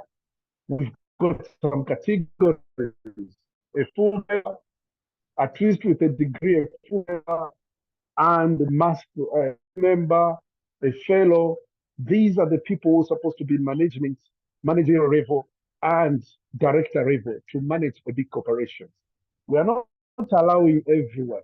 They're coming from different backgrounds, skill sets, and they want to manage HR in the corporation. No wonder we're having a serious gap. For students who are at universities and colleges, they need to be our members. They need to attend the conferences, and we advertise the job, whatever interviews or job. So those are the new dynamism which we bring in from Zambia. Here is the catchword now. If we find you're practicing HR in Zambia and you're not a member of the institute, you are liable of prosecution for 5 years. And once we prosecute you, we've got inspectorate team, which goes with labor officers. They find you don't do it. We are domesticating these laws so that each and every person should be a member. Either you can go, you are liable for 5 years imprisonment, or you pay a fine. Further, we have slapped it again to the employers. You cannot employ an HR person who's not registered with us. Once we find, we'll charge you, the employer, and charge the employee who is masquerading. So these are the best practices we need to be linking up whatever is happening. Because an HR in Zambia is an HR in Nigeria, in Zimbabwe, in Namibia, in Botswana. There comes a time we should be interactive and share the best practices. Because the performance management and the field of HR, it has to be only be taught by the people who have undergone a certain qualification. That's my submission. I hope the Paul is going to share his presentation, and so that we can learn a lot. And colleagues, let's continue interacting. We need to share these contact details and see what is happening. I thank you. That's my submission. Thank you, Clement. Helena, I think some wonderful insights there coming in. Dr. Justin, the discussion around this, I see an opportunity for us to workshop again with particular focus on the Namibia situation. There seems to be an interest around how best we can improve the gap between what is obtaining on the ground in terms of the graduate and the skills, and what the expectation of industry really is. So I just thought I would raise that as a key takeaway. I'm not sure if there are any insights again from the team in the room. Dr. Justin?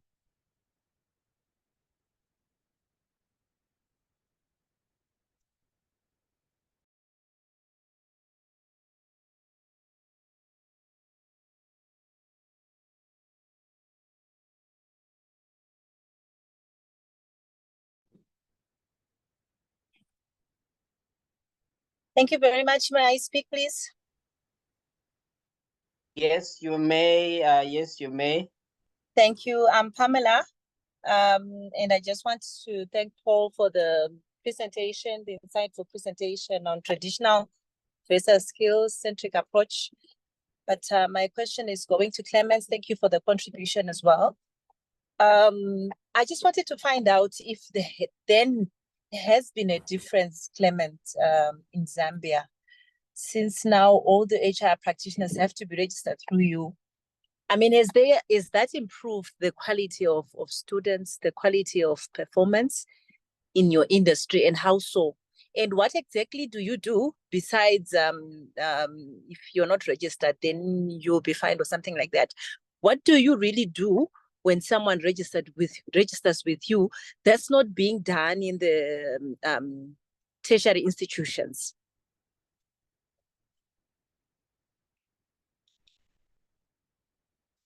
We take that that question quickly, Paul, and we wrap up. All right. So should I respond to that? Thank you, Pamela. It's do me a favor, go to the website, the domain, get to know our constitution, because our constitution for HR is an act of parliament and people need to follow it. We have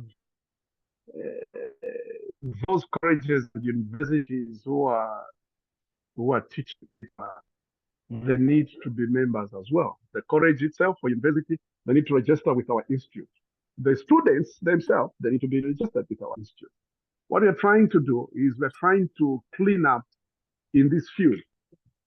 You know, there's been a lot of labor matters and a lot of companies have taken, have been disputes in industrial relations courts, and you find out that it was prudent enough for parliamentarians to enact this law. So the students, they are aware what they're supposed to do. We are doing sensitization programs that they get to know it. The universities, they need also to educate. And those who are teaching lecturers, they need to be members. So there's a register for them. And this they've got to do. Okay? So for me, we are still growing. We are seeing now sanity come in the industry, and people are adhering to the rules. The employers knows what they're supposed to do. The HR officers, members, they've got to know what they're supposed to do. And these are the things they need to make sure that we clean up our sector and bring decency in the field of HR profession. Nevertheless, please, I'm always on this. We can still catch up. We can write a high message and exchange some more information. We need to have an interactive program. You can still find us. I'm sure you're in, is it in Namibia, wherever you are, there's a PHC, Pan-African Human Capital, which deals on the international aspect of HR within Africa and within the country where you're coming from. So become a member on that. We share a lot of things. I thank you.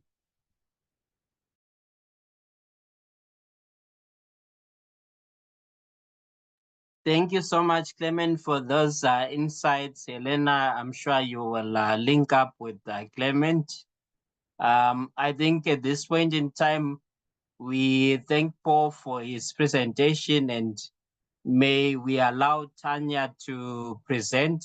Tanya, over to you.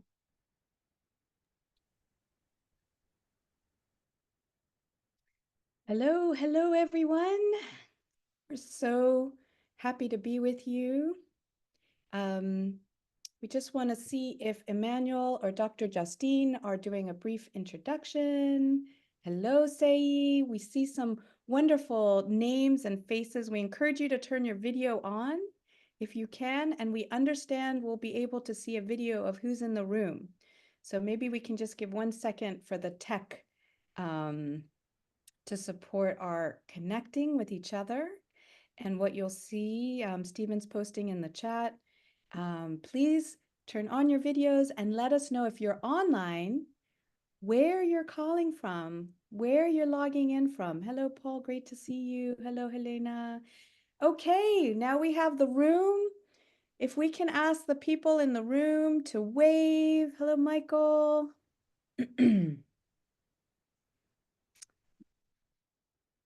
All right. Hello, Grace. Wonderful. IT support, are we able to get, okay, we have Windhoek. Yes, our neighbors. Woo, yeah.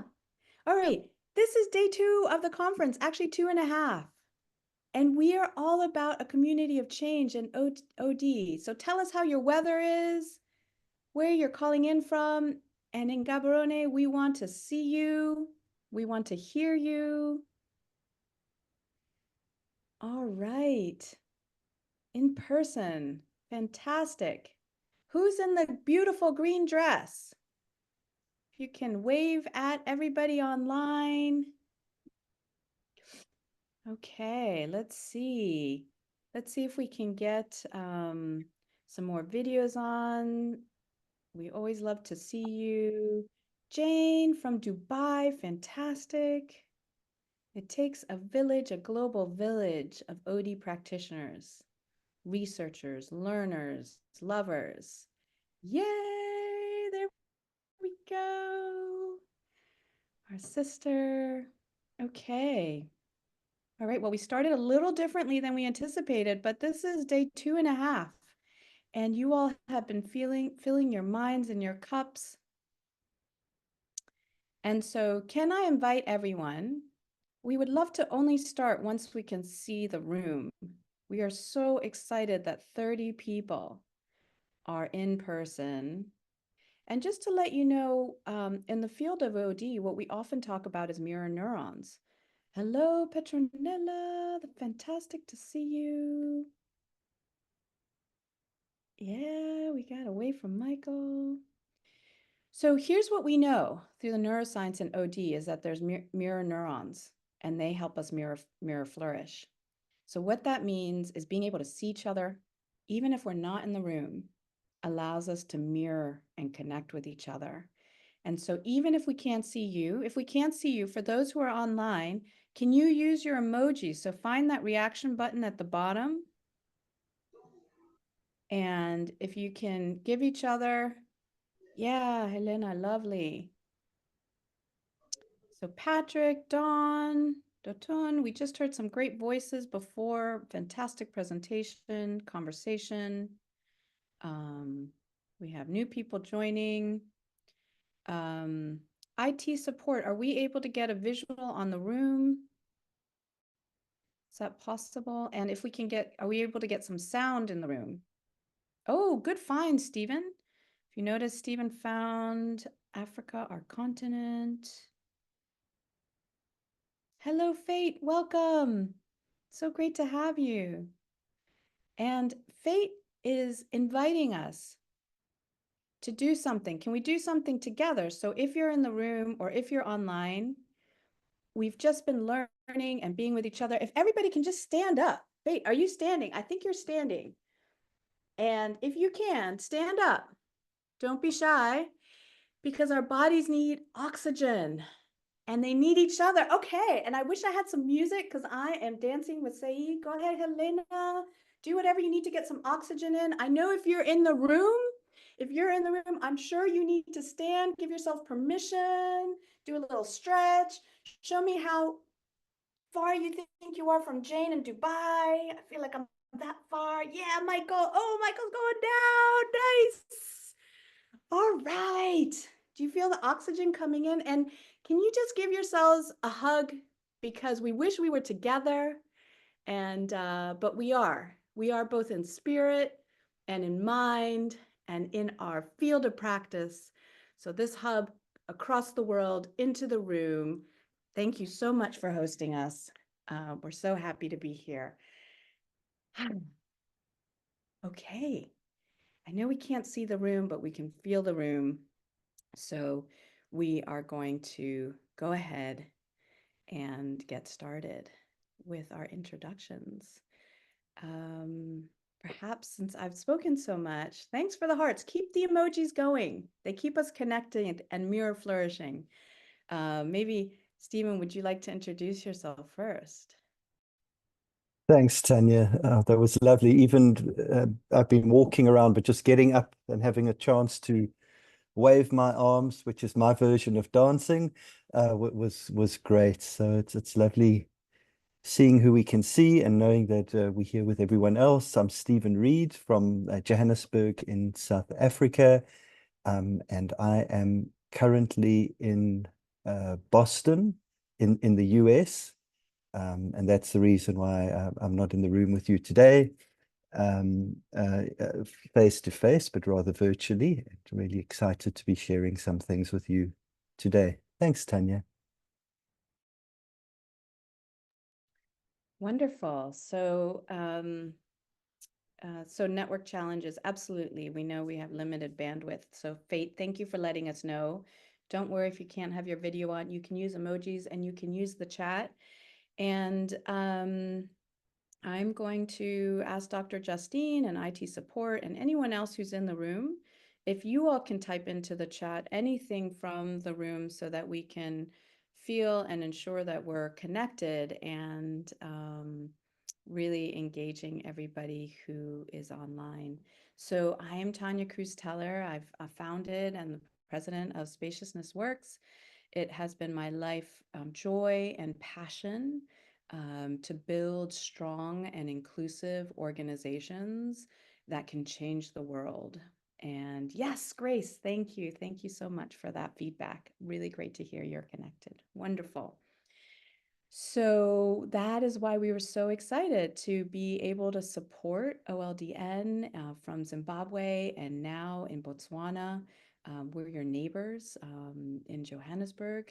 Traditionally, right now we are working and presenting in Boston. So we love that we're able to be online with you. We feel honored that this gathering in particular has been 2.5 days of really thinking about a sustainable Africa. For Africa. And we know we're coming at the end of it. So part of our hope in our time together is to really not necessarily feed your mind with more, but to activate and free your mind with your heart of what's next and what's possible. And so let me go ahead and screen share. In 1 second so that you can see a little bit about who we are and what is the information that we bring to you today in this beautiful time together. And Stephen, I can't see the chat, so if you can be, thank you for that. Okay, so our goal in our time together is to really help share about net positive OD. And our work really, you can see, comes from this spread around the globe. And you'll see a lot of dots down there in Southern and West Africa. So super excited. We're going to be bringing some of our knowledge and best practice from there. And really, our hope is that from this session is really understanding what is the call to our field of practice, which is organizational development. And so our work right now as net positive institutions is really to be both structured and in our practices, creating cultures or society that elevates our highest human strengths and magnifies those strengths and refract. So if you think about a prism, right, you have one light coming in and the prism, and then it's a rainbow, multiple lights on the other side. That is how we see organizations really creating the kind of change that we want in the world. Absolutely. Thank you, Stephen. That was exactly right, the refraction for it. So I know you've been listening to a lot and processing a lot. So I want to put this in some ways in really simple terms, which is that we know that some of the greatest challenges are facing our globe right now require all hands in. And what is exciting about this moment I mean, some people will say, of course, the sky is falling. We understand that. But what's exciting for our field in particular is that we are change agents. This is what we're built for. And organizations that we can work with and support and use our research and academia and knowledge and ancestral practices and wisdom to be the strongest they can be, to be agents for social change and agents for sustainability and the SDGs are what we are built for. And so that is the call to our field of practice, to see that our change tools are exactly the tools that are needed for OD to support organizations and institutions and practices that will change the world and help us meet the Sustainable Development Goals. So that is why we are joining with you hand in hand to create net positive institutions. That's really the basis and the foundation of what that is. So how do we meet this challenge? In our field of OD, we have appreciative inquiry. And for us, when we talk about net positive organizations, appreciative inquiry is really our strongest. Let's see, maybe IT's back in with a view of the room. We're very excited. So the field and practice of OD, that's appreciative inquiry, reminds us that at any moment we have two things.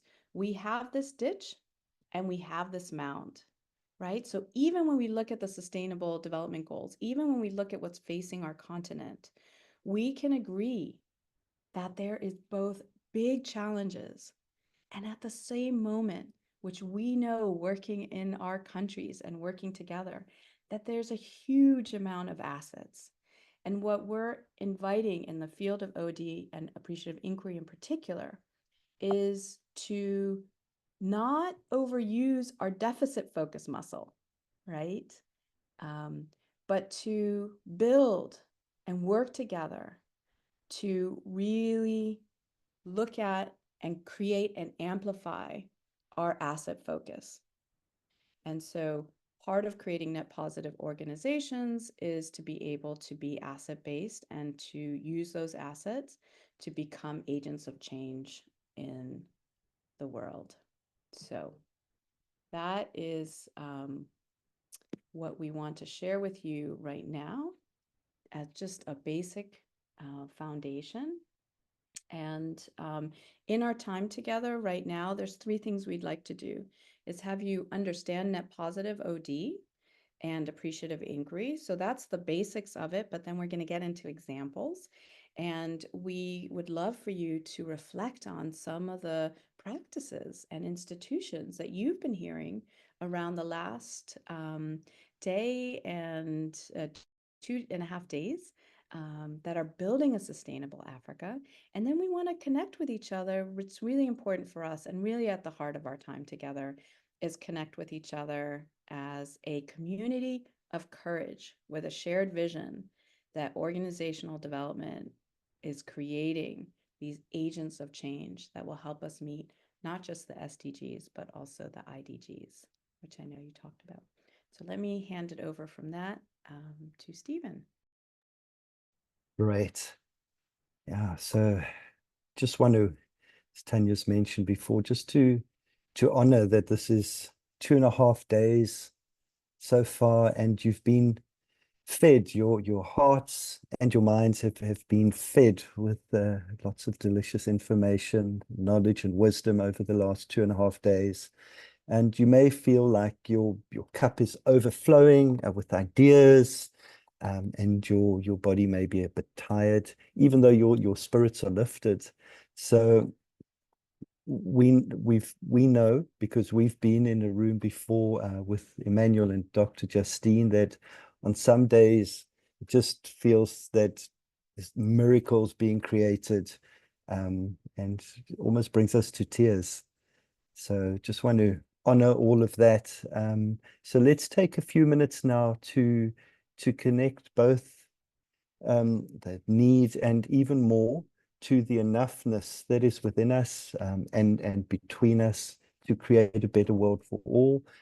So to be in balance, we invite you now just to go through a process of connection with me, and what we're learning more and more through neuroscience research is just how attached our nervous system is to our feelings, and from there our behaviors, etc. So first, we're going to test where we are in our nervous system. And if you may have seen some of those cactuses, I know for me those kind of Western movies from America. Let me move like that. Don't know if you can see. No, that way. There we go. Yeah, like a cactus. Put your arm up like that. Don't know if I look like a cactus in your head, but I'm definitely a cactus in mine. If you just put your arm up, your hand over your collarbone, just let your arm drop. Let your arm drop like that naturally to see where it ends up, right? And that's just currently testing where your nervous system is. So you're up like a cactus and you just let it drop to where it is. Thanks. Shay, I see you. Yep, just like that. And then what I want you to do, you can close your eyes if you want to. I just want you to take a breath. And take a breath and allow your exhale to be longer than your inhale.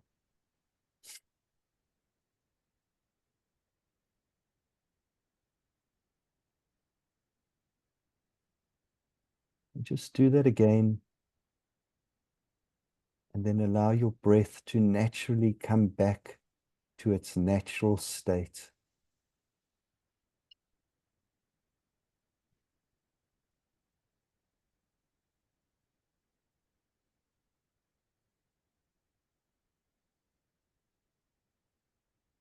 And when you're ready to once again test where you are with your nervous system. So do the cactus, just let your arm drop. And notice without any judgment, did it drop more? Did it stay the same? Did it drop less? Just to be aware of your body and how our bodies are such a huge part of how we think, process, and connect as beings and as systems. Okay. Tanya, over to you. Thank you so much. Thank you. Whole bodies, whole planet, whole organizations. That's what we are coming together to remember and to be and to do. So thanks for that. Okay, I just want to ask Dr. Justine, or if anyone else is connected from the room, is there any visual or feedback we can get from the room? So I'm just going to pause and just ask before we continue into more content. And Stephen, I don't know if you're in communication with Emmanuel. Okay.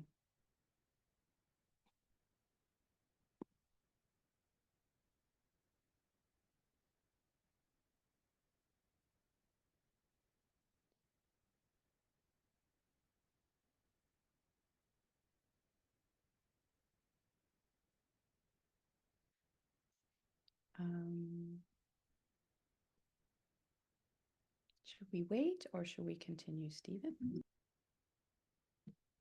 Yeah.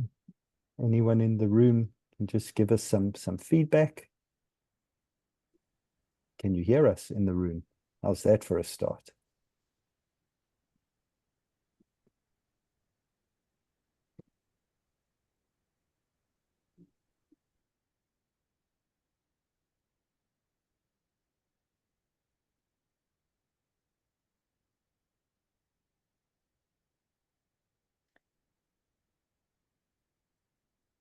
iṣẹ́ tí wọ́n gbà láti parí lọ́nà máa ń gbé wá sójú ẹ̀ ṣe ìgbọ́n náà àwọn alálẹ̀ ìlú àwọn bàbá mi ṣe ìṣe ń gbọ́ àwọn ìlà káńtì mọ́ ẹ̀ṣẹ̀ kábíyèsí.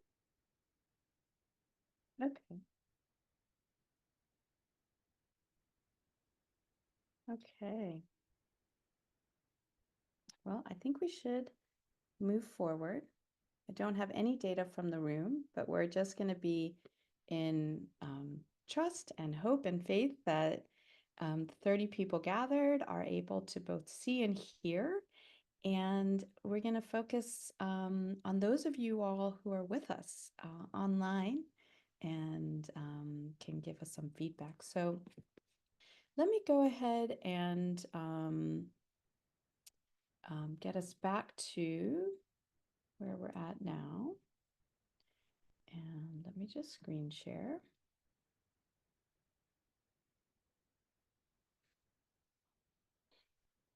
All right, so this is when we love the earth, we're able to love ourselves more fully. I believe this, the ancestors taught me it was so. So what grounds us? And I know you've been talking about this for the last 2.5 days. So we won't say more around it, just to say that for us as Spaciousness Works, where we particularly focus is in strengthening organizations. Our OD work focuses on reduced inequalities. So how do we build inclusion, equity, and belonging in organizations? Which also somewhat overlaps with building strong institutions of justice. While we don't necessarily work in peace areas, we have, for example, done OD work with the International Federation of Red Cross and Red Crescent. So we support and build strong organizations that are doing a lot of the SDGs in the world. And of course, you can't have equity and inclusion without empowerment, gender empowerment for women and girls. So those are the 3 key areas that we work on in particular. And the way that we work on that as OD practitioners, just to be also really clear how we support organizations to be net positive, is that we really do work on the inner development goals. And I believe that you all have spoken about this as well. So we won't go into much detail around this, but in order to be able to reach the sustainable development goals, leaders and employees and consultants and those who work with organizations in our field really need to be able to be as focused on the inner development goals to be able to be sustainable and reach them. So that's, maybe we'll go from here. So the being, the relationship to self, having an inner compass, integrity, authenticity, openness, learning mindset, self-awareness and presence, thinking, the cognitive skills, right? And this is where our field is so strong at having complexity awareness and sense making and a long-term orientation and visioning. Relating, caring for others, appreciation, connectedness, humility, empathy, and compassion. And that's why for us in the field of OD, in particular, appreciative inquiry is the one that boosts this inner development goal as we work to strengthen organizations. And then we have collaborating social skills, communication, co-creation, trust, mobilizing skills. So these IDGs, together with knowing how to act, be encouraged, creativity, optimism, perseverance, are what we work with in terms of institutions and leadership to be able to create net positive institutions. So what we want to do is share with you some examples of net positive institutions and then some practices that are net positive practices. Over to you, Stephen. Thanks. So we have some wonderful examples from Africa, just some of the incredible work that's already started, just examples, to get your creative juices flowing, and maybe ideas can be amplified from here. So from Kenya, Safaricom, the M-Pesa mobile money platform has been a wonderful way to create financial inclusion, incredibly successful product for Safaricom. And over and above the financial inclusion that it's created, They've also had some wonderful environmental initiatives using renewable energy, waste reduction, etc. So that's a really powerful example in Africa. And moving on, if we also have a look at countries like Mauritius and Rwanda, the African Leadership University that you may know, their vision of creating a new next generation of African leaders is just really amazing. Both Tanya and I have met the founders, and just having ethical leadership and entrepreneurial flair or vision, and learning some really great problem-solving skills is another way of creating a net positive effect throughout the continent, and that will definitely help in reshaping the world. Moving on to other countries in Africa where we have some examples. My home country where I was born in South Africa, Plascon Paints was bought out by Kazan, and they have a lead-free initiative. So making all spaces safer by reducing the health risks.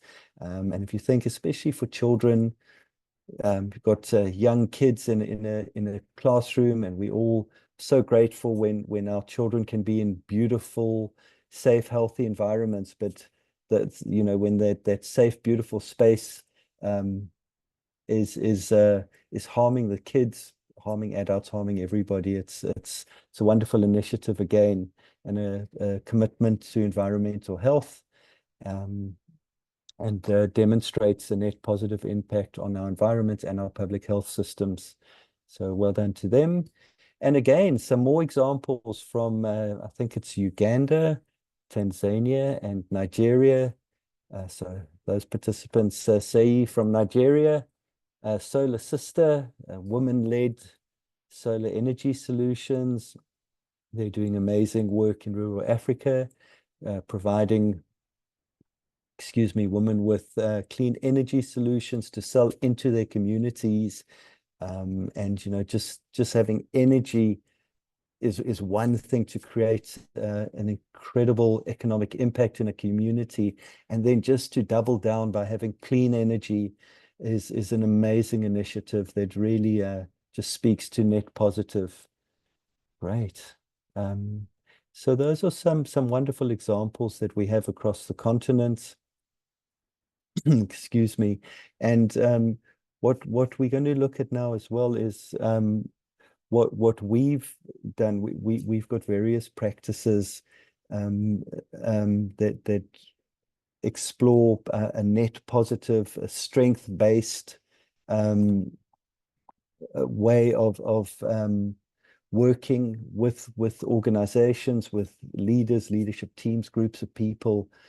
So we're going to share an example now of a practice that we use to support groups of people in brainstorming.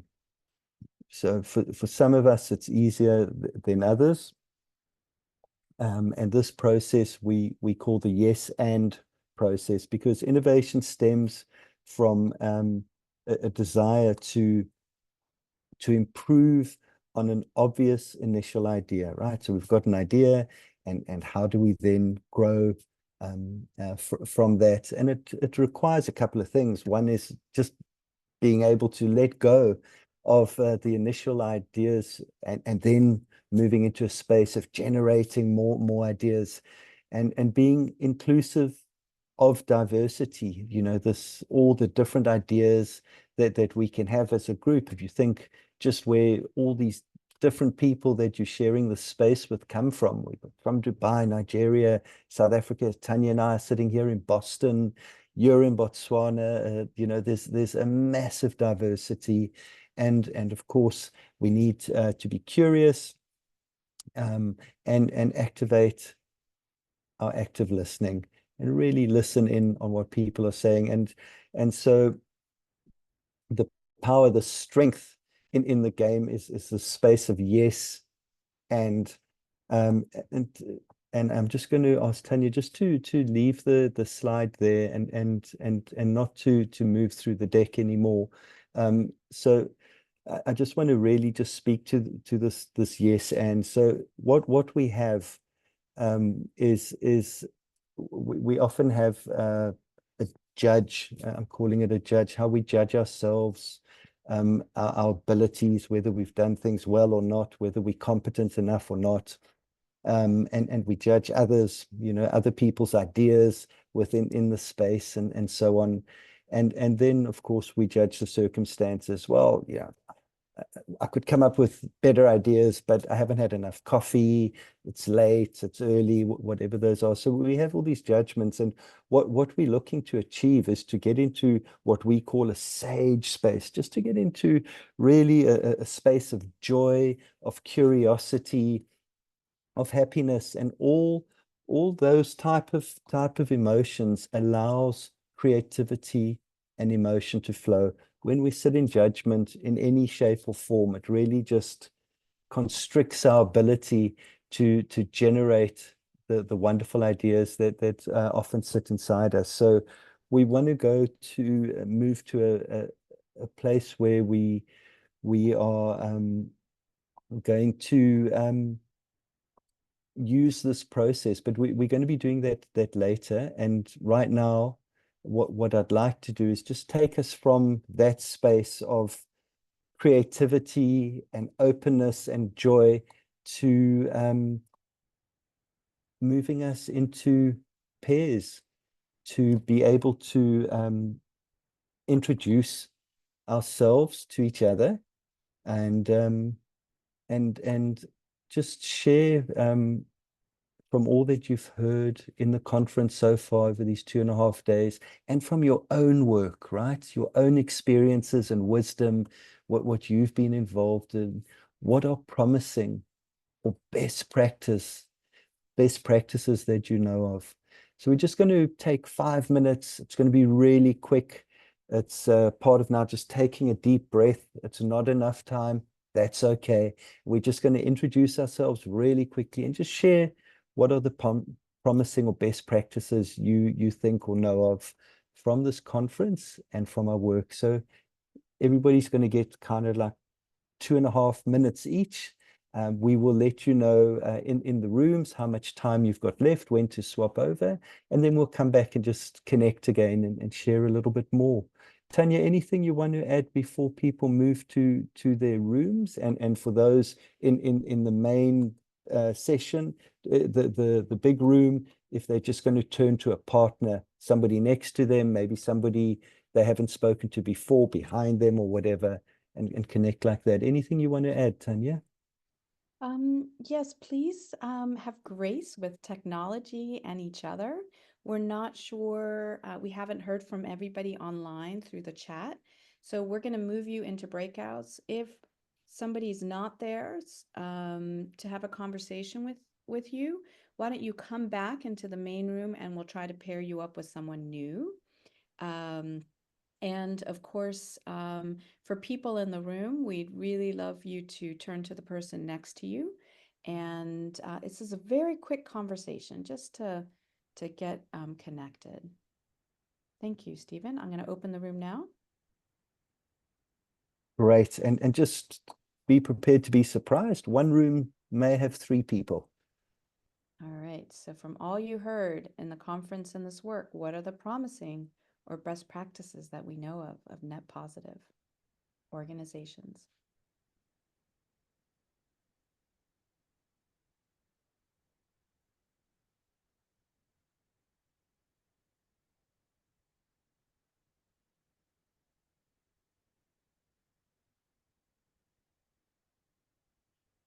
Okay, the rooms are open. Hopefully people are able to get there. People are starting to move across. Can you The pause participants in the and big room, you can be finding a partner to speak with. If you're on the Zoom call, there'll be a breakout room. There's a button there. Just accept and go find your partner.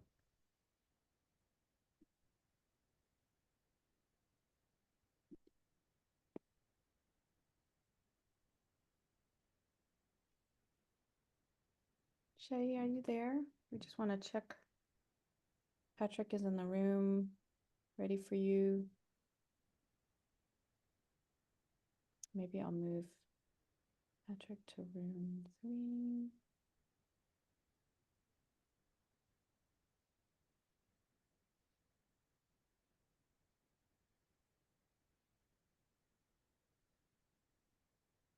Dennis is on their own. Let me see if I can get.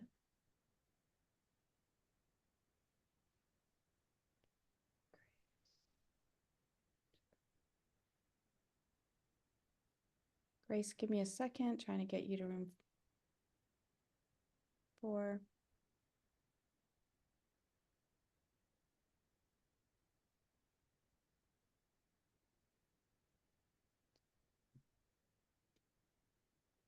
All right, I hope that worked.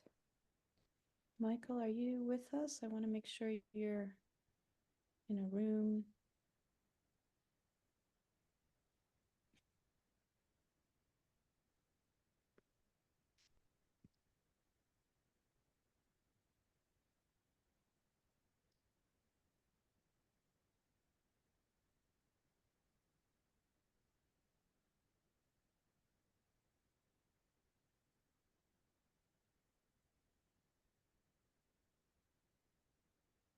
Halima, are you able to accept the meeting request, the breakout room button? A lovely lady waiting for you.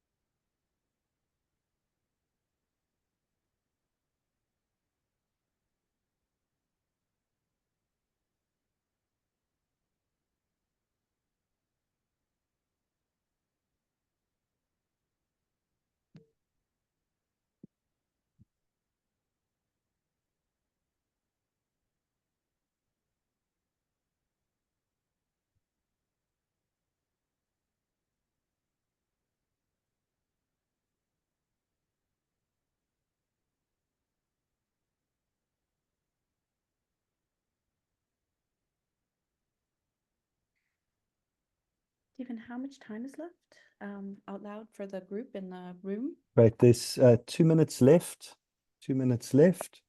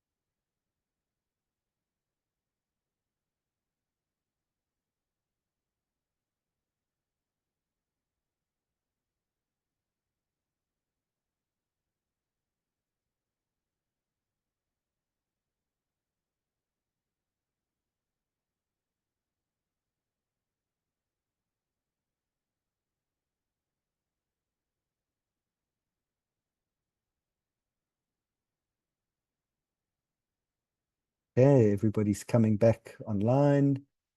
Thanks everybody in the room, finishing up your, or finished your conversations. Welcome, I see some faces that I hadn't seen before. Welcome, welcome. Welcome back. It's great. Okay. So we're back together as a group after meeting somebody and sharing some of our wisdom, our lived experiences.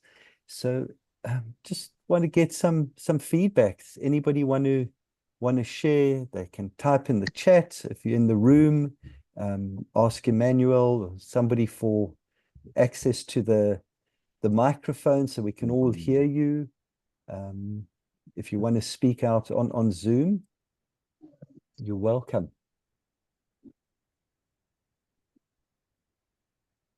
Anybody want to share their wisdom? How was that connecting?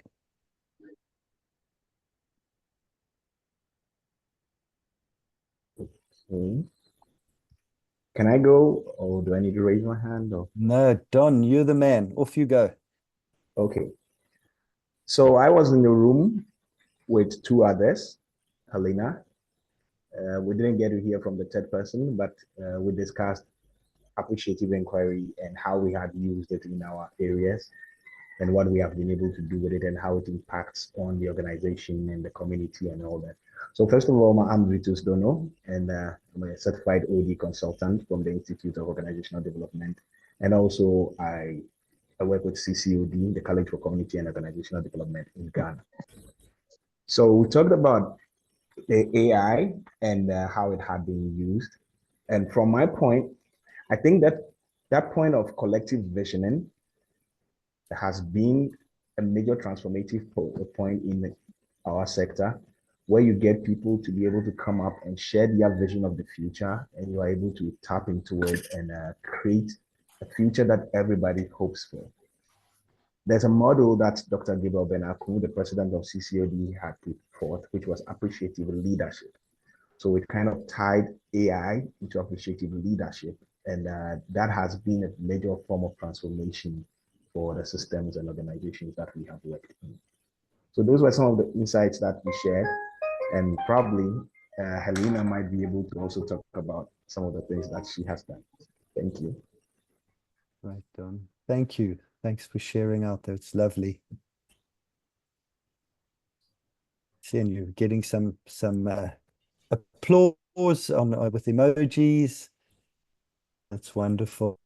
I don't know if you want to take up that invitation to share back what your engagement was.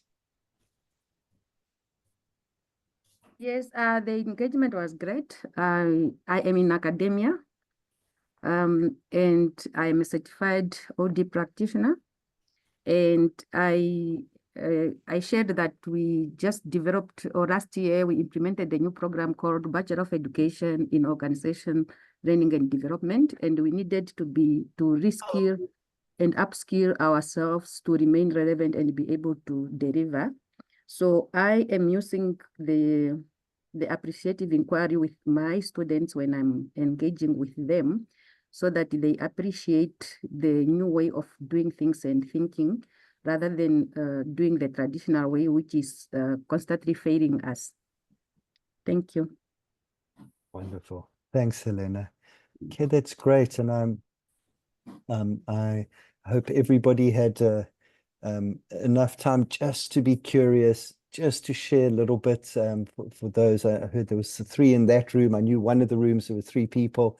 Somebody didn't get a chance. There's the chat. We'd love to hear from everybody always.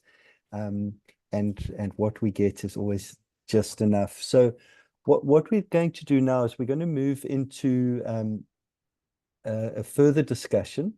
And we're going to move into small groups. And the question that we're going to be inquiring into is, what are the qualities and actions of what we want for this community of courage? So what are the practices and what are the qualities and actions that we want for this community of courage. Let's call it our community of courage, because it takes courage to create change, to be in discomfort with what change often looks like. So we're going to ask those questions in small groups and just have a discussion around it. And what we'd like you to do is use our yes and practice. We want you to put on that level of clothing, our process, and what the process looks like. I explained around the emotions of what innovation needs.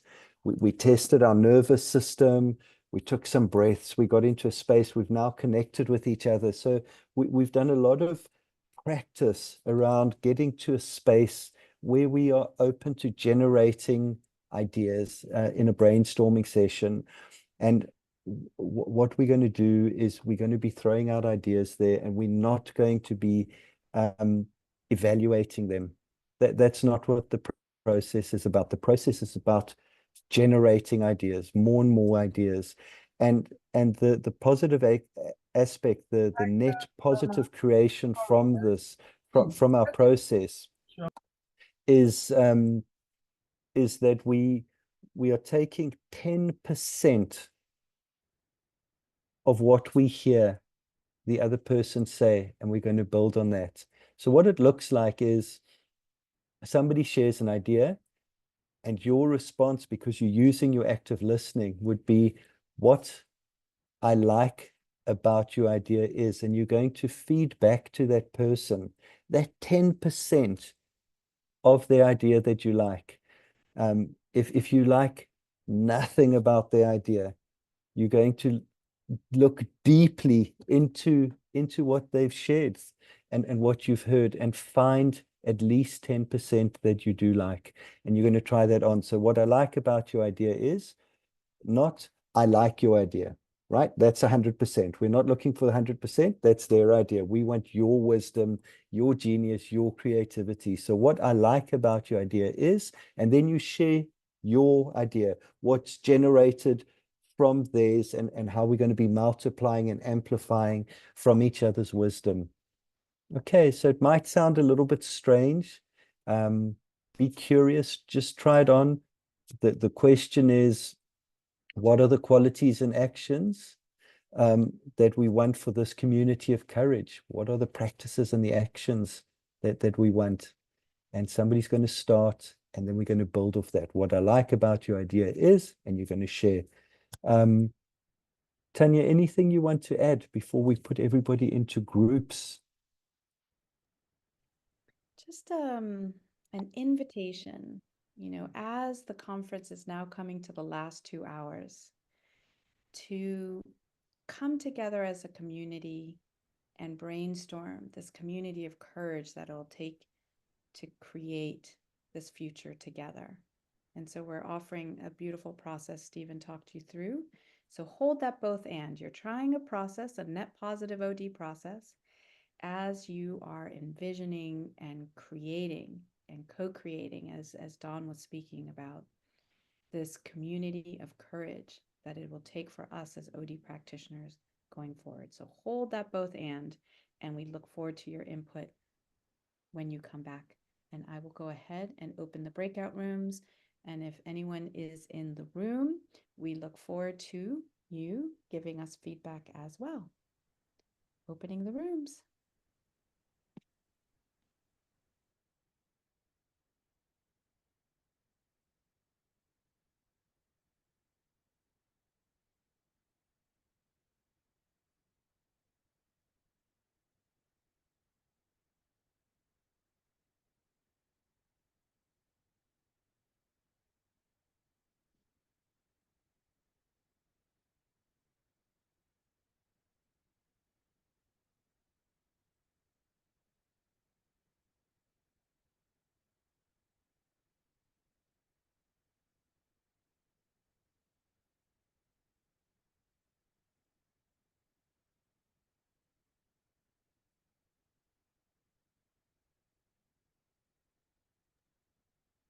Hi, Paul. Were you in a room before? I just want to, if you were in a room before, I'll assign you. Otherwise, I'll put you in a new one.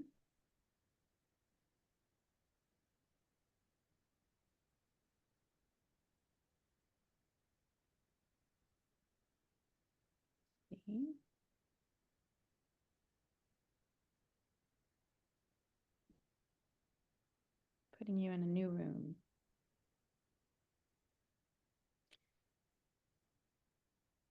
So African Publishers Network, and hopefully you can accept. Sending you to room 6.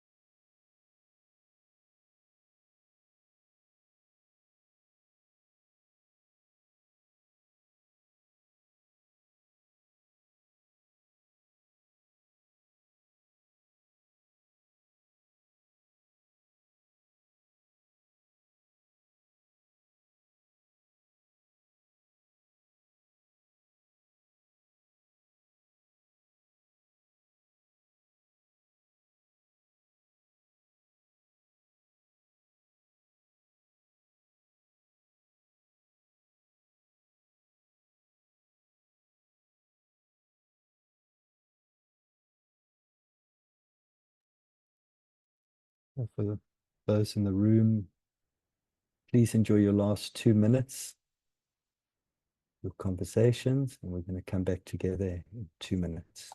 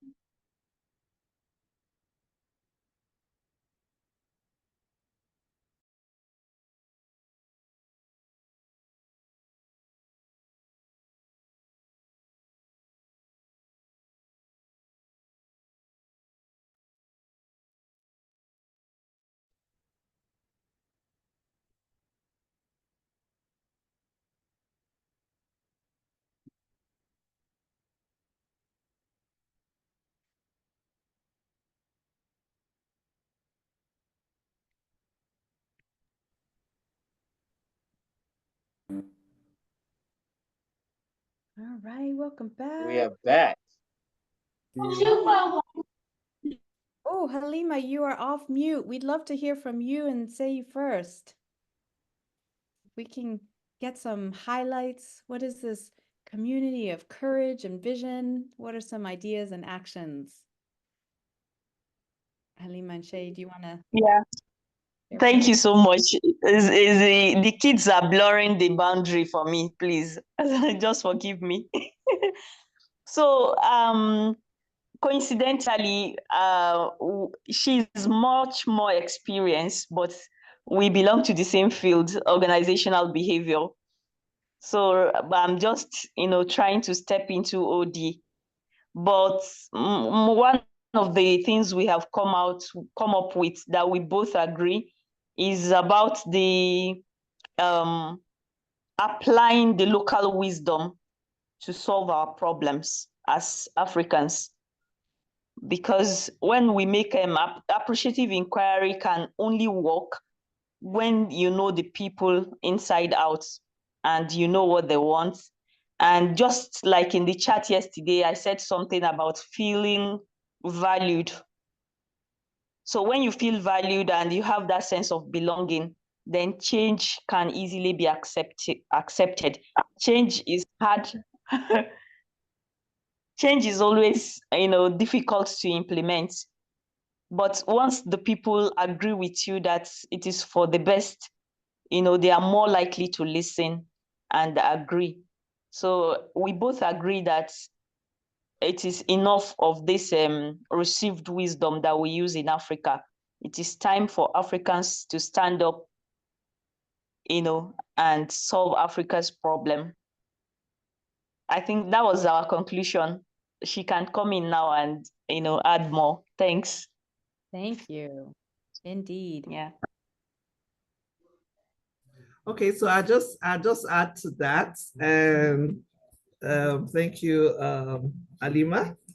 Okay, so I actually also made reference to Patrick Totler's quote that says only Africa can solve Africans' problem. That's I paraphrase to say that many theories have brought us here, which is good. And we begin to find that we need to bring authenticity into our practice and make it original to every one of us. And also the fact that many, a lot of things are happening these days within our continent. We find out that they've defiled a lot of theories, and we need to begin to rewrite the theories that are specific to Africa. Yeah. Wonderful. 100%. 100%. And that is why when we apply our appreciative inquiry, we believe and trust and know that the wisdom is right here, right? It doesn't need to come from anywhere else. And that's what we inquire into, and we seek the assets that are right here. Wonderful. Thank you. So, Michael, I saw your video was on and we haven't heard your voice. Just before we close the session, is there anything you'd like to report out from your conversation? Thank you. I linked up with Patrick. Patrick is an amazing emergent OD expert, and he shared a bit of insights with me on the type of community work that he would want to see. And what was profound to me on this discussion was the aspects around breaking down those stereotypes and not being judgmental.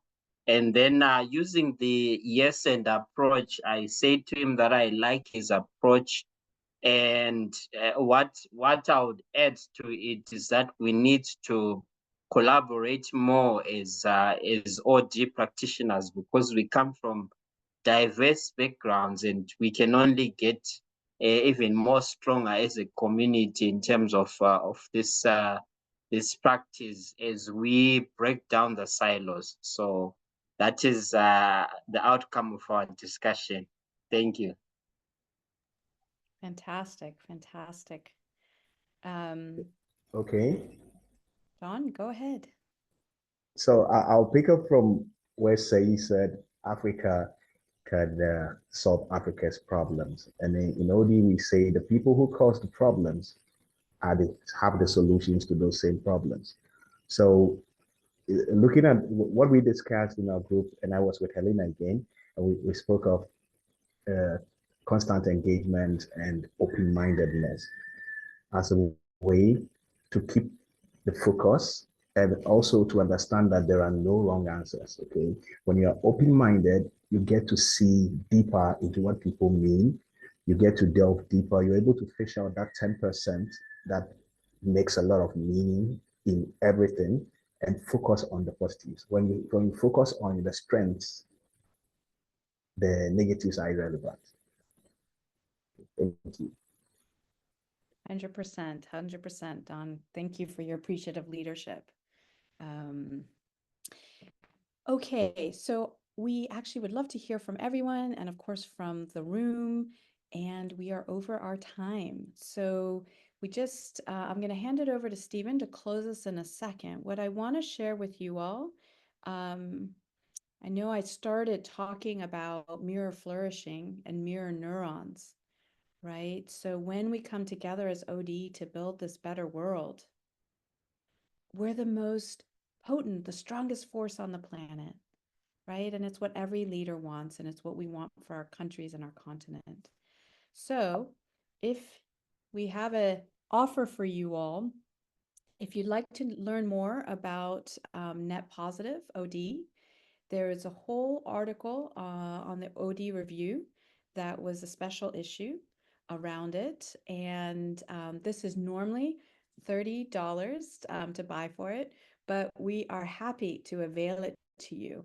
And the way that we're going to avail it to you is if you go onto the wonderful app and check out the sponsors who made this possible. So go to their booths and then send either Stephen or I a message, right? Just say, oh, I checked out this wonderful sponsor or this booth, and send us your email, and or we'll see if we can share it with you on Brella. So please go on the app and check out who's made this possible and send us a message, and we would love to get you a copy of the OD review around Net Positive OD for free through the platform.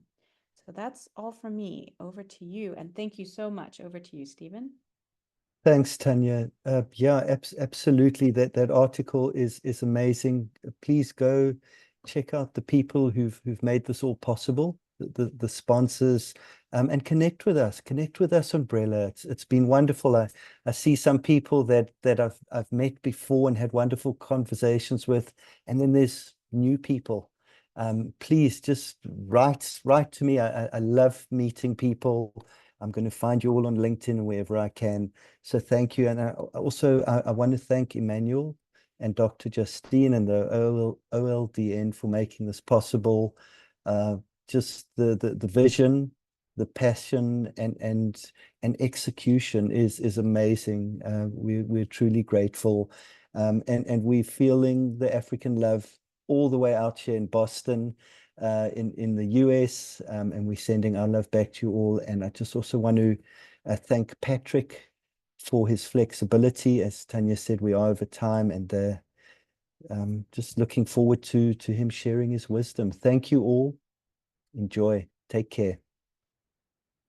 So long.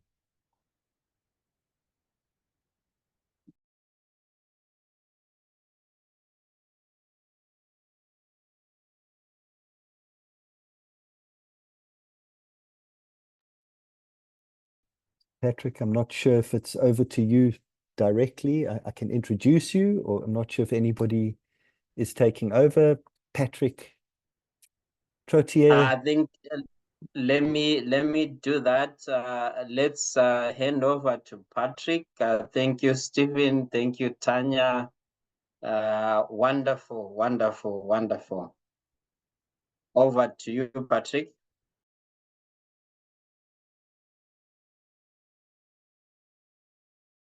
Patrick, You're on mute.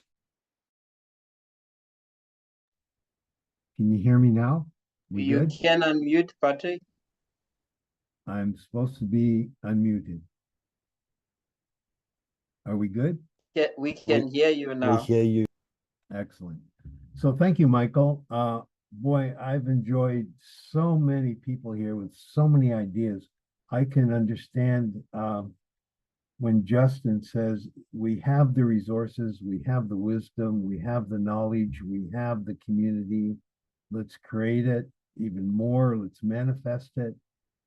This is good for Africa. It's the right time. It's the right place with the right people. So I guess I salute everybody. Myself, I don't have the answers. I don't even have all the questions. I'm learning, and I'm going to share. I put a little PowerPoint together.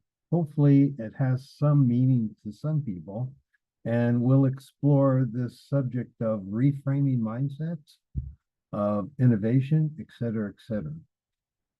Okay, so I'm going to hit share right now and see what happens. Here we go. I think this is the one I want to share. Can everybody see that? Let's see. Yes, we can. Okay, and we're going to start it from the beginning. How's that? Great. Good. Well, what can I get rid of here? I'm not very good at this Zoom stuff, so we'll keep going. So welcome.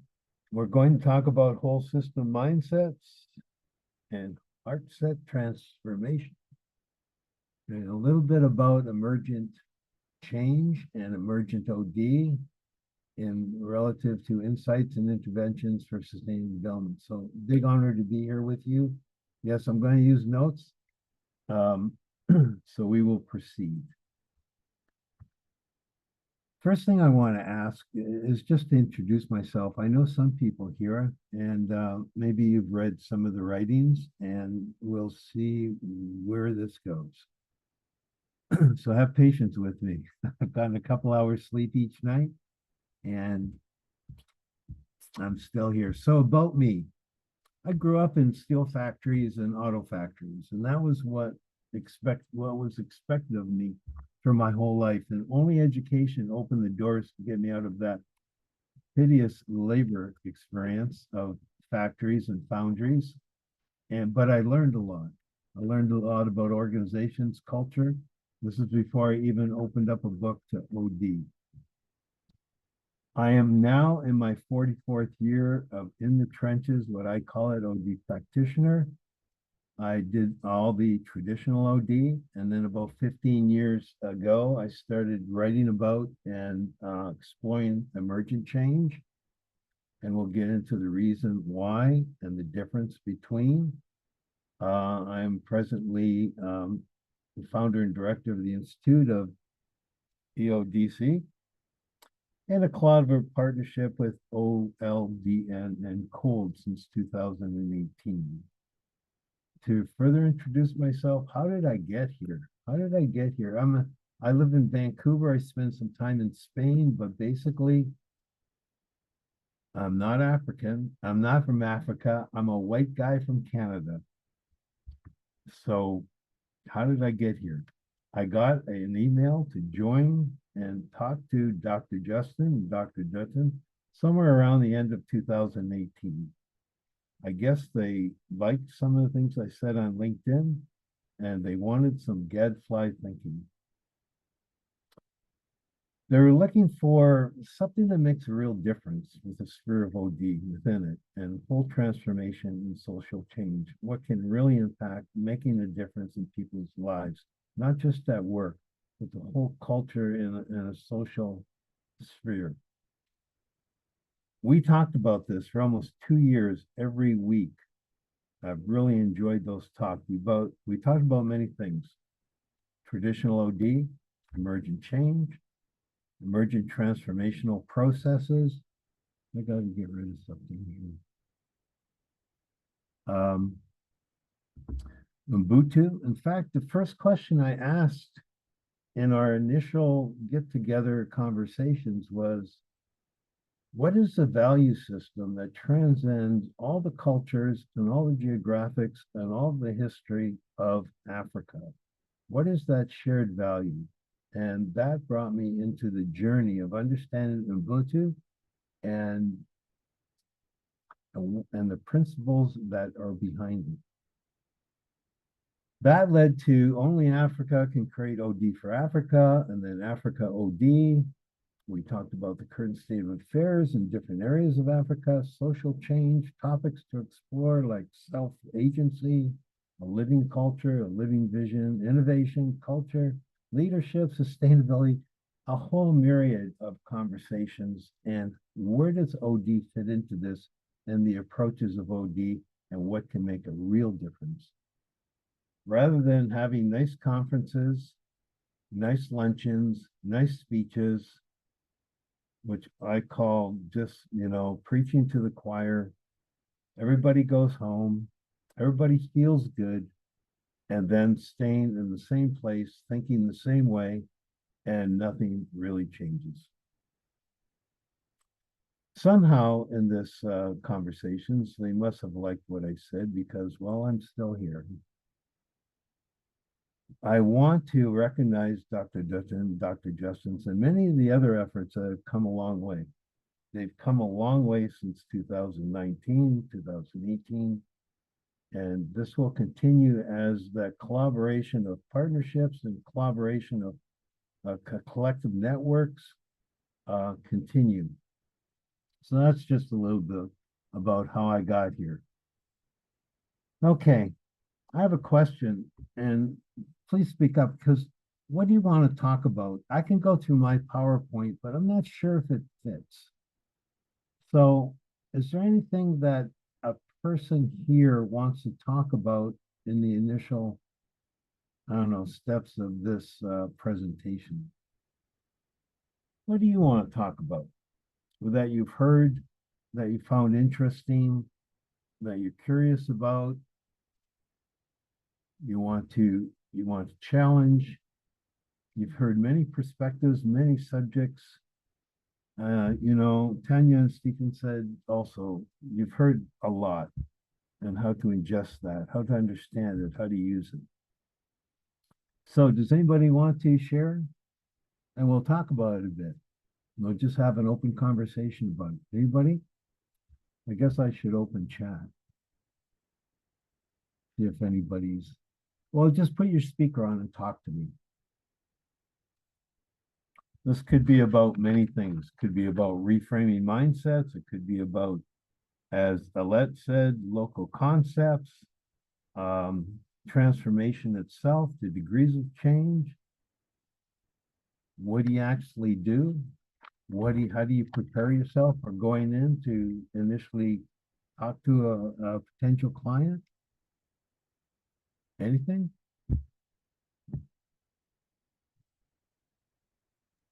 Team online, the floor is open. Patrick is asking for you to engage. Let's engage.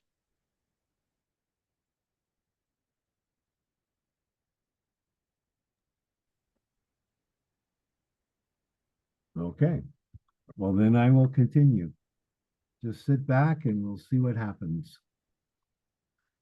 Okay, so reframing whole system mindsets and heart set transformation. Well, I like quotes. So I'm going to give you a number of quotes and see what they mean to you. Everyone thinks of changing the world, but few think of changing oneself. Just bring up any thoughts from anybody. And I'm talking about OD people also. Okay, well, I'll give you another one. Sorry, Patrick. Yeah. I think this one takes me back to the presentation by Mercedes of your three captains. The one that is authority, the one that is anchored, and the one that's nimble and leading the raft. I just thought I would bring that out to link with the change to oneself. Thank Appreciate you. that, Michael. Good words of wisdom. Not easy to change oneself and take a look at oneself. And we'll get into why that is hindered in times. And it really evolves around judgment. Well, here's another one. One cannot transform an organization. This was adapted from Albert. One cannot transform an organization with the same level of thinking of which it was created and exists. What does this mean?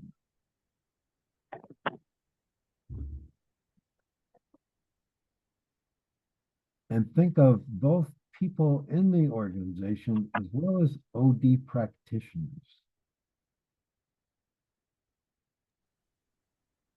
All right. I think this simply means the model that worked when they were initially created can no longer sustain the current needs and challenges in the face of current changes. Good point. Yes. Yeah, okay. I'm also looking at it, and I see a link between the word transformation or transform and change. Right. Something has to change to initiate transformation. So if it's nothing is changing, of course, you can't expect anything different. Excellent. That's true. If you keep thinking the same way, I think that this is from the old one, the old quote about problems. You can't solve problems with the same level of thinking that they were created. So I sort of borrowed from Albert. As OD practitioners, do we need to change our thinking ourselves? We need to move from, if we're really going to work with transformation, do we need to move from traditional thinking of OD, of problem-based, fix it, come in and fix it? Yeah. Hi, this is Shay here. Hi. Yes, as practitioners, we first need to change ourselves and take it to ourselves. Just like what Mercedes said yesterday, she talked about moving away from the lens and to the mirror approach, where the mirror, takes a look at yourself, and then before you can then use the lens to look at others. And so when you use the use of self in your approach, it helps to solve a lot of problems. Then you understand the role you play, how you see things, your perspective, how you can guide others, and also, yeah. Excellent. Thank you. Yeah. So can we, please, yes.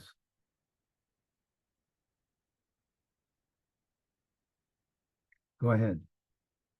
No? Okay, so can we really be part of that transformation as OD people if we're still thinking in traditional ways? We'll get into that a bit more. I'm going to really be looking at everything from an OD practitioner's perspective because that's what I am for all these years. I'm not an academic. I'm not a writer. I'm a basic, simple practitioner. And I've learned 90% about OD and what really works from clients, not from books, not from academia, but from clients and working with them as partners. Here's another one, reframing whole system mindsets. Can one person see another person differently if they do not see the person at all? We have labels for people. We put them in roles. We put them in boxes. We call them human capital. Look up the word capital. It's an asset to be used and thrown away. Look up human resources. Look up the asset quality of the word resources. So we become assets in organizations. We put people in boxes. We see them as their function and their role. It's defined. We've defined a person before they even join the organization. So can one person see another person differently if they do not see the person at all? Food for thought. Here's another one. You cannot discover new oceans unless you have the courage to lose sight of the shore. What does this mean? Okay, until you leave your comfort zone. Ah, comfort zone, yes. Until you leave your comfort zone and launch out to the middle to be able to understand the whole perspective of the factors and the influences of the chain, looking at all the critical components, you will be able to address it effectively. So as long as you stay and you have just one focal view, you might not be able to make the total change happen. That's pretty powerful. We do go in as OD practitioners with a certain viewpoint. Do we? Is that a good thing? Is that sort of, we get stuck on the shore, as you're saying? So what do we do with that? What do we do with our own assumptions and perceptions and what we think works and what we call best practices and all of this stuff? So I've sort of, over the years, just to share myself here, I go in with a blank board. I know nothing. I don't want to know anything. I don't know what I'm going to do. And I've gotten comfortable with that unknown. Sort of like doing what I'm doing right now. I have no idea what I'm doing. And that's okay because I learned from that. I have my own open system of learning with clients. So, comfort of losing sight of the shore. Go ahead, sir. But before you move ahead, I have a question on the previous slide, the previous quote that I'm thinking through, which says, excellent. Can anyone see another person differently if they do not see the person at all? And I'm asking myself, is it possible not to see a person at all? Is that even possible? Oh, yeah. What do you think? Because I think there's always a perspective. So I doubt if there's a situation in which you cannot see a person. Good. I love challenges. This is great. Let's have a chat about this. I can see someone. Now, I come from the West, right? There's a lot of racial prejudice here, and I deal with a lot in America. If I see a Black person, am I seeing the person? I think we all have a lot of work to do just based on the color of skin rather than seeing the person itself. So that conjures up a whole lot of assumptions, biases, prejudices, puts me in a box. If I see a person as a function, it puts that, am I looking at the person or am I looking at the asset for the company? So please go ahead. So what I hear you say from your comment now is when you have somebody in front of you, or you get, let's use an example of, you get an email of intent from somebody. Am I looking at the person saying, oh, I know this person is not experienced? Or I'm looking at the intent and the content of what the person, the asset the person brings to the table. So we remove all biases. And so we can, we'll be able to integrate, effectively. I don't know if that makes any sense here. Yeah, to me, I think it does. And I think where there's a bit of it's where it says see a person differently. Before you see differently, it means you are already seeing in one perspective, which is looking to change. That's why the word differently would exist there. So, and from what Patrick shared, if you see a Black man, yeah, or if you see, are you seeing a person? Are you seeing an asset? If you see your colleagues, if you see your employees, what exactly do you see? So I think it borders on where you talked about having a blank sheet and not giving into assumptions, and rather going in with that open-mindedness and being ready to discover who exactly is this. What's the truth? What's this person? What is really within the person? And looking at people as people rather than functions, assets, and all those captions within which they maybe work or are activated.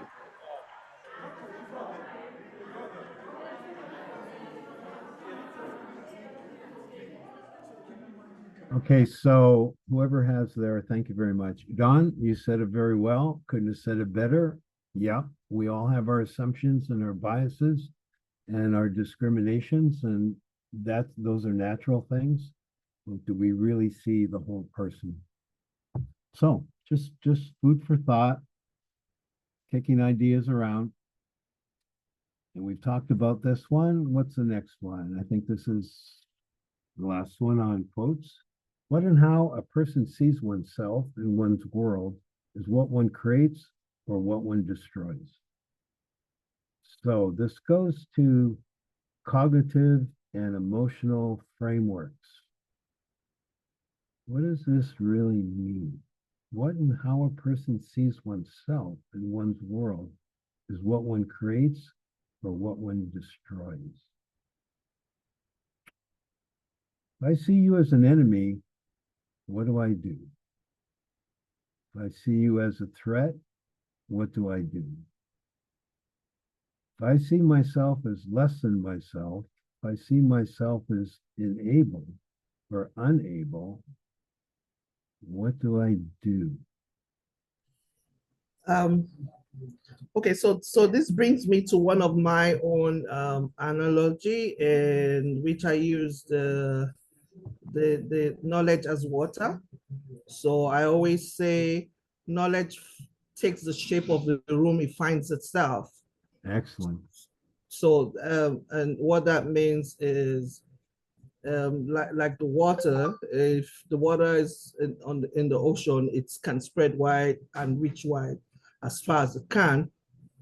If it's in the cup, it takes just the shape of the cup. So I now put myself in your quote to say, I'm the water. So if I only see myself in the limits of the cup, I can only give as much as the cup can give. Excellent.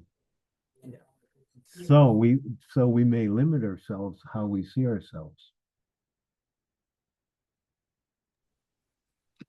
Many of us do not see our whole potential or our whole being or our whole abilities.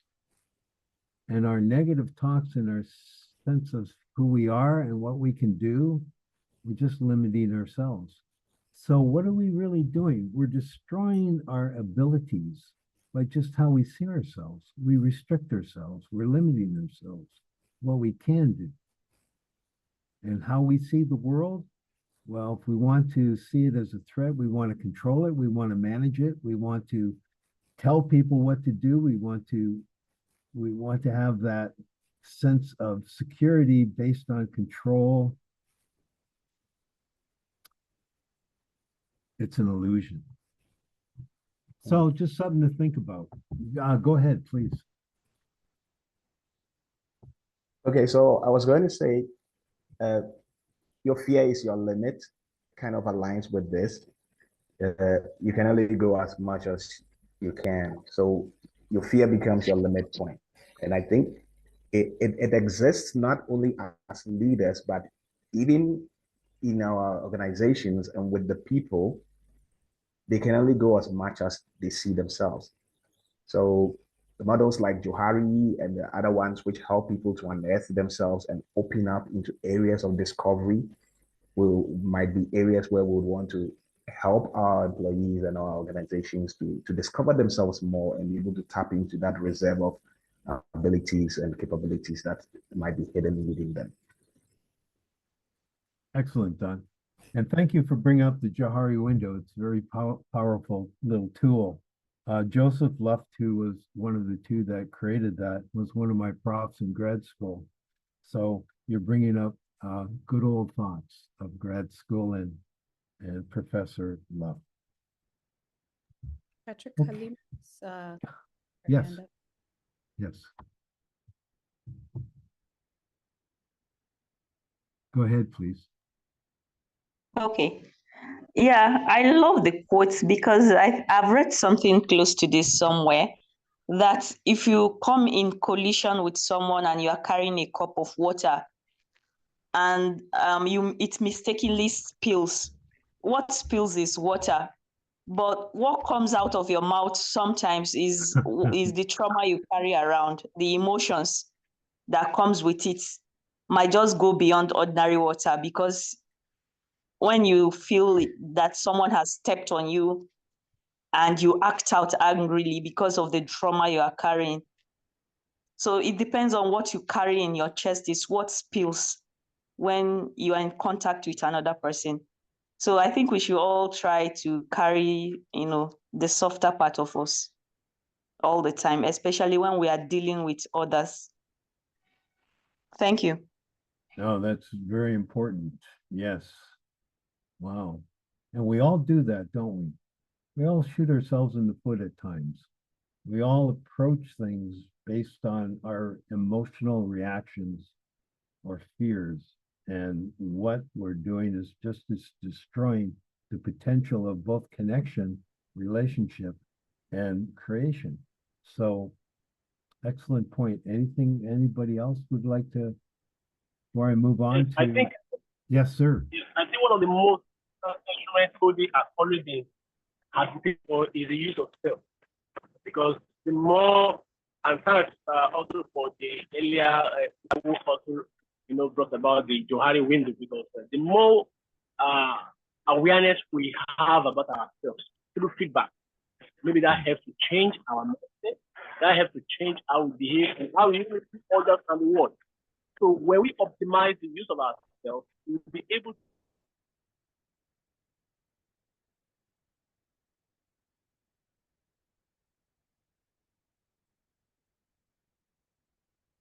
Sorry, we lost you in the end there, Dotun.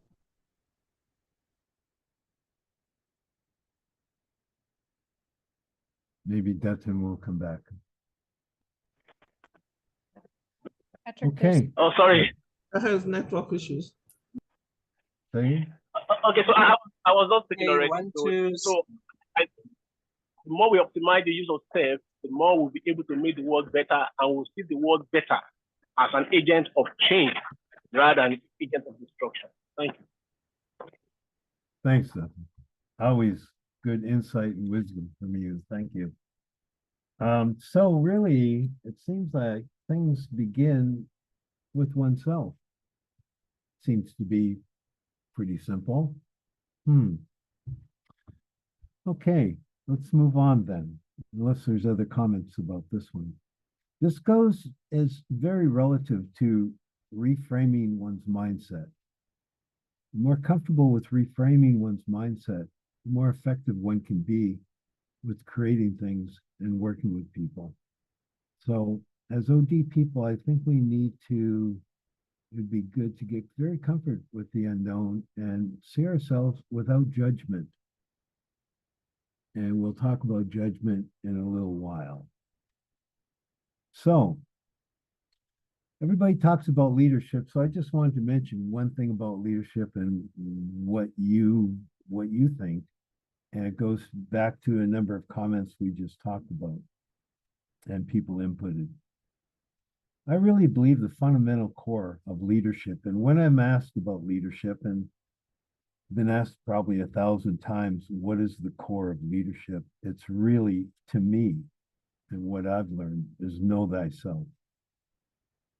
Know one's assumptions and biases and prejudices and one's strengths and how one approaches the world, how one cares about oneself. So what are people's thoughts here? Because you can pick up any book and here's the 7 things about leadership, and next week it'll be 5 things. And a week from now, it'll be here's the 14 things of leadership, and everybody has an answer. And every organization needs to look at their leadership, where it is, and be real about it. But it really starts with know thyself. Become aware, become cognizant, and acceptance of where oneself is, no matter what, good, bad, or ugly. We've got to get rid of judgment. So, any comments here? Any additional comments?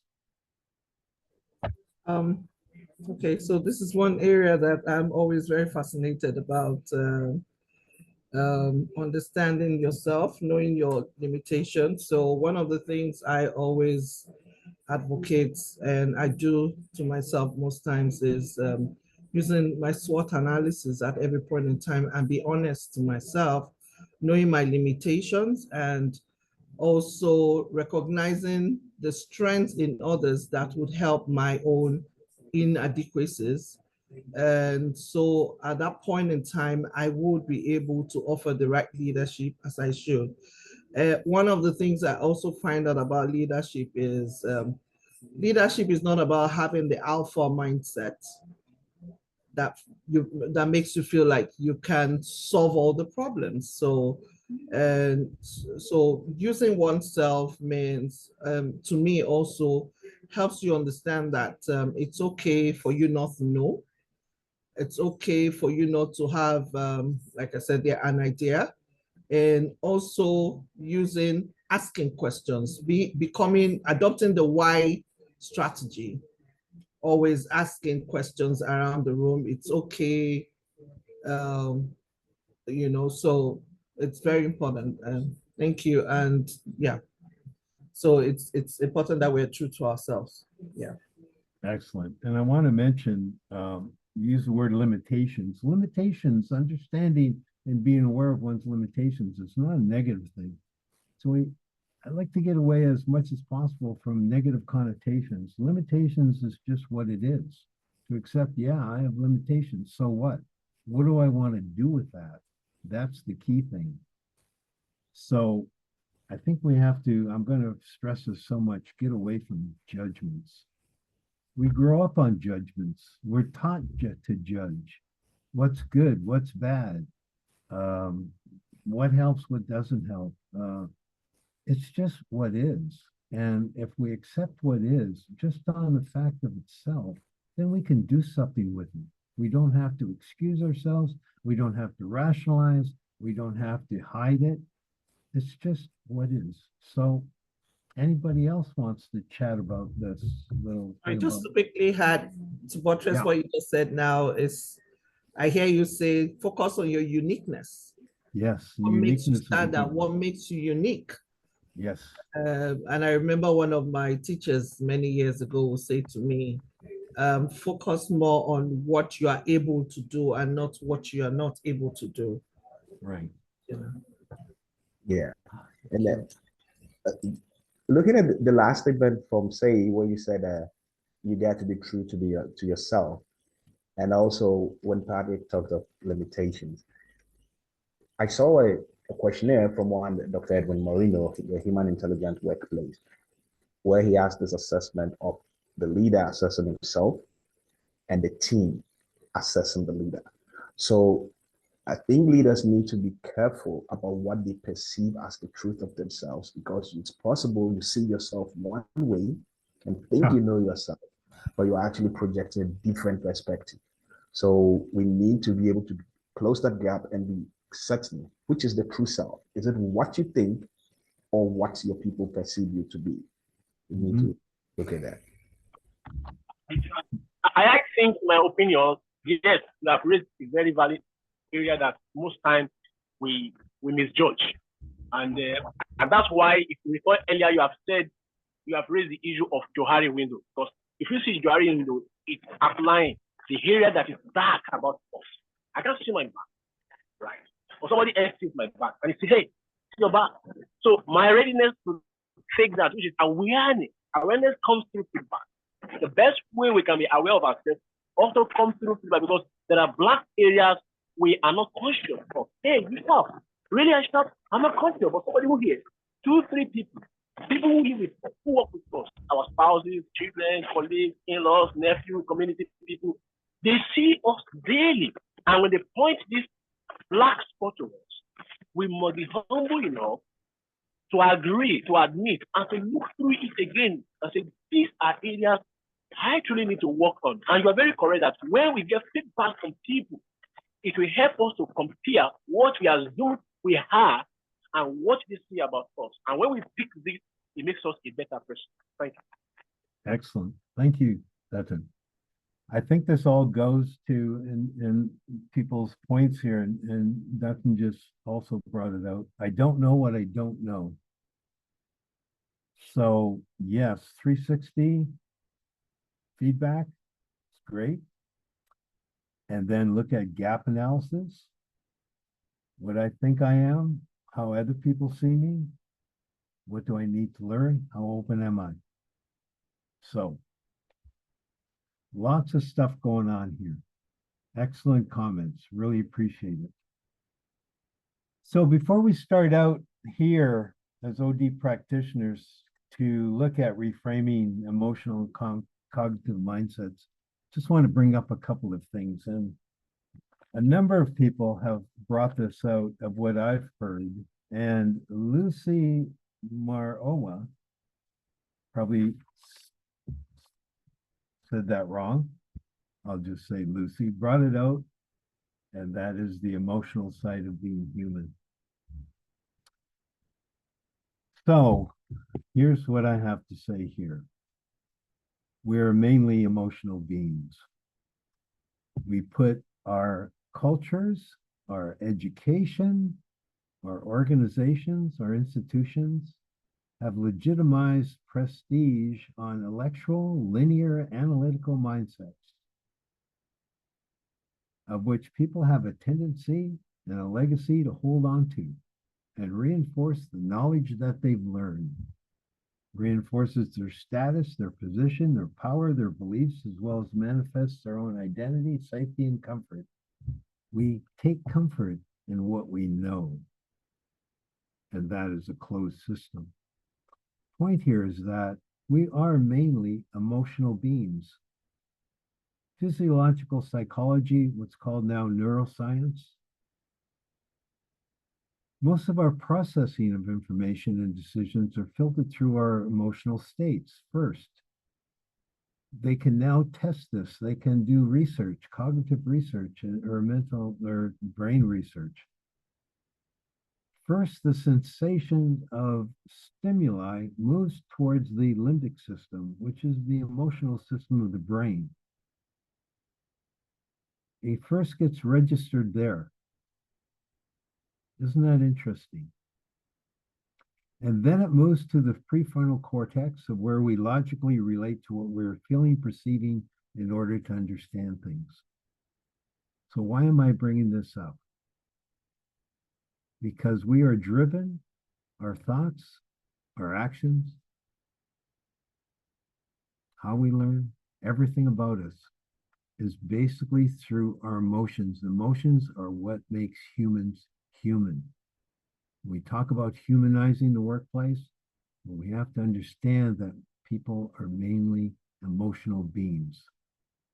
But we reinforce that cognitive side, don't we? In fact, most of our OD practitioners' tools around linear analytical mindsets. And we get computers to do that. AI is starting to do that. But the emotional side, I think we have to understand that we are emotional beings. So, any comments about this?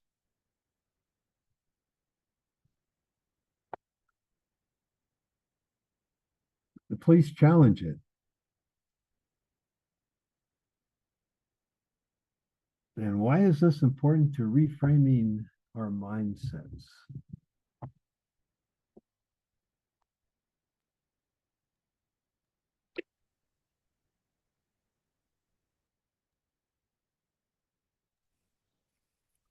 Team Okay. online, you are free to unmute and speak.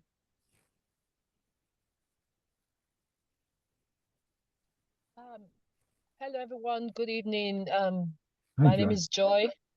I'm driving, but I'm following. So I just wanted to speak to that very quickly. Thank you so much. Thank you so very much, Patrick.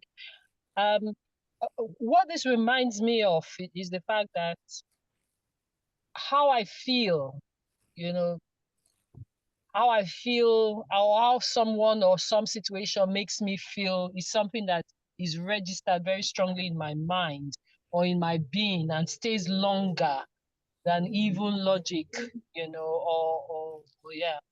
So I think that what that says to me is, you know, that saying that people would usually, you know, don't want to know how much you know, but, you know, how much you care. How much I care about a thing, how much I care about a course, about what it is that I'm doing, it shows, and it's quite infectious.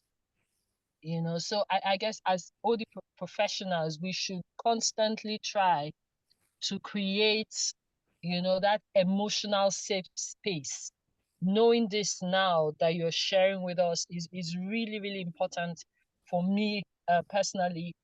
I mean, in the different roles that I play, the emotions are strong. And sometimes when you keep saying, oh, this is logical, you know, how am I making people feel when they are with me?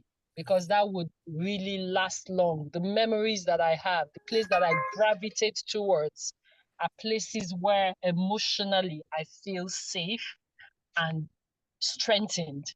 Thank you so much. Thank you, Joy. Always good to hear from you. Any other thoughts about this or implications about understanding that we're mainly emotional beings? Yeah. Hello? Yes. Yeah, because the society has conditioned us to form a pattern of life, you know, being successful, being powerful. We mirror this on the people without, you know, we don't carry others along. I think we exclude people by carrying this mental, you know, status on our head, you know, consistently aligning with people of the same status, the same power, who have knowledge more than us. So we tend to exclude others who are not, you know, in our league or class. Meanwhile, if we look deeply, there are some things we'll be missing out by not including them in our plans, by not trying to diversify and, you know, go under and beyond and see what strength they have that we probably are also lacking. So I think that consideration, the empathy, is not there because we are constantly in pursuit of growth. So we tend to exclude others. I think that's what this is talking about, if I'm correct. You are correct. Yeah, I agree with you totally on that. And this Richard here on mine, and I look at OD, definitely we know it's a behavioral approach or uses a behavioral approach. It's behavioral science in itself. So emotions or emotional intelligence definitely plays a major role in the activities and the work of the OD practitioner. I kind of see all the tools, the models, all the things we use that come in from the intelligence part or the information part as tools that we use to do the work. But I think the crux of everything the OD practitioner does borders on how he handles his own emotions, how he handles emotions to influence behavior in the organization. So it's definitely critical to understand that we are more emotional even than knowledgeable. Excellent. Thank you. Yes. Okay. Any other thoughts? And I'm not, what can I say? There's so much to say here. And sometimes words don't really meet the objective. Let's think about this in a very simple way. Storytelling. Part of the African way of doing things is to tell stories that are heartfelt, stories that people can relate to, stories that are real, stories that have messages, stories that give an emotional impact so people connect and can form relationships and can identify with. That's totally different than analyzing something, which is another tool, and they can go together. Analysis is basically a very linear one-on-one or two. We're always looking for that cause and effect, which is an illusion. So what am I trying to say here? That people connect through their emotional experiences. Analytical experiences, linear experience, yes, that's knowledge. And sometimes we get stuck on our knowledge. But connection of people and relationships are mostly on an emotional level. If we're going to form new corporations, new ways of working with people, new ways of everything that goes into an organization, we have to deal with whole people. And a big side of it is feeling safe. That's a feeling. I feel successful. That's feeling. I've never heard anybody say, well, I think successful. It's always, I feel successful. I feel good. I feel like I'm here. I feel present. So what's another thing that OD practitioners, before we get into the crux of this issue of reframing, need to be aware of? Well, another point of view, another point here is one cannot make someone reframe their cognitive emotional mindsets. You can set the stage for novel experiences of which they can reflect. Can create similar experiences, same feelings, perceptions, and thinkings. The point here is that OD practitioners, and I know this goes against the grain and it's part of my gadfly thinking, are not the change agents. The client organization is. Set the stage, work with the client to set their own stage, but basically you can't make someone reframe their cognitive and emotional mindsets. That's a choice. How do we as practitioners, what tools do we use so that people feel safe to make choices? Number 3, this is a big one. It's the questions that count, not necessarily answers. Okay, let's get into this. OD practitioners must shift their own thinking related to integrated whole system processes. I hear about whole systems. You know, are we thinking as whole systems?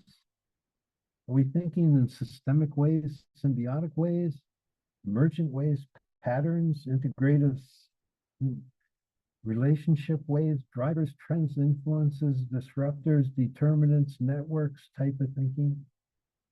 Or do we think in problems? Do we want to analyze things into their parts? What are we really doing to a corporation? What are we doing to first people we're working with? If we're thinking in parts or we're thinking in whole system processes. Why is this important? Because how OD practitioners think elicits the questions they ask to the client. If we think in problem solving into parts, into analysis, such as in continuous improvement, are we really doing whole system changes? That can reinforce the status quo of the organization itself. If we think in whole systems as practitioners, that's the kind of questions we ask. And in asking those questions, the client will start thinking in those questions and in those ways at a higher level. So if we think in the same old way as OD practitioners, it reinforces the same old questions, which reinforces the same old ways.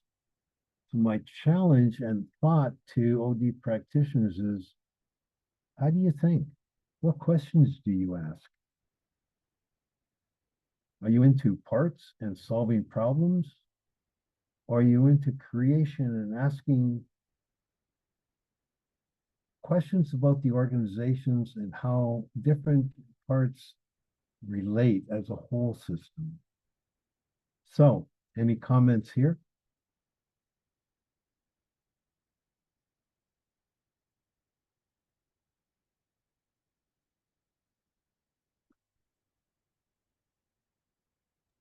Hi, Patrick, just to jump in there, I think your challenge resonates well with our theme. We need to challenge the way we think. We need to challenge our mindset.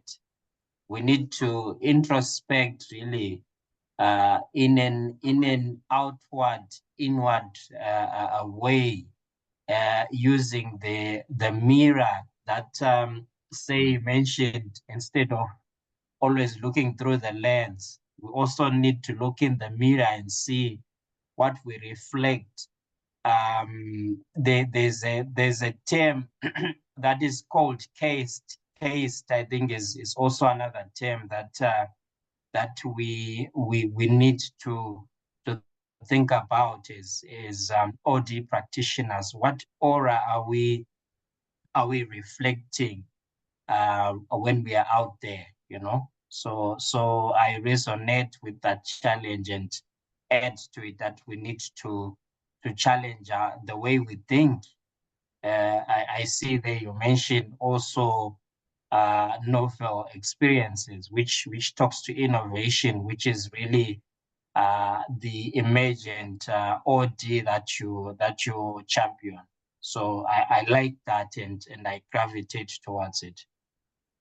I appreciate that, Michael. Thank you, and good feedback to everyone.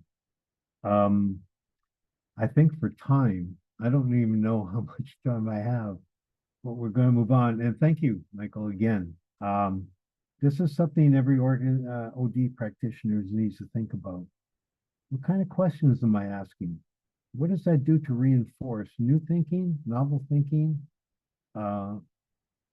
challenge the client to think differently, to give a different experience? Or do we talk about the same old things?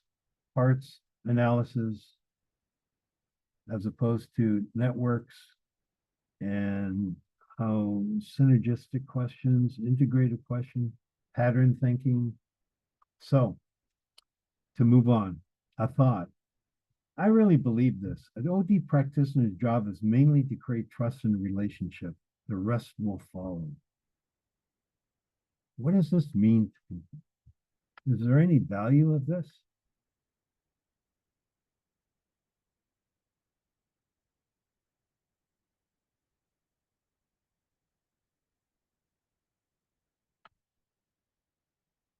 Because we sort of... Any insights online? Any insights? I'm soliciting for insights online. Okay, so what this tells me is our position as an aggregator of knowledge, of actions. So we're just there as a referee. And so, I mean, that's the position of the coach, kind of, yes. That's what the OD do, to facilitate driving solutions, because we find out, I mean, from experience, I've also found out that most of the times the solution lies in the same place where the problems are. And so your job is like the Eiffel Tower that just helps them to see through more light. So the job of OD is to create and then to enable them to trust their judgments and create trust and help them see how everything interplays, connects together. So because there are times I find some of these institutions or individuals that seek for assistance, they actually know what to do. One, they're either afraid to fail forward. They want a safe place. Two, is either they don't trust. I mean, there's an issue of trust with whatever. Maybe, I mean, I found out with a few mediations that I've done, you know, and also it's just to understand that we don't always have the solution. Ours is to create that safe place and enabling environment for them to be able to connect everything together.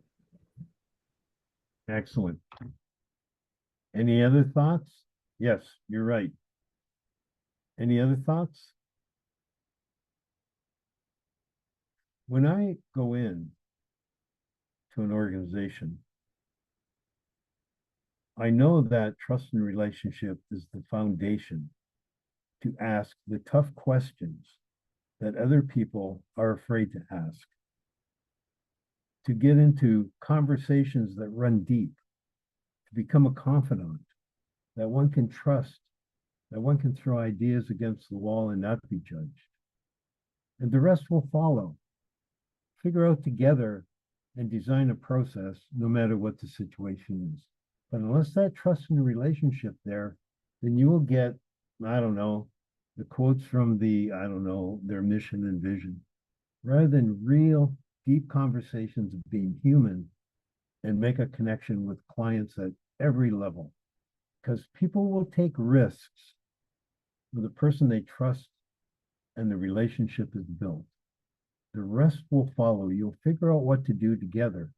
But unless that trust and relationship there, you won't deal with the reality that exists, and the client won't deal with the reality that exists in their organization in order to move ahead. That's my key thoughts about this thought. Any thoughts on that?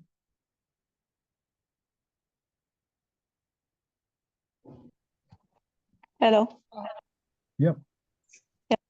People will trust you when they know that you are open-minded, and when they feel valued and have a sense of belonging. So as an OD practitioner, what I understand here is that whenever you are approaching an organization, you go there with an open mind and you give them that safe place where they can express themselves freely and not being judged, and also accepting their ideas and working with it. So I think this will create that trust. It will cement the trust that already exists between the practitioners and the clients. This is what I understand. Excellent. Yes. So if one has created this, and it does take time, and usually give them what they want in the beginning, make them feel successful that you've helped them, and then you can have deeper conversations about taking them to another level of conversation and ask even harder questions. So what does this do for innovation and sustainability? When you have developed trust and relationship with a client, and they experience that in working with groups, whatever tools you're using, how does that help innovation to come out? How does that sustainability to come out? Does the OD person become sort of a model to other people that trust and relationship can be established? So what are your thoughts about that? How does this impact innovation and sustainability?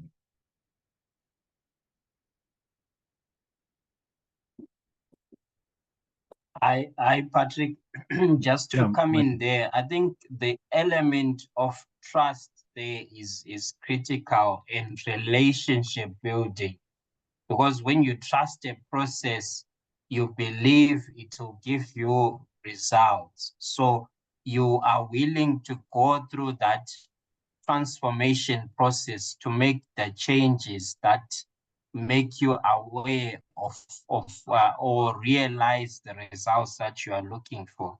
So for the OD practitioner, he or she is the instrument that brings about that change because of the trust and the relationship aspects that they've built with the client. So I also gravitate towards that as well. Excellent. Okay, because of time, unless there's any other comments about this, seems pretty simple enough. Not easy at times, but believe in yourself. Okay, now we're getting into whole system mindsets and how much time do I have left? I've lost track of time. I think this is the hour, Patrick, before it shifts. We are a little over, I think, but I think we can tackle the rest of what you you are Okay. discussing, because these are critical issues. Okay. Okay, so the reason we're here is about reframing into whole system mindsets and heart centers. So let's talk about reframing a bit, and I'll sort of jump to it. Reframing, what does this mean? I mean, what does this really mean? Is this a shift in our feelings, assumptions, perceptions, and beliefs through transforming processes of our current frameworks? We start seeing other things, people, or worlds through different lenses? Is this a conscious or an unconscious choice? We're going to talk about non-judgment and getting rid of those layers of judgment and what actually inhibits reframing from occurring. Reframing is more than awareness. It actually needs congruent actions and internal and external feedback loops to reinforce different perspectives. I can come up with a different perspective and I can see things differently. So what? Unless I act on that and get that feedback from the environment, that reframing or new novel experience may fade away. I have to continually get feedback, practice it, put it into action, which makes it real and living. Okay, so what's key here?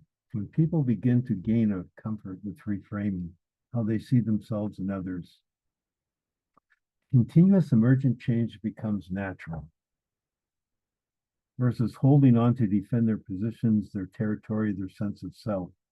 One is an open system, one is a closed system.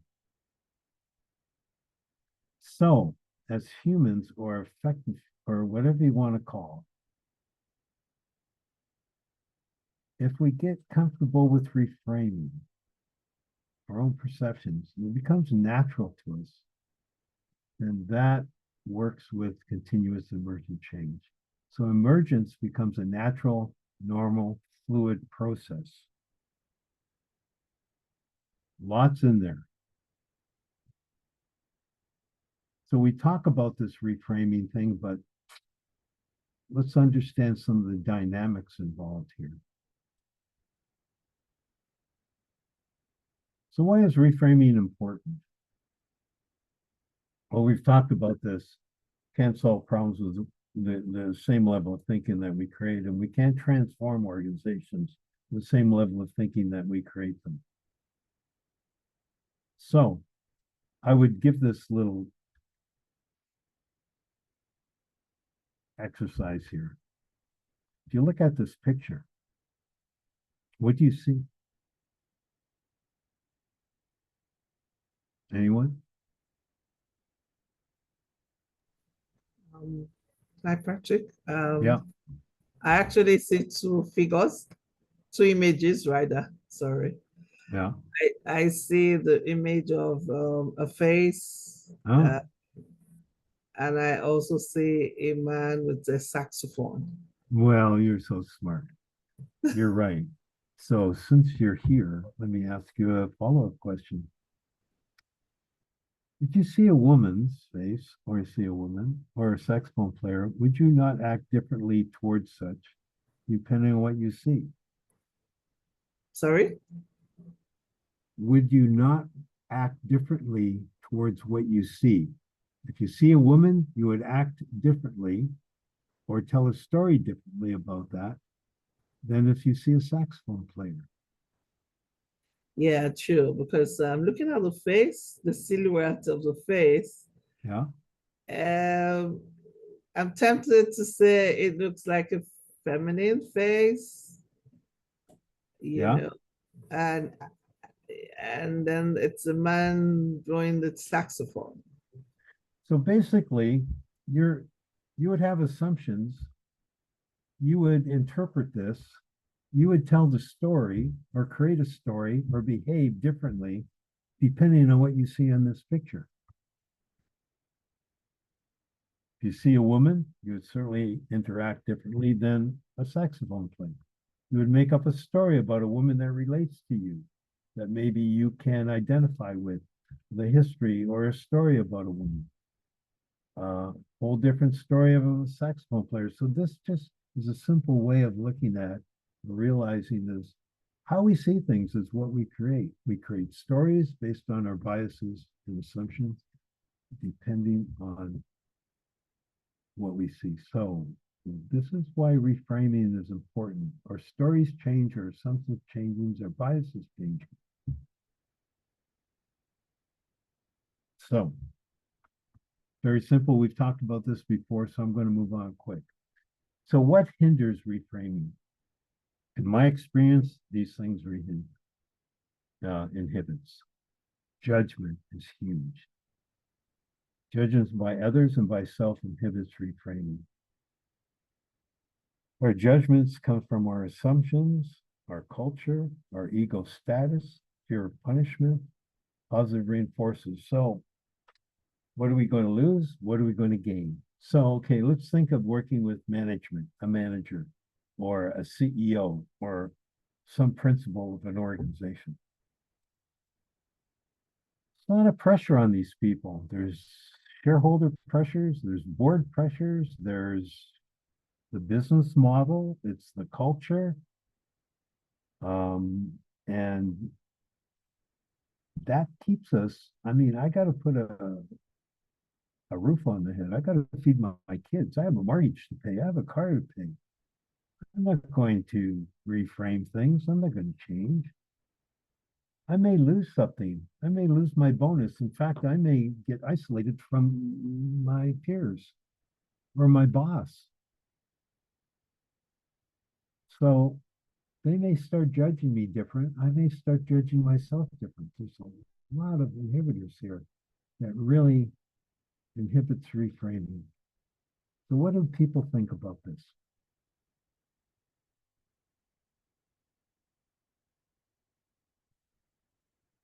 And what do you do as an OD practitioner?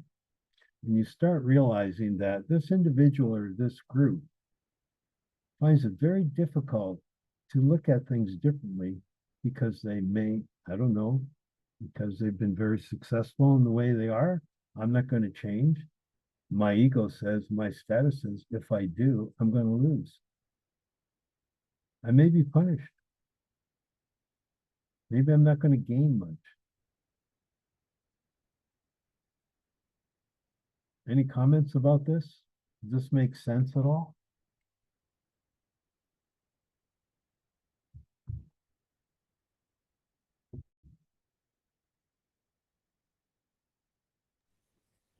Roderick, I would just wonder if you could just go over this again. Okay.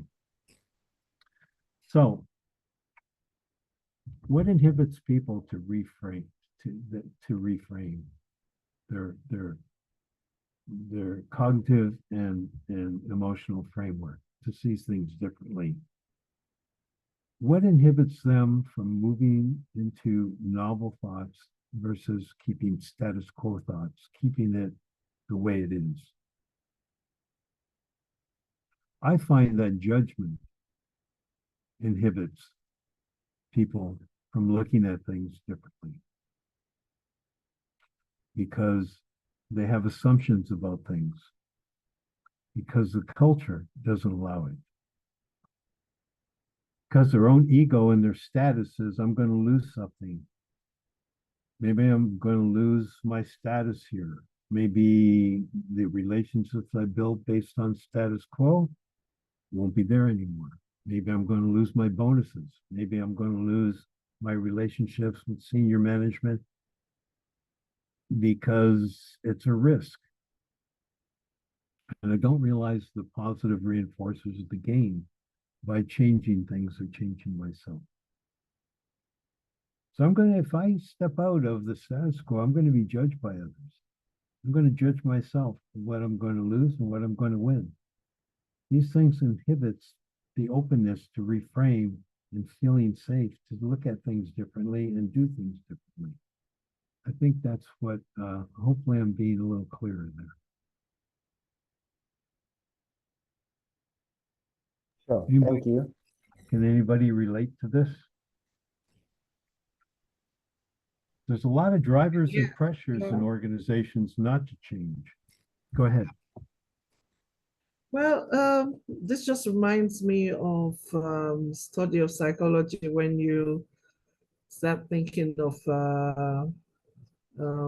man being the product of his environment. So you're a makeup of assumptions that you've learned growing up, your culture that impacts you, your personality, that is where your ego stands in, the fear, the consequences of your failures, past failures, and the losses, you know, like that. And then also reinforcers of, okay, yeah, I failed one, but I did this and I did well. So because of that, so all this come to play, and then it helps you it forms your judgment on how you approach things and how you see things, how you contribute. I mean, what people experience. So you are the sum total of all this, and that's what people get to experience, you know. But so I think what this now tells us is this now in often, I'm not going to say in most cases, often gets in the way of how we are accepted, how we are able to integrate, how we are able to collaborate, you know. And it brings me to the team dynamics or group dynamics, where you know, you have different personality, different perception, different backgrounds, and what have you, but you need to fuse them together to be able to achieve the goal. And how well informed am I about myself, that I know I have these prejudices, and when it comes to this, I need to stay low there and what have you. So I hope that actually helps. Excellent. Another thing to add on to what you're saying is, how do you create a safe environment for people to explore, to speak up, to be open?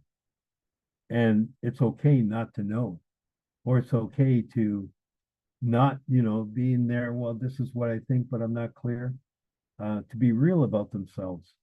How to create a safe environment if it's filled, the culture and the organization and people's experience are filled with judgments. So how do you work with, as OD practitioners, to sort of create that environment so people can take risks in what they say, what they feel, who they are, and ask tough questions themselves? How do you get rid of this?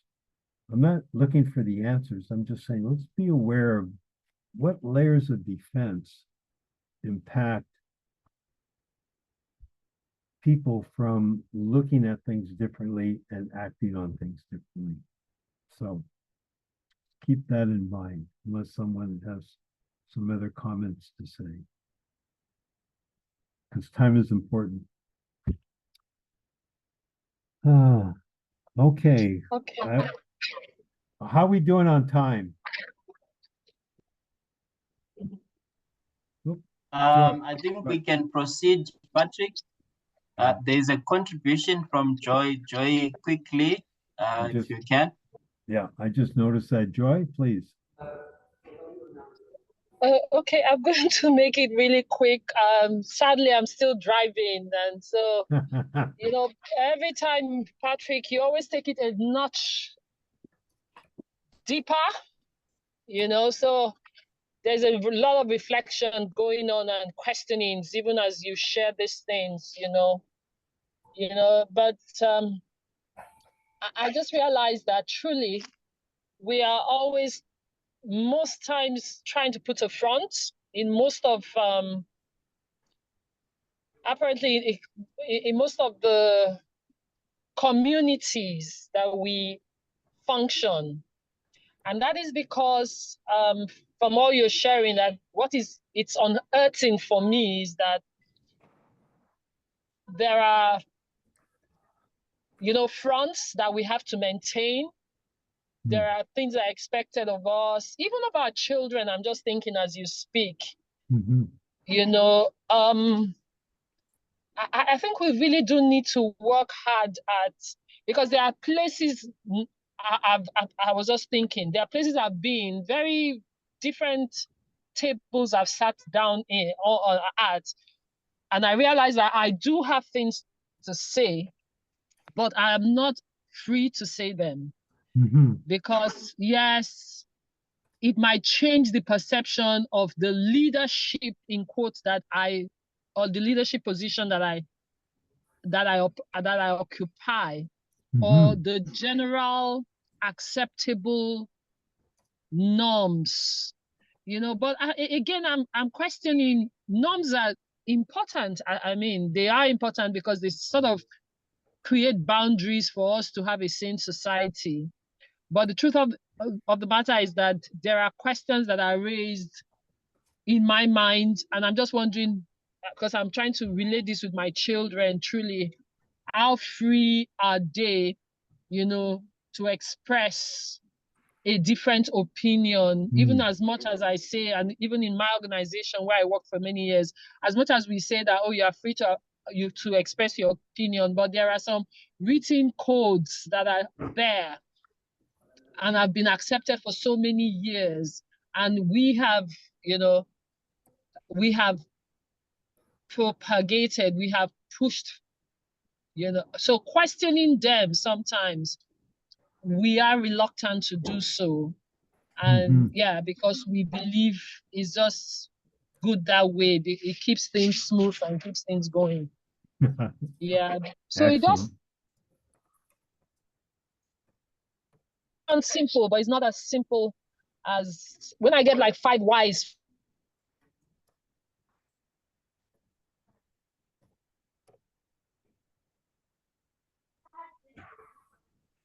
Hello, we've lost Joy there. Patrick, I think Have good conversations. Thank you. Sorry, Joy, we lost you at the end there. I'm getting confirmation from Justin that it seems there's a lot of interest in the discussions, and there's a proposal that we do another webinar in 2 weeks' time. But in the interest of time, Patrick, I would ask you to perhaps maybe wrap it up so that we can close the conference and session. So over to you for your final remarks. Thank you. Well, I was going to show a video, final remarks I'm working with this gentleman who is a friend of mine, Momo. I wanted to tell about his history and what we're doing in building schools for kids 3 to 7 years old. Now he uses this term "mo beta," which means belonging to all of us. Isn't that interesting that this fits with Ubuntu? And there are many, many across Africa with these values of Ubuntu. I am because you are, I am because we are, etc., etc. In Mandinka, it's mo beta. I may or may not be saying that right. I wanted to finish off with this video based on the approach that Momo is using with his communities to build this vision of this school